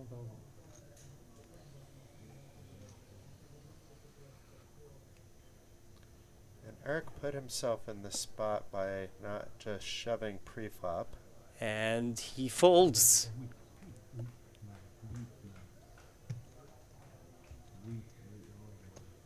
So that really worked out well for Tavi Vallison.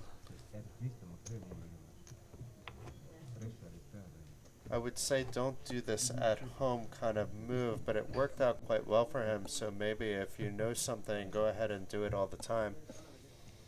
Yeah, but definitely what you noticed that he was getting frustrated, that contributed to the call. But still, I think he had a plan. I think if the flop was kind of favorable to his range, or maybe even more so unfavorable to Beausoleil's range, he was going to do something, maybe just donk small or something. Then he got the king high flop. He checked. When he got the check back, he was. But he got the Yahtzee draw card on the turn. He did, of course. But I think he would have bet small no matter what game, unless it was an ace against Beausoleil.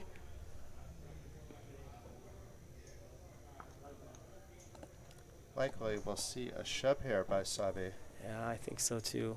But I think it was he was really exploiting the player he was up against in that last hand, Tavi. But now, Sebi, king 8 in the small blind. Now he just limps in, and Viegas with ace 9 suited puts Sebi all in and puts him to the test, and Sebi has folded. But he got lucky there that he didn't shove, because then he would have been behind on that. Obviously, he could have won with king 8 against ace 9 with 2 live cards, but I would probably be out in 5th place in this spot here. Go Chilean players from Javier Sierra. And we still have 2 Chilean players at the Nations Cup final table. One with the chip lead, actually. Yes. Could get 2 players from Chile on the podium here.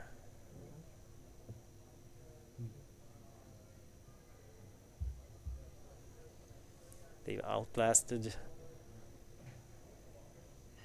the Norwegian player, the Finnish player, and the player from Iceland.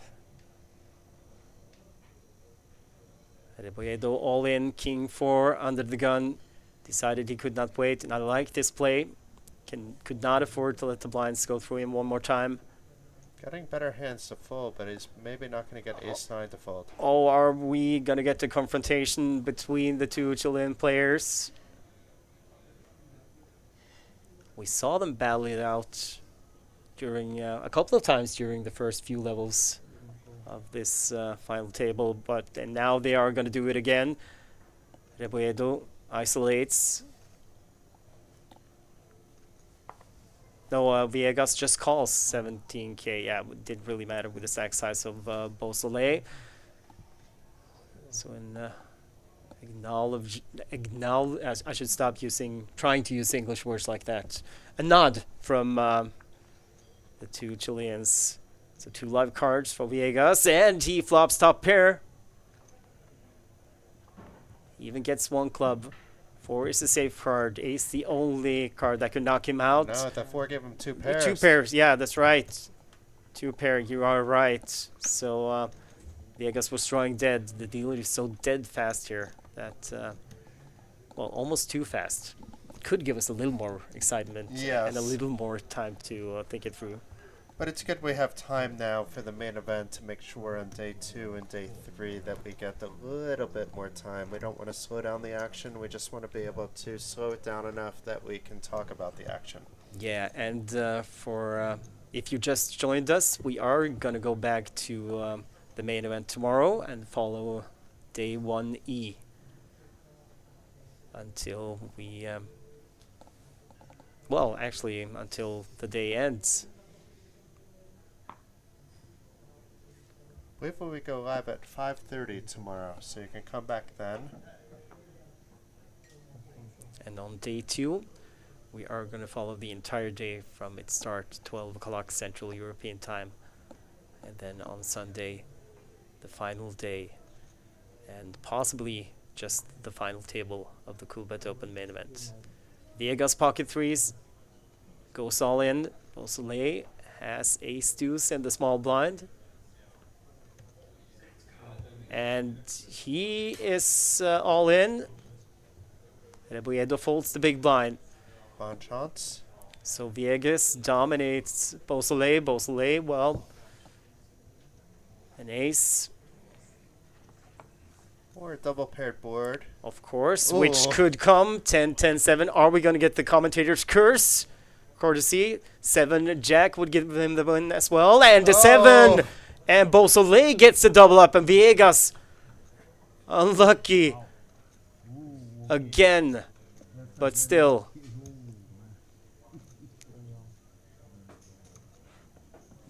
The emotions that he's running through right now. Wow. Eric Beausoleil gets the double up. Plays 50,000 right now. But that is just 12 big blinds. I think the blinds are about to go up to a 5K big blind as well. He would have been down to 2.5 big blinds. I think everything was standard. However you want to look at this, the two were going to go up against each other. Yeah, there's no way. I mean, he should be folding an ace in that spot.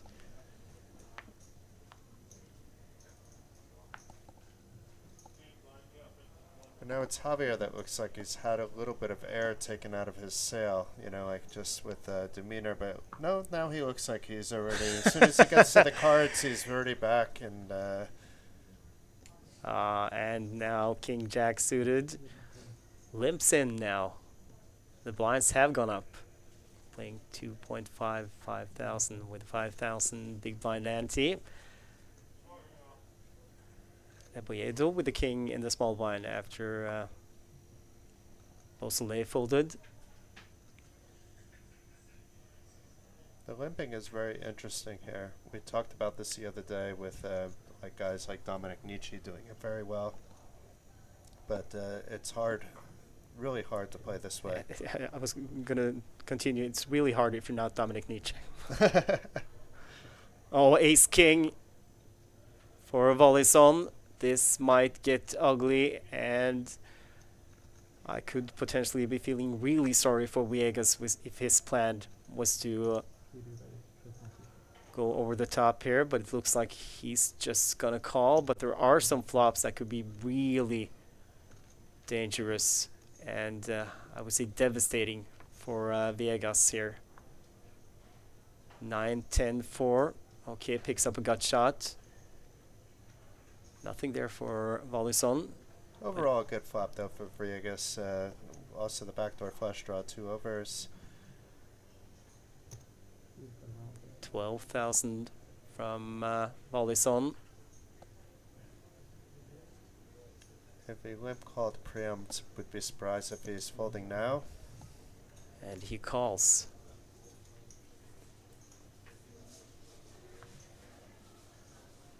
Three of spades on the turn. What does volley-son do? Does he slow down? That would give Viegas the possibility to jam with the outs that he knows he has. He knows the queen would be good if he hit it. But no, volley-son is not going to give him that opportunity. And this is 18,000 and quick fold from Viegas, who is down to just 41.5. Volley-son up to over 100,000 now. Small ball on these pots is much different than small ball on the pots early in the day. 20 big blinds is having a monster. Of course, if you start doubling up your opponents, it goes by fast, but it's very quick just by playing proper poker, you know, to just take the chip lead. You could just see how it swung now. We have Tavi with 20 big blinds, double the stack of Eric, who was almost out of the tournament, and he's only on 10 big blinds, so nobody's secure.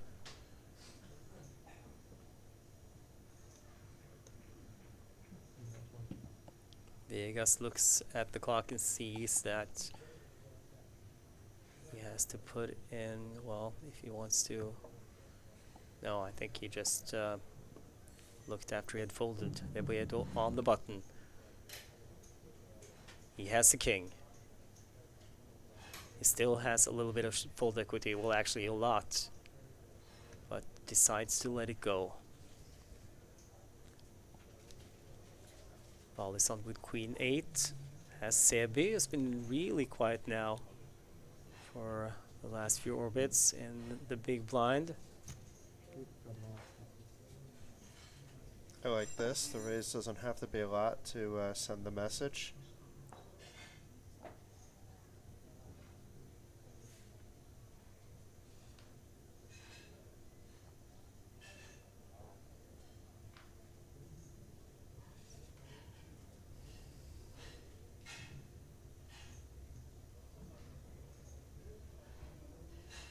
And Sebi, he calls with 8-6 off. He's dominated, does not know it. Let's just hope for his sake there's not an 8 in the flop. Instead it's 9-6 jack with 3 clubs.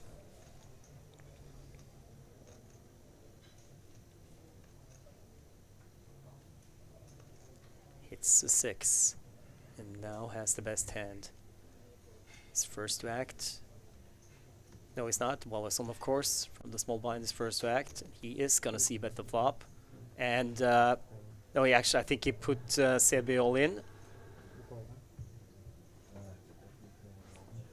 And he has been called. No, he had to call 8 more. Yeah, and he just called it.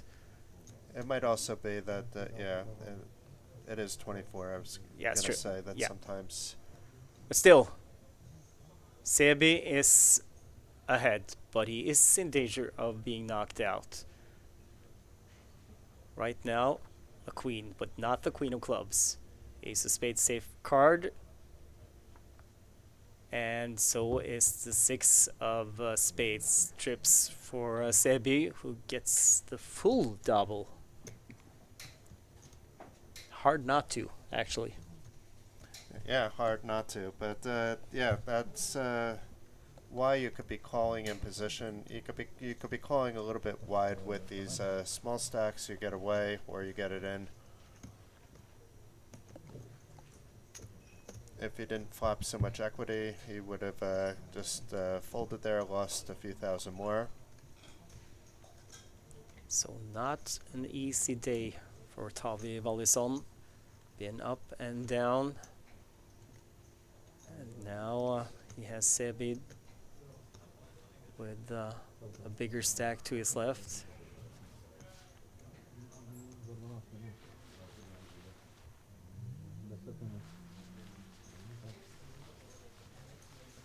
I'm impressed mostly with the demeanor of Luis out of the 5 players left. He seems like regardless of anything that has happened, he has remained focused when the cards are in his hand. He does have this little pausing thing he does pre-flop, which is more than fine. He's not really wasting any time, but I think that maybe actually helps him. You know, it's something maybe other players should consider if they find themselves to be too hyper-intensive, is to slow themselves down just slightly, and it may allow you to remain focused. Yeah, there's a big difference between like tanking pre-flop and, you know, counting to 3 after you looked at your cards. So now he looks at his cards, goes 1, 2, and 3. Now he's got Queen Jack though, so he might want to play.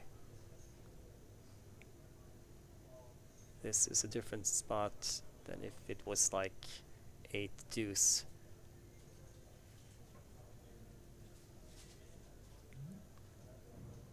He's got 3 players behind and he's all in. I like this from Rebolledo. He knows he has to do something this orbit, and Queen Jack, he might not get anything better in the next couple of hands before he has to post the big blind. So he just shoves. Valisson folds. Sebi is gonna fold. And Viegas folds 7-3 suited. Well played. And it also shows he has a good understanding. Even though, you know, he hasn't been able to play much. He hasn't gotten the hands. We talked about him being card dead, which he has. And now, well, maybe I would have liked him to take the spot with the king high a couple of hands ago. But now he did it with queen high. So, and with a card that was connected to the queen. So He's redeemed himself. And it shows he has a good understanding of both the dynamic right now and also what you need to do when you have a stack that's short. Now he's under the gun. Let's see what he has this time. Should I do the count again? He looks, squeezes, and okay. Now we're not gonna. Now we're gonna see a longer pause, I think, because he has ace jack. Should we count how long he looks around before he shoves? No, I don't think he's gonna look much. This time not, no. Second hand in a row. Volleyson with ace 4, but with 4 players behind as well, and 66,000. You could see the frustration that he didn't get the shove there, but he doesn't compound on his frustration by calling there. Sebi folds, Viegas folds, Beausoleil in the big blind, 9-8. I don't think. Well, he's got 40,000 behind and folds and shows, and Reboedo shows. I guess He showed the ace. show the ace. Yeah. Strange to show the jack there. Well, still. But now he's gone from card dead to being hit in the deck the last 2 hands. Yeah. Queen Jack and Ace Jack getting it through, adding 25,000 to his stack just with those 2 shoves. And I mean, he can afford to let the blinds pass now. In the big blind in his hand. In a way, he needs to tighten up because now he has, I believe, the 3rd place stack. Yes, and that's a very good point. Talked about sit and go strategy. I mean, your first goal is to make 3rd, and that's what's most important.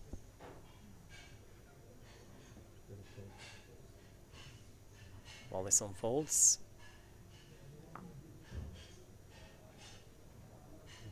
So does Sebi. Viegas is gone. Beausoleil with king 10 off.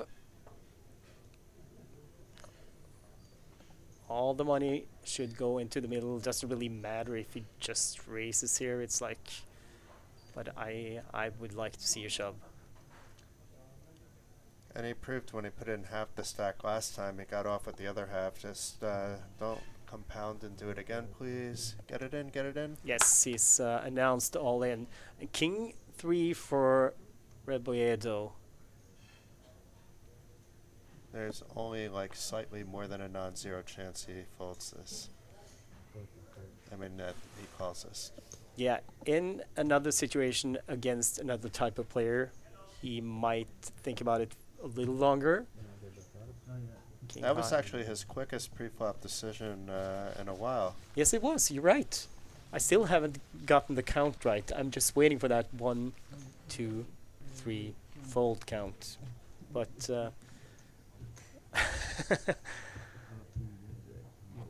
And now he's having a little bit of fun with Eric too. yeah, North American and South American.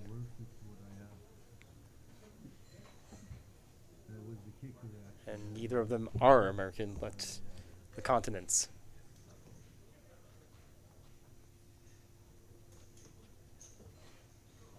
Yeah, it's funny when you get into an argument because you said you were American, you know, because you were born in the United States. What do I call myself then if I'm not? Yeah. Sebi now with ace jack.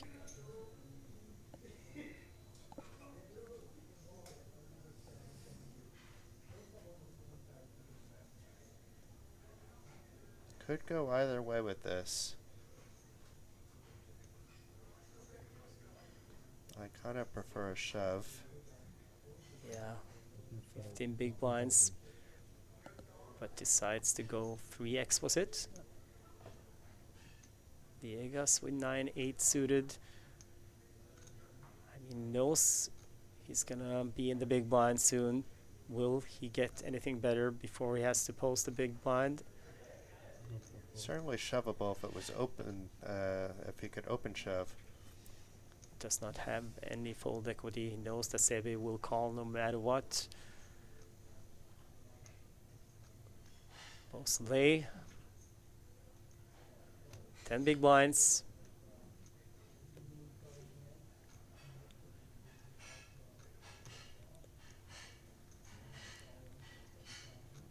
Let's just hope that he...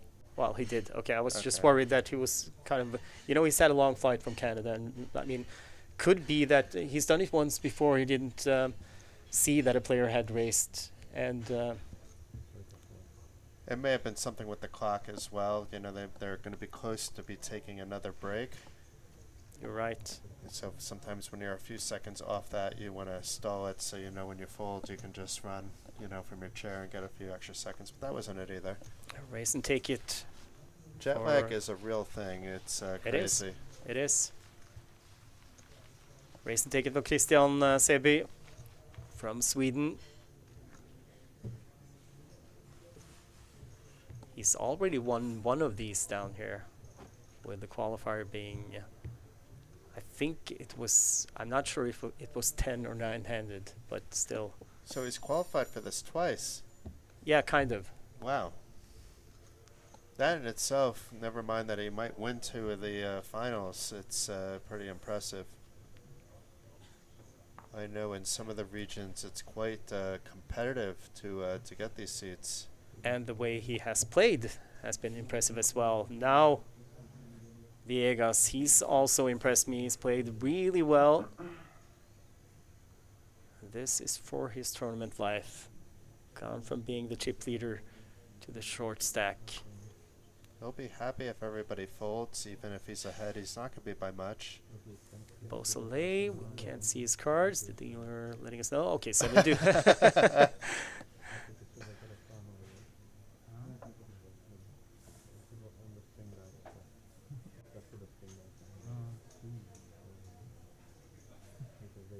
Eric. Yeah. We're not playing the 7 deuce game, although it would be fun if we added that component at this late stage. I'm not sure the players would agree with that, though. And a slow fold from Eric Beausoleil. Revoiedo, Jack 8 on the button. He folds. Queen 4 suited. Volley on. He folds. Back to Sebi, has 10-6. And I'm positive that Viegas is really happy, like you said, with that result. Even if he's caught by 10-6, then he's still more or less flipping. Yeah. But now he has to post a big blind.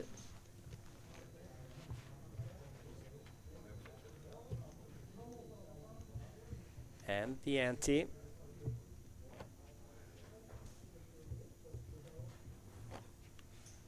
Steak, if we don't lose somebody before the break, we're actually going to be at a 9 big blind average when we get back. Oh, wow. And it's not as if these guys haven't tried to knock each other out. I mean, it's we've had several confrontations, but the short stacks have doubled up every single time.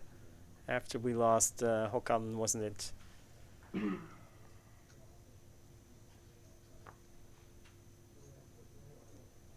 No, sorry, Davidsson was the last player out. A6. Let's see if Eric is going to shove here. He liked to bet like that 4x before with a similar stack size, at least big blind wise, when it was 2,000, 4,000. 10 big blinds. I don't blame him if he actually just folds here, but I think it's either shove or fold. I like a shove a little bit better. Yeah, the thing is, if it was on the stone bubble, then it's a different story. Different story. But from the hijack, it's, I think, a shove. Yes, because with 5 players left. Yeah, even though it's like you have the whole table behind, it's like the stacks that are bigger than you, it's so hard for them to call unless they wake up with a premium hand. And you have an ace blocker. Well, good for him. He didn't. I don't think the nines would have been going anywhere. Yeah, if we are being results orientated, yeah, sure. But then again, so Sebi puts Viegas all in, and Viegas folds.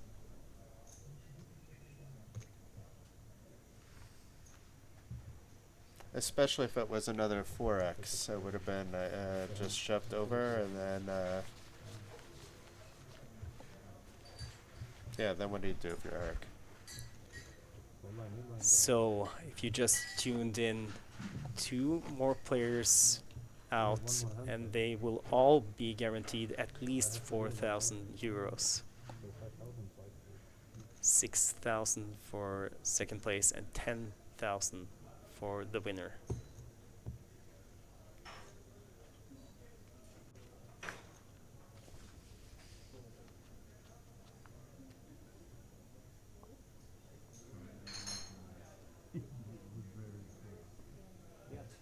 Maybe now we could do the count. Now, No, count he's is now moved to a different gear. yeah, and I think that's actually not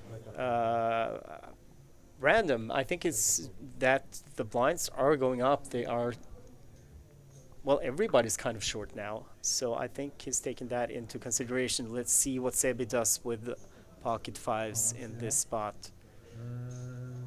20, 20, 35, 38. 38, I think.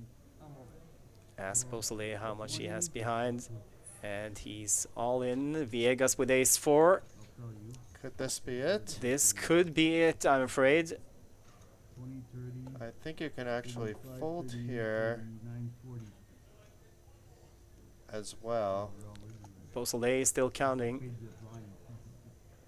I'm pretty sure he had 50,000, no, 40,000 behind the big blind and the ante that is put in. Viegas with the decision. Of course, he doesn't, I mean, even though he's dominated, doesn't mean that he has to lose this one. And it doesn't mean that he's calling either. No, it's true. And he folds. Now it's up to Beausoleil, who has queen deuce suited.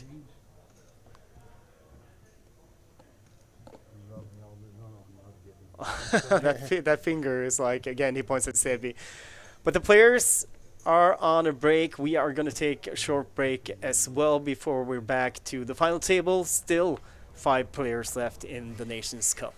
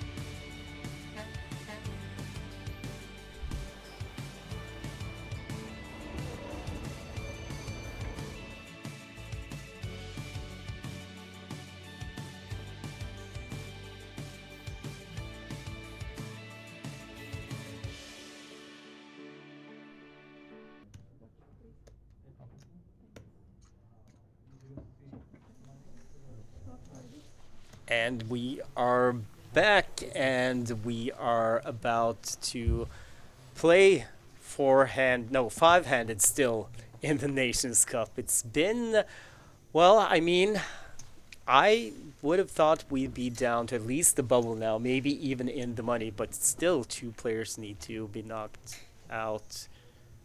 In a different universe, we would actually already be in over with the event, but as you can see, something has to happen. 8 big blinds, 8 big blinds, 6 big blinds, 4 big blinds. Sabi there with the chip lead with only 16 big blinds. We did the math on the break. It was a hard calculation, but it's exactly a 9 big blind average throughout. So mathematics would have it that something is going to give, and something is going to give soon. Yeah, an interesting question, Jason, from Ylva Torsrud. Kim, she's watching. She's in the chat, and she's asking, are they allowed to make a deal? You know, we asked about that I asked about that on the break really quick, and I do not know the answer if I'm going to be fair, but I imagine in this particular circumstance you can't really make an official deal. It is all promotional, but maybe it's allowed. They certainly didn't seem like they took a break to talk about a deal, and the breaks weren't extended like you would expect if a deal was being discussed. No, we have not been told anything anyway, so I guess somebody will let us know if they did. But now Beausoleil in the small blind, folded around to him, 37,000 blinds up now, playing 3,000, 6,000 with a 6,000 big blind ante. And it is on Viegas big blind. He just doesn't like the shove. This is 6 big blinds, but he puts in, I think, 3 of them. Riboedo, sorry, that's his big blind, yeah. 8-4. Raises to 21,000, so puts in a little more than half his stack. It's an effective shove, but last time he did something similar to this. He's not going to probably do it off 6 big blinds. He got called and then shoved over. And now he's showing his ace-8. Or at least showed the ace. Well, I mean, he already has a tight image. Why not maintain it? Yeah. Maybe he thought that was kind of loose for him. No, but he knows what he's doing.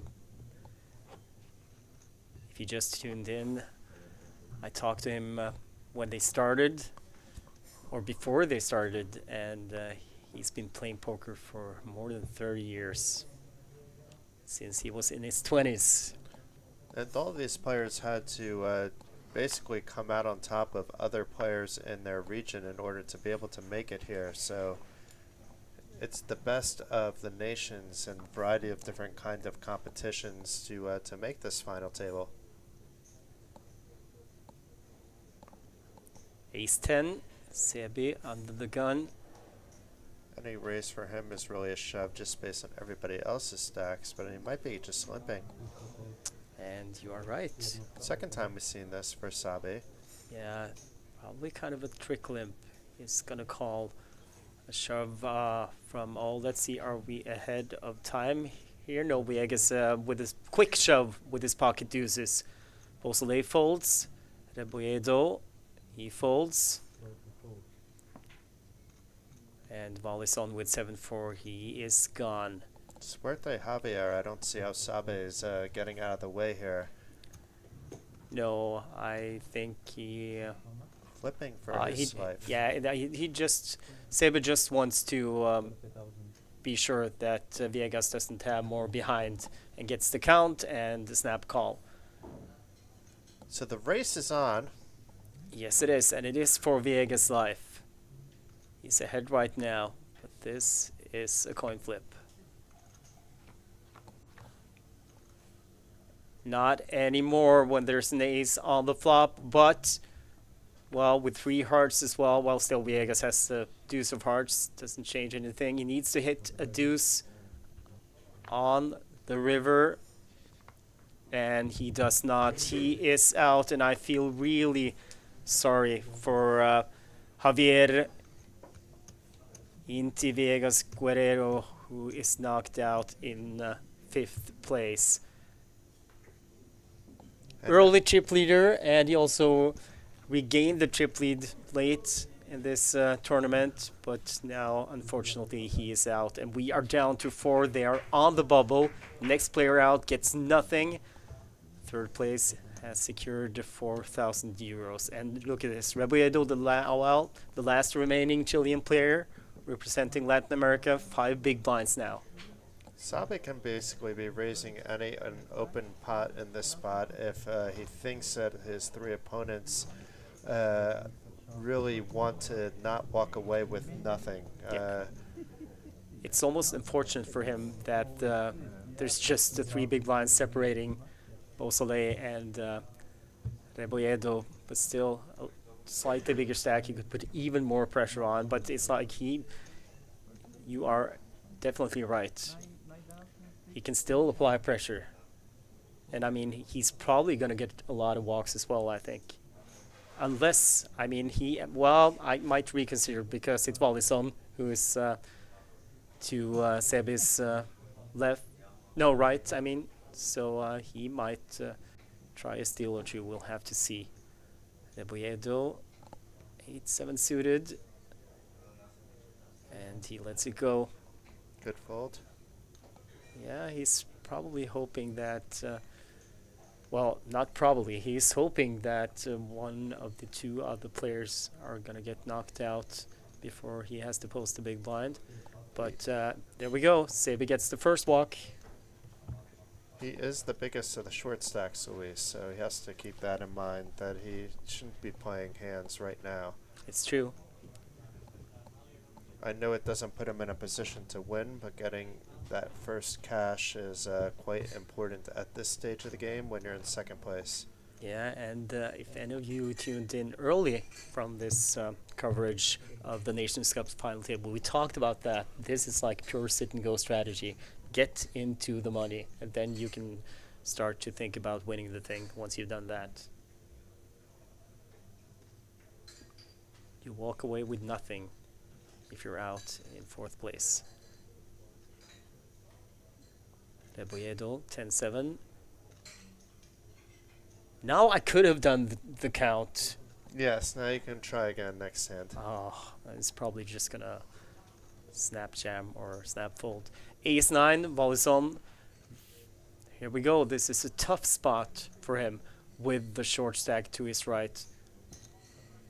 He decides to raise to 12,000. And this is one of those spots where Sebi can't apply pressure, actually, but, well, we didn't even see his cards. It just smells like aces when he's not shoving, and particularly with this player, with Tavi. It's true. Doesn't need to. Beausoleil, 10-3. He calls, I think he said.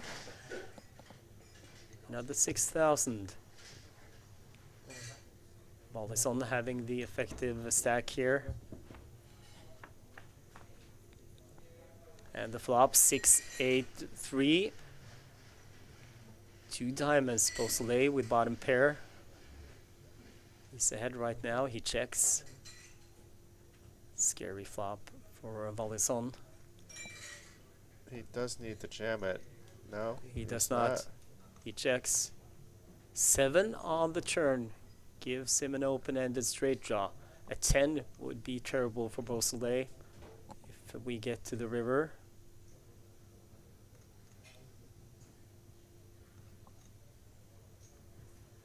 Of course, he can see that it's 4 to a straight, but still.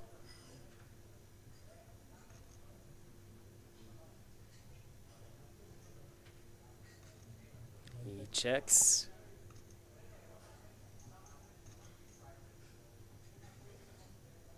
Does Wallison take the free card, or does he go small? He goes 12,000.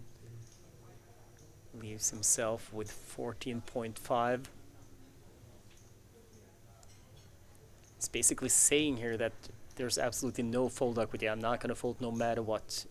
What he would do, we will maybe probably never know. But I can't imagine he would fold once he does this. And this, I mean, might be enough.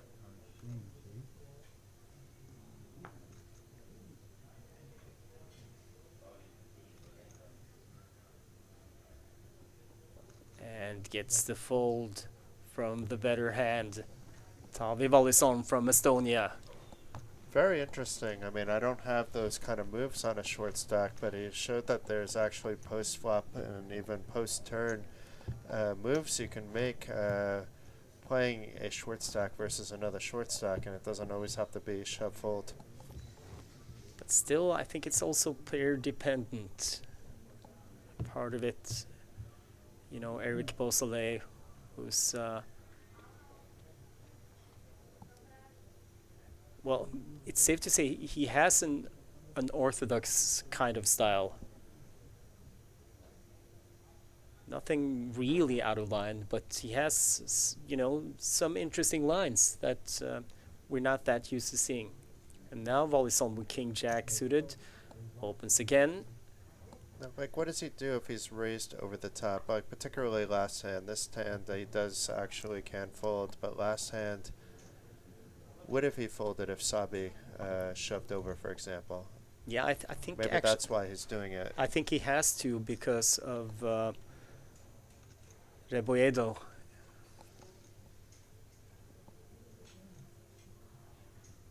Beausoleil with 7-6 suited. So tempting, but let's see go. Reboedo Queen 8.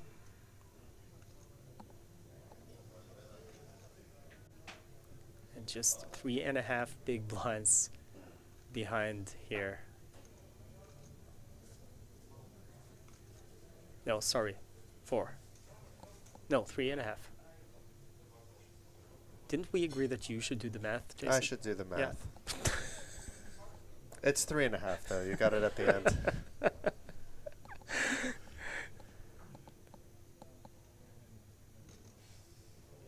You know, I'm the internet kid generation. We don't need to count big blinds. We just see it on the screen. Does call. Yes, he does. Maybe we're gonna see a stop and go if a flop that's favorable for Reboedo comes, which I think 7-3-4 is, even First though he range. doesn't hit. And he does. He stop and goes. Finally, I get the You old got school it. sit and go move. And did he get called? He got called. So it didn't work, but he did it. He's behind, but he still has 2 live cards to hit. Wow. And he hits on the turn an 8. No, that's... Yes, he Yes. does. Oh my god. King or Jack on the river? No. He gets the double. Wow. Very unfortunate for Tavi, but he did make that bit of a wild call, I have to say. But Luis showing a lot of heart and getting rewarded for it. But on I think... the stone bubble. Yeah, but I think still Tave Valdison is actually aware of the stop and go strategy from the sit and goes. And it's like, I think he was planning to call no matter what if it was Reboedo who did something. But wow, we are still 4 players. And now, Reboedo, from being the shortest stack for, well, quite a while actually, or one of the shortest, he has been one of the shortest for several hours now. Now he's really back in it. And blinds are about to go up soon. We're at a average now of about 11 big blinds, but we'd get back down even to that 7 big blind average pretty soon, 8 big blinds. And look here, Beausoleil looks down at ace-4 on the button, goes all in. 5 big blinds. Reboedo in the small blind. Now has 10 big blinds, which is actually healthy at this stage. He folds. Valdison with king 7, down to 20.5. That's what he has behind the 12. He's already put in ante and big blind. I hate to say it, but he has to call just because of the other stacks and where he's at right now. Yeah, it's just It's too strong. annoying that he has to. I mean, he doesn't have to, but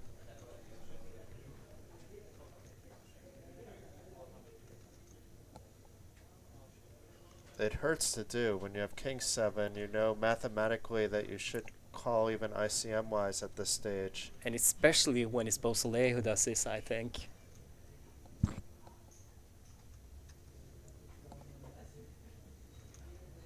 That may help you fold if the fact that it's Eric.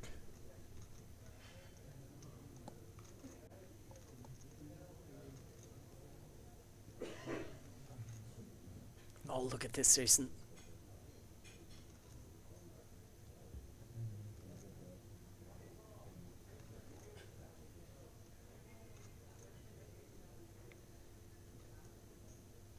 And he calls. Oh, He calls, and he's behind. But it's so close between these two players. If Wallison loses, he's out. If Beausoleil loses, he's down to nothing. And a king in the door. Top pair for Wallison. A 4 for Beausoleil. 7 on the turn, 10 on the river.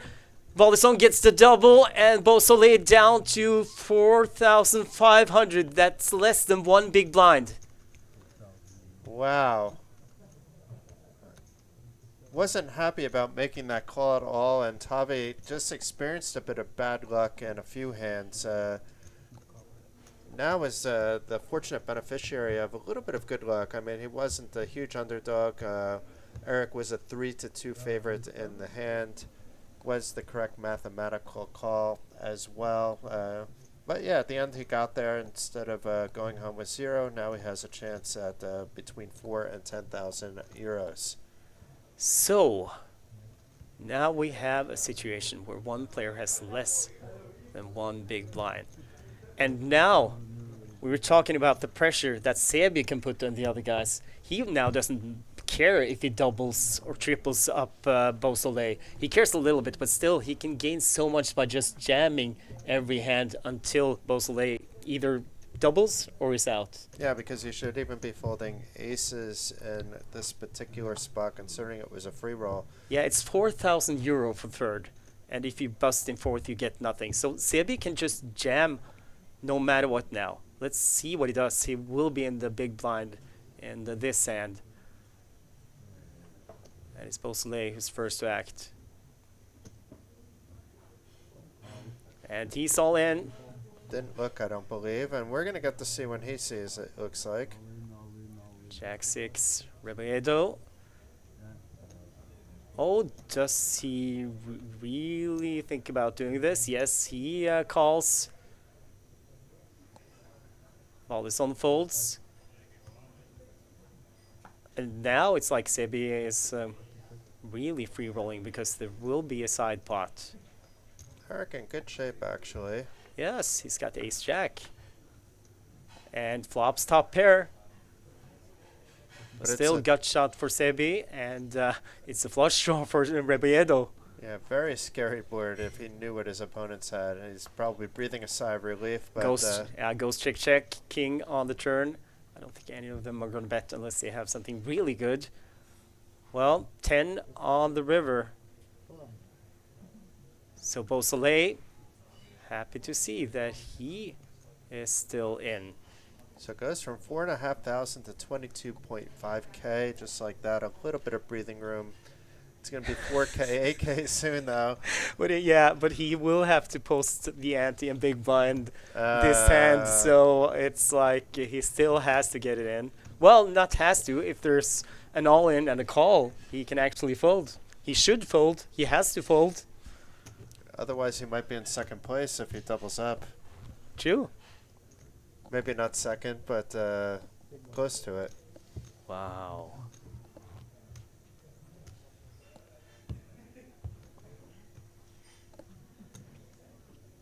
I'm going to pay attention to see if Eric is going to look at his cards. Yeah, do. Meanwhile, Rebiedo jack 9 off. I lost the angle.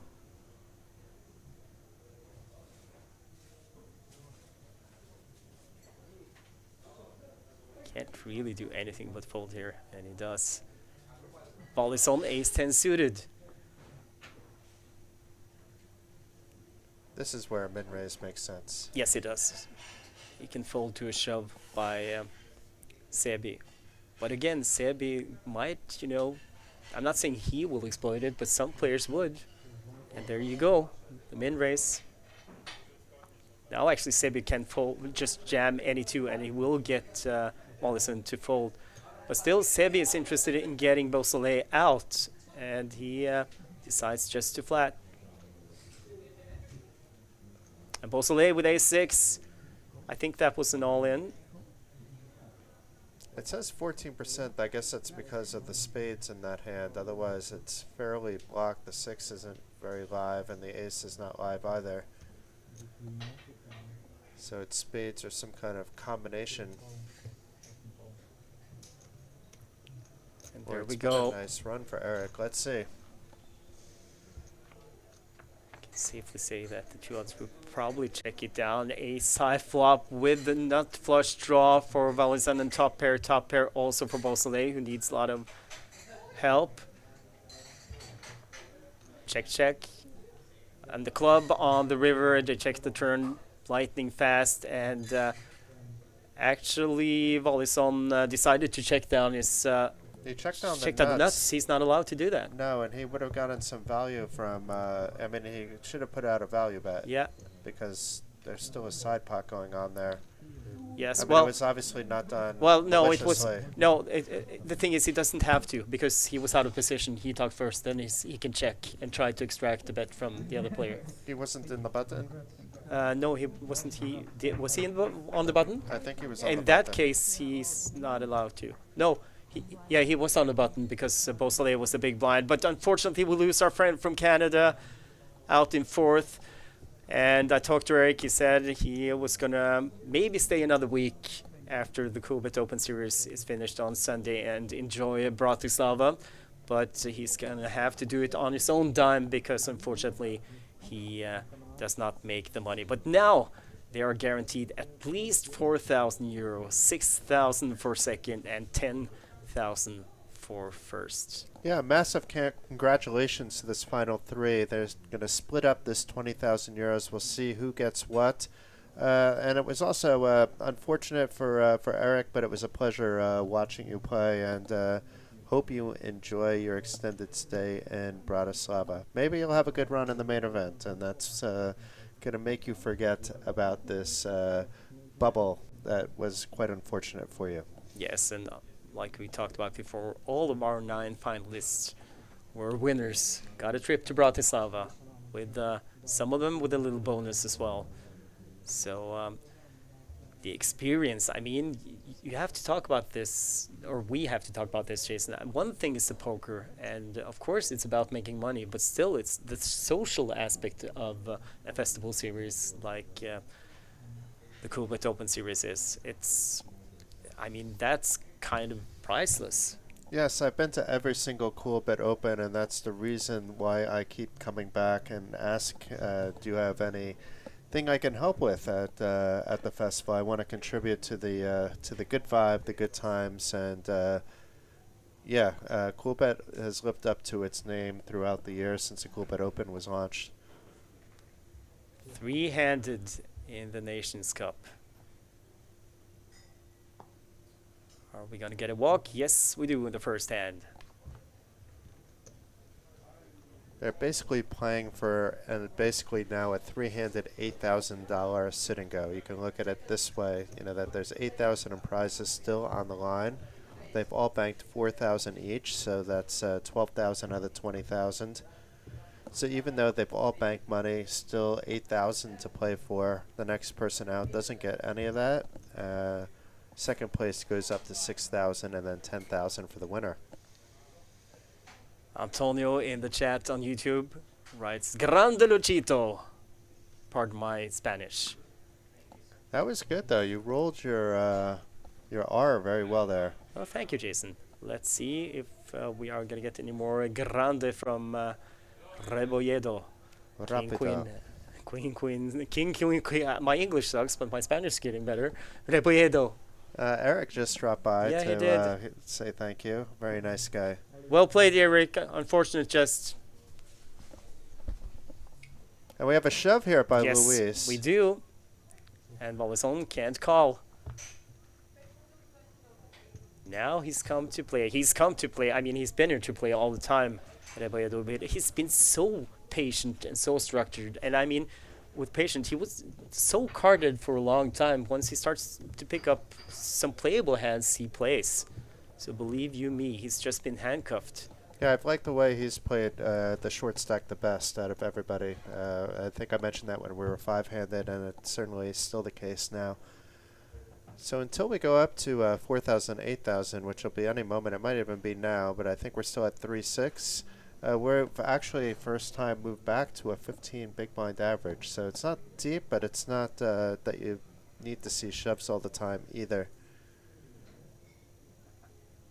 Queen 8 on the button for Reboredo. He folds. Wallis on with Queen 6.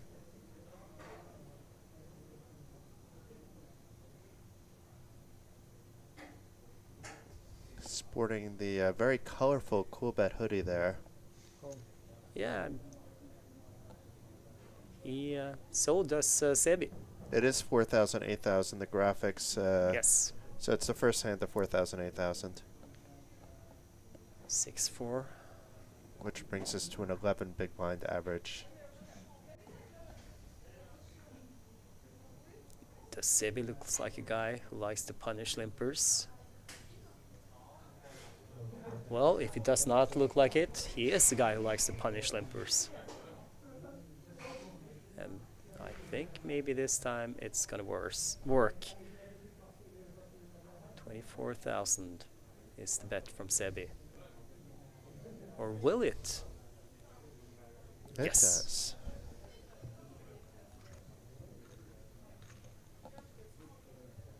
The players seem a little bit more relaxed. I'm not saying they looked stressed out before, but now that they've at least cashed some money. Yeah, I would be a lot more relaxed if I had 4K in my pocket.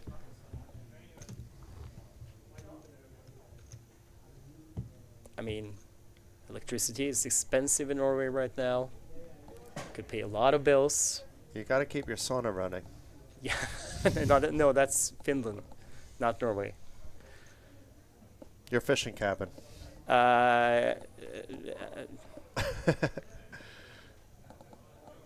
That's Canada, I think. No, there are some fishing cabins.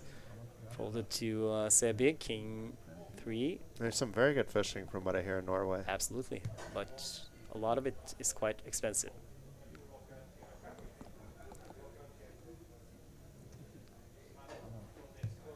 He Jamming jams. is king. Yeah, on Reboredo's big blind, Jack 9. Reboredo. Based on what we know about Luis, he will be folding here. But he may be thinking about it. And that's just fine, because I mean, it does. At this stage, it's like just to do a little bit of Hollywooding, just to show that you actually think about calling with, well, marginal hands, which you should, and let Sebi know that I'm actually thinking about calling with something marginal, even though he knows that I'm never calling here. But you don't need to do it full ring on day one in the Coolbet Open main event. Unless you just want to entertain us on the stream, you know, and it will only cost you 550 euros to re-enter just for a little bit of commentating entertainment. And no, we will not be paying for your second buy-in if that happens. I'm not sure why I needed to add that disclaimer, but it seemed important. No, but I mean, you never know. Reboredo folded to him. He has King 10 in the small blind. 9 big blinds behind the small blind he put in. It's good enough to shove.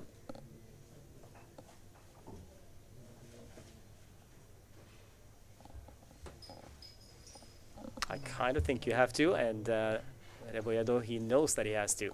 8-5 for Wallison.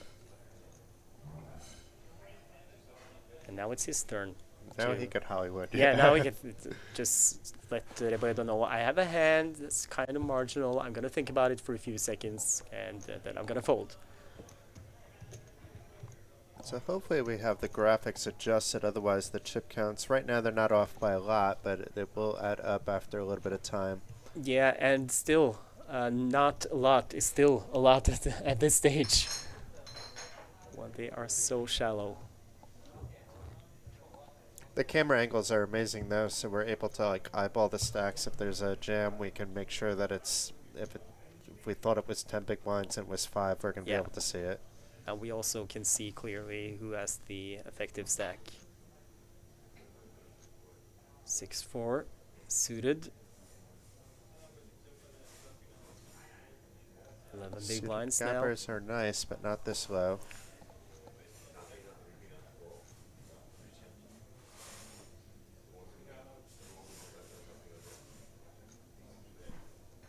But it's gonna. It looks like he might do it. It's kind of. Ooh. Oh yeah. Well, kind of maybe anyway. Not really unheard of to just open as well. You are gonna kind of put pressure on Sevason. No, it's just Sebi if it's he gets by Vollison, and instead Vollison can jam King Deuce. Good timing for him. Yeah. And gets the fold.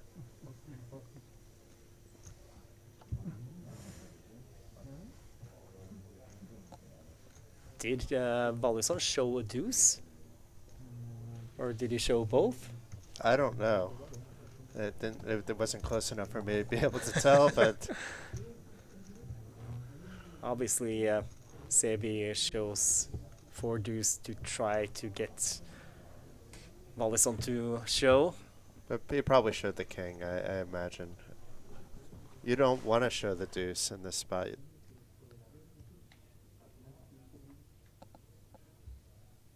You are absolutely right, Jason, because the thing is you don't have time to tighten up and wait for good hands now. So, and the general rule is just never show.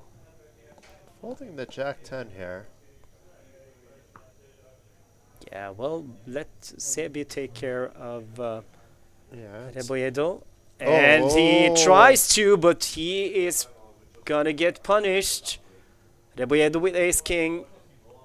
Amazing always fold by Tavi. And there's the call. And a beautiful spot for Rebolledo.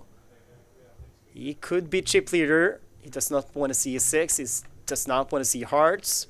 And that's a safe flop. Deuce, deuce, 9. Queen on the turn. Just a 6 knocks out Rebolledo. And the 4 means that he gets the double. And is now the chip leader, playing 130,000, maybe a little bit more. Maybe a little bit less, we are not sure, but still, he is the chip leader. And Tavi, he's always smiling a little bit, but is maybe smiling even bigger internally, not shoving that jack 10. He would be the one on the rail, and we would have Sebi still, neck and neck with Luis playing heads up. The whole dynamic changes just because of that single fold right there. And of course, he was hoping that Rebolledo was going to lose that one, because that would have secured him at least 2,000 euros more. Not because he doesn't like Rebolledo, just, I mean, from a money perspective.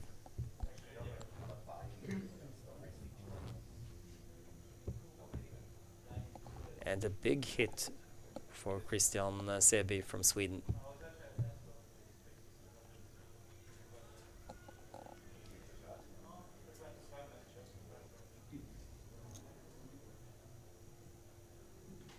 King Jack on the button, and he's all in.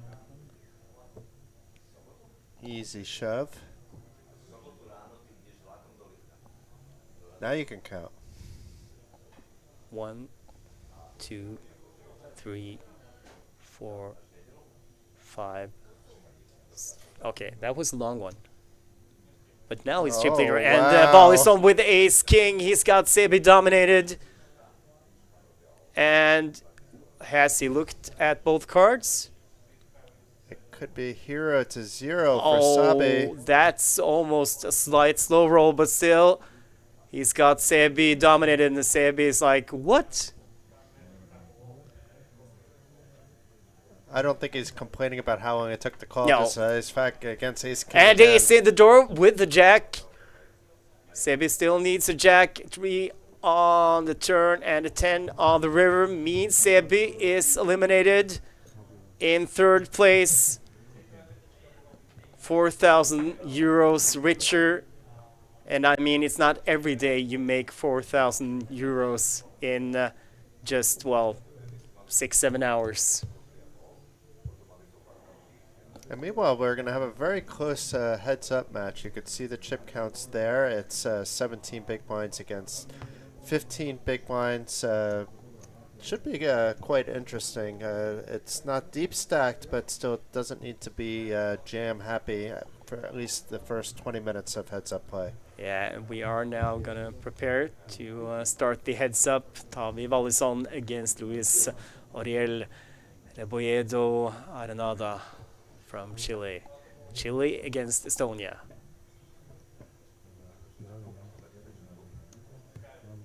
Yeah.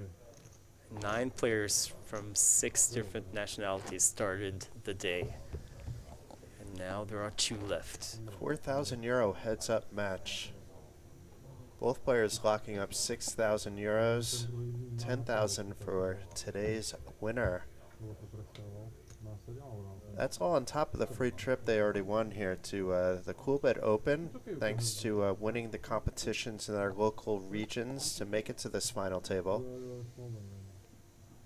So, Quite an amazing grassroots promotion by Coolbet. They should be applauded as well.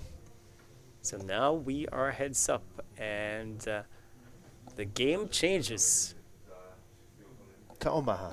This to deuce to 7 triple draw surprise. This is the Nations Cup, ladies and gentlemen.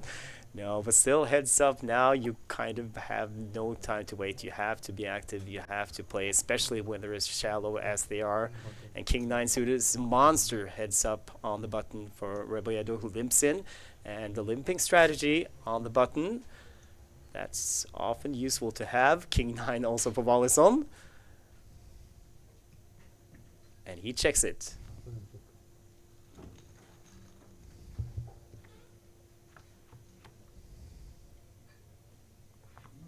And 2 hearts, open-ended straight draw with the flush draw for Rebolledos, but they still have the same hand, open-ended straight draw also for Wallison. But Rebolledo, he's free-rolling, as we say.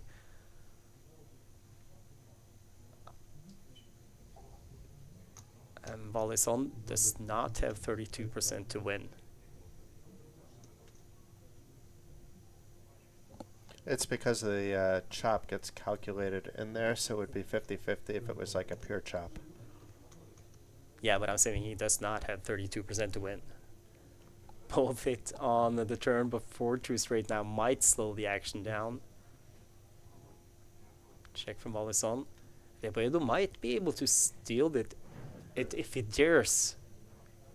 Still, he's got that flush draw. He's got top pair on a dangerous board, and he decides to check. Unless the heart comes. Oh. I think they were going to chop, but not anymore. And it's a 2-card or 2-hole card flush for Rebolledo, which means that Wallison, well, still has to worry about the straight. He checks 40k in the middle.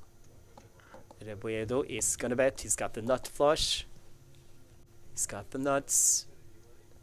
In this spot, well, now they're heads up, so I don't think they punish checking the nuts too hard, but still. I like this sizing. I was going to suggest a little bit more than half the pot, and it looks like it's around that. About 3/4 of the pot. And he gets the call. And on the first hand, Rebolledo takes a dominating chip lead. 29. Well played, putting a little bit of extra in there on the flop so he can make a bigger bet when he hit his hand on the river. I love the turn check back as well. If he bets there and he's raised, he could be raised off all of his equity. If he did raise and if he did bet and he was just called, it would have worked out for him better in this particular instance. But in like a theoretical point of view, I do love the turn check back. Yeah.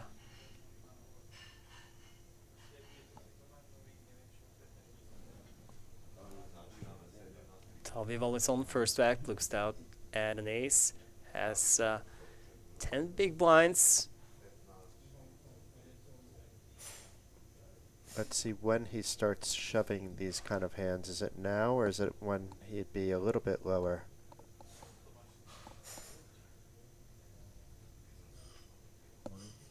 He shoves.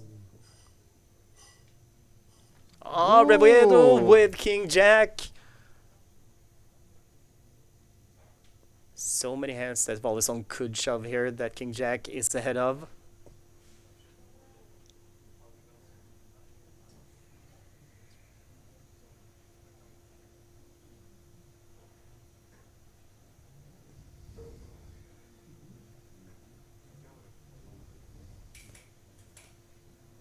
I'd be surprised if he folded here. Yeah, I don't think he can. I don't blame him for being a little bit nervous. This is the first time we've seen him a little bit on edge. It is a big spot. If he makes a call and his hand gets there, he will be the champion. And it's not just about the money, it's about the pride. The 10,000 euros means a lot, but he's already locked up 6. 81. The title, 81. the trophy to take back to Chile. Just gonna make sure. I think the blinds are going up after this end. I heard something, either that or someone was gonna have to wake up at this hour. I don't know. That makes this call even easier.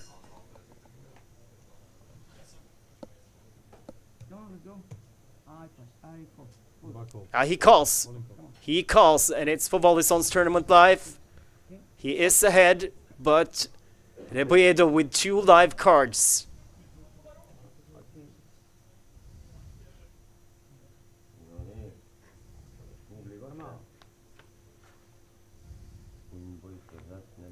And an ace, 2 queens on the flop. Okay, Rebiedo can still knock out Volleson with a 10 for the straight. And he takes the straight, but it's not over. Ace, queen, or diamond for Volleson. And a tray, which means we have a Chilean winner of the Nations Cup. Luis Ariel Rebiedo Arenada is the Nations Cup champion, gets 10,000 euros, and gets hugs from the other Chilean players that were at this final table. Sebastian Olivares and Javier Guerrero congratulates their fellow countryman, and I mean GG to Tavi Volleson from Estonia. A second place finish and 6,000 added to the money he's already won down here with the 2 ITMs in prior side events. Amazing. It's been a fantastic final table. Yeah, amazing poker, which I shouldn't be surprised based on how they qualified here, but really amazing poker. I mentioned that I was thinking that Luis, even when he didn't have a lot of chips, was the most composed at the table, got the job done, and congratulations to all his poker fans out in Chile. And I want to thank the fans, especially those from Chile that stayed to the very end. You guys are all rock stars. I hope you enjoyed us. And we'll be back again tomorrow, Stig. So even wherever you're from, if you're from Chile or from somewhere in Europe, come on back. It'll be around 5:30 p.m. Central European time. And we are going to follow the 5th flight to day 2 in the Coolbet Open main event tomorrow. But congratulations to all the winners. Like Jason said, all you guys who watched us on all the platforms that we are broadcasting, and also to the YouTube viewers who contributed in the chat. See you tomorrow at 5:30 Central European time.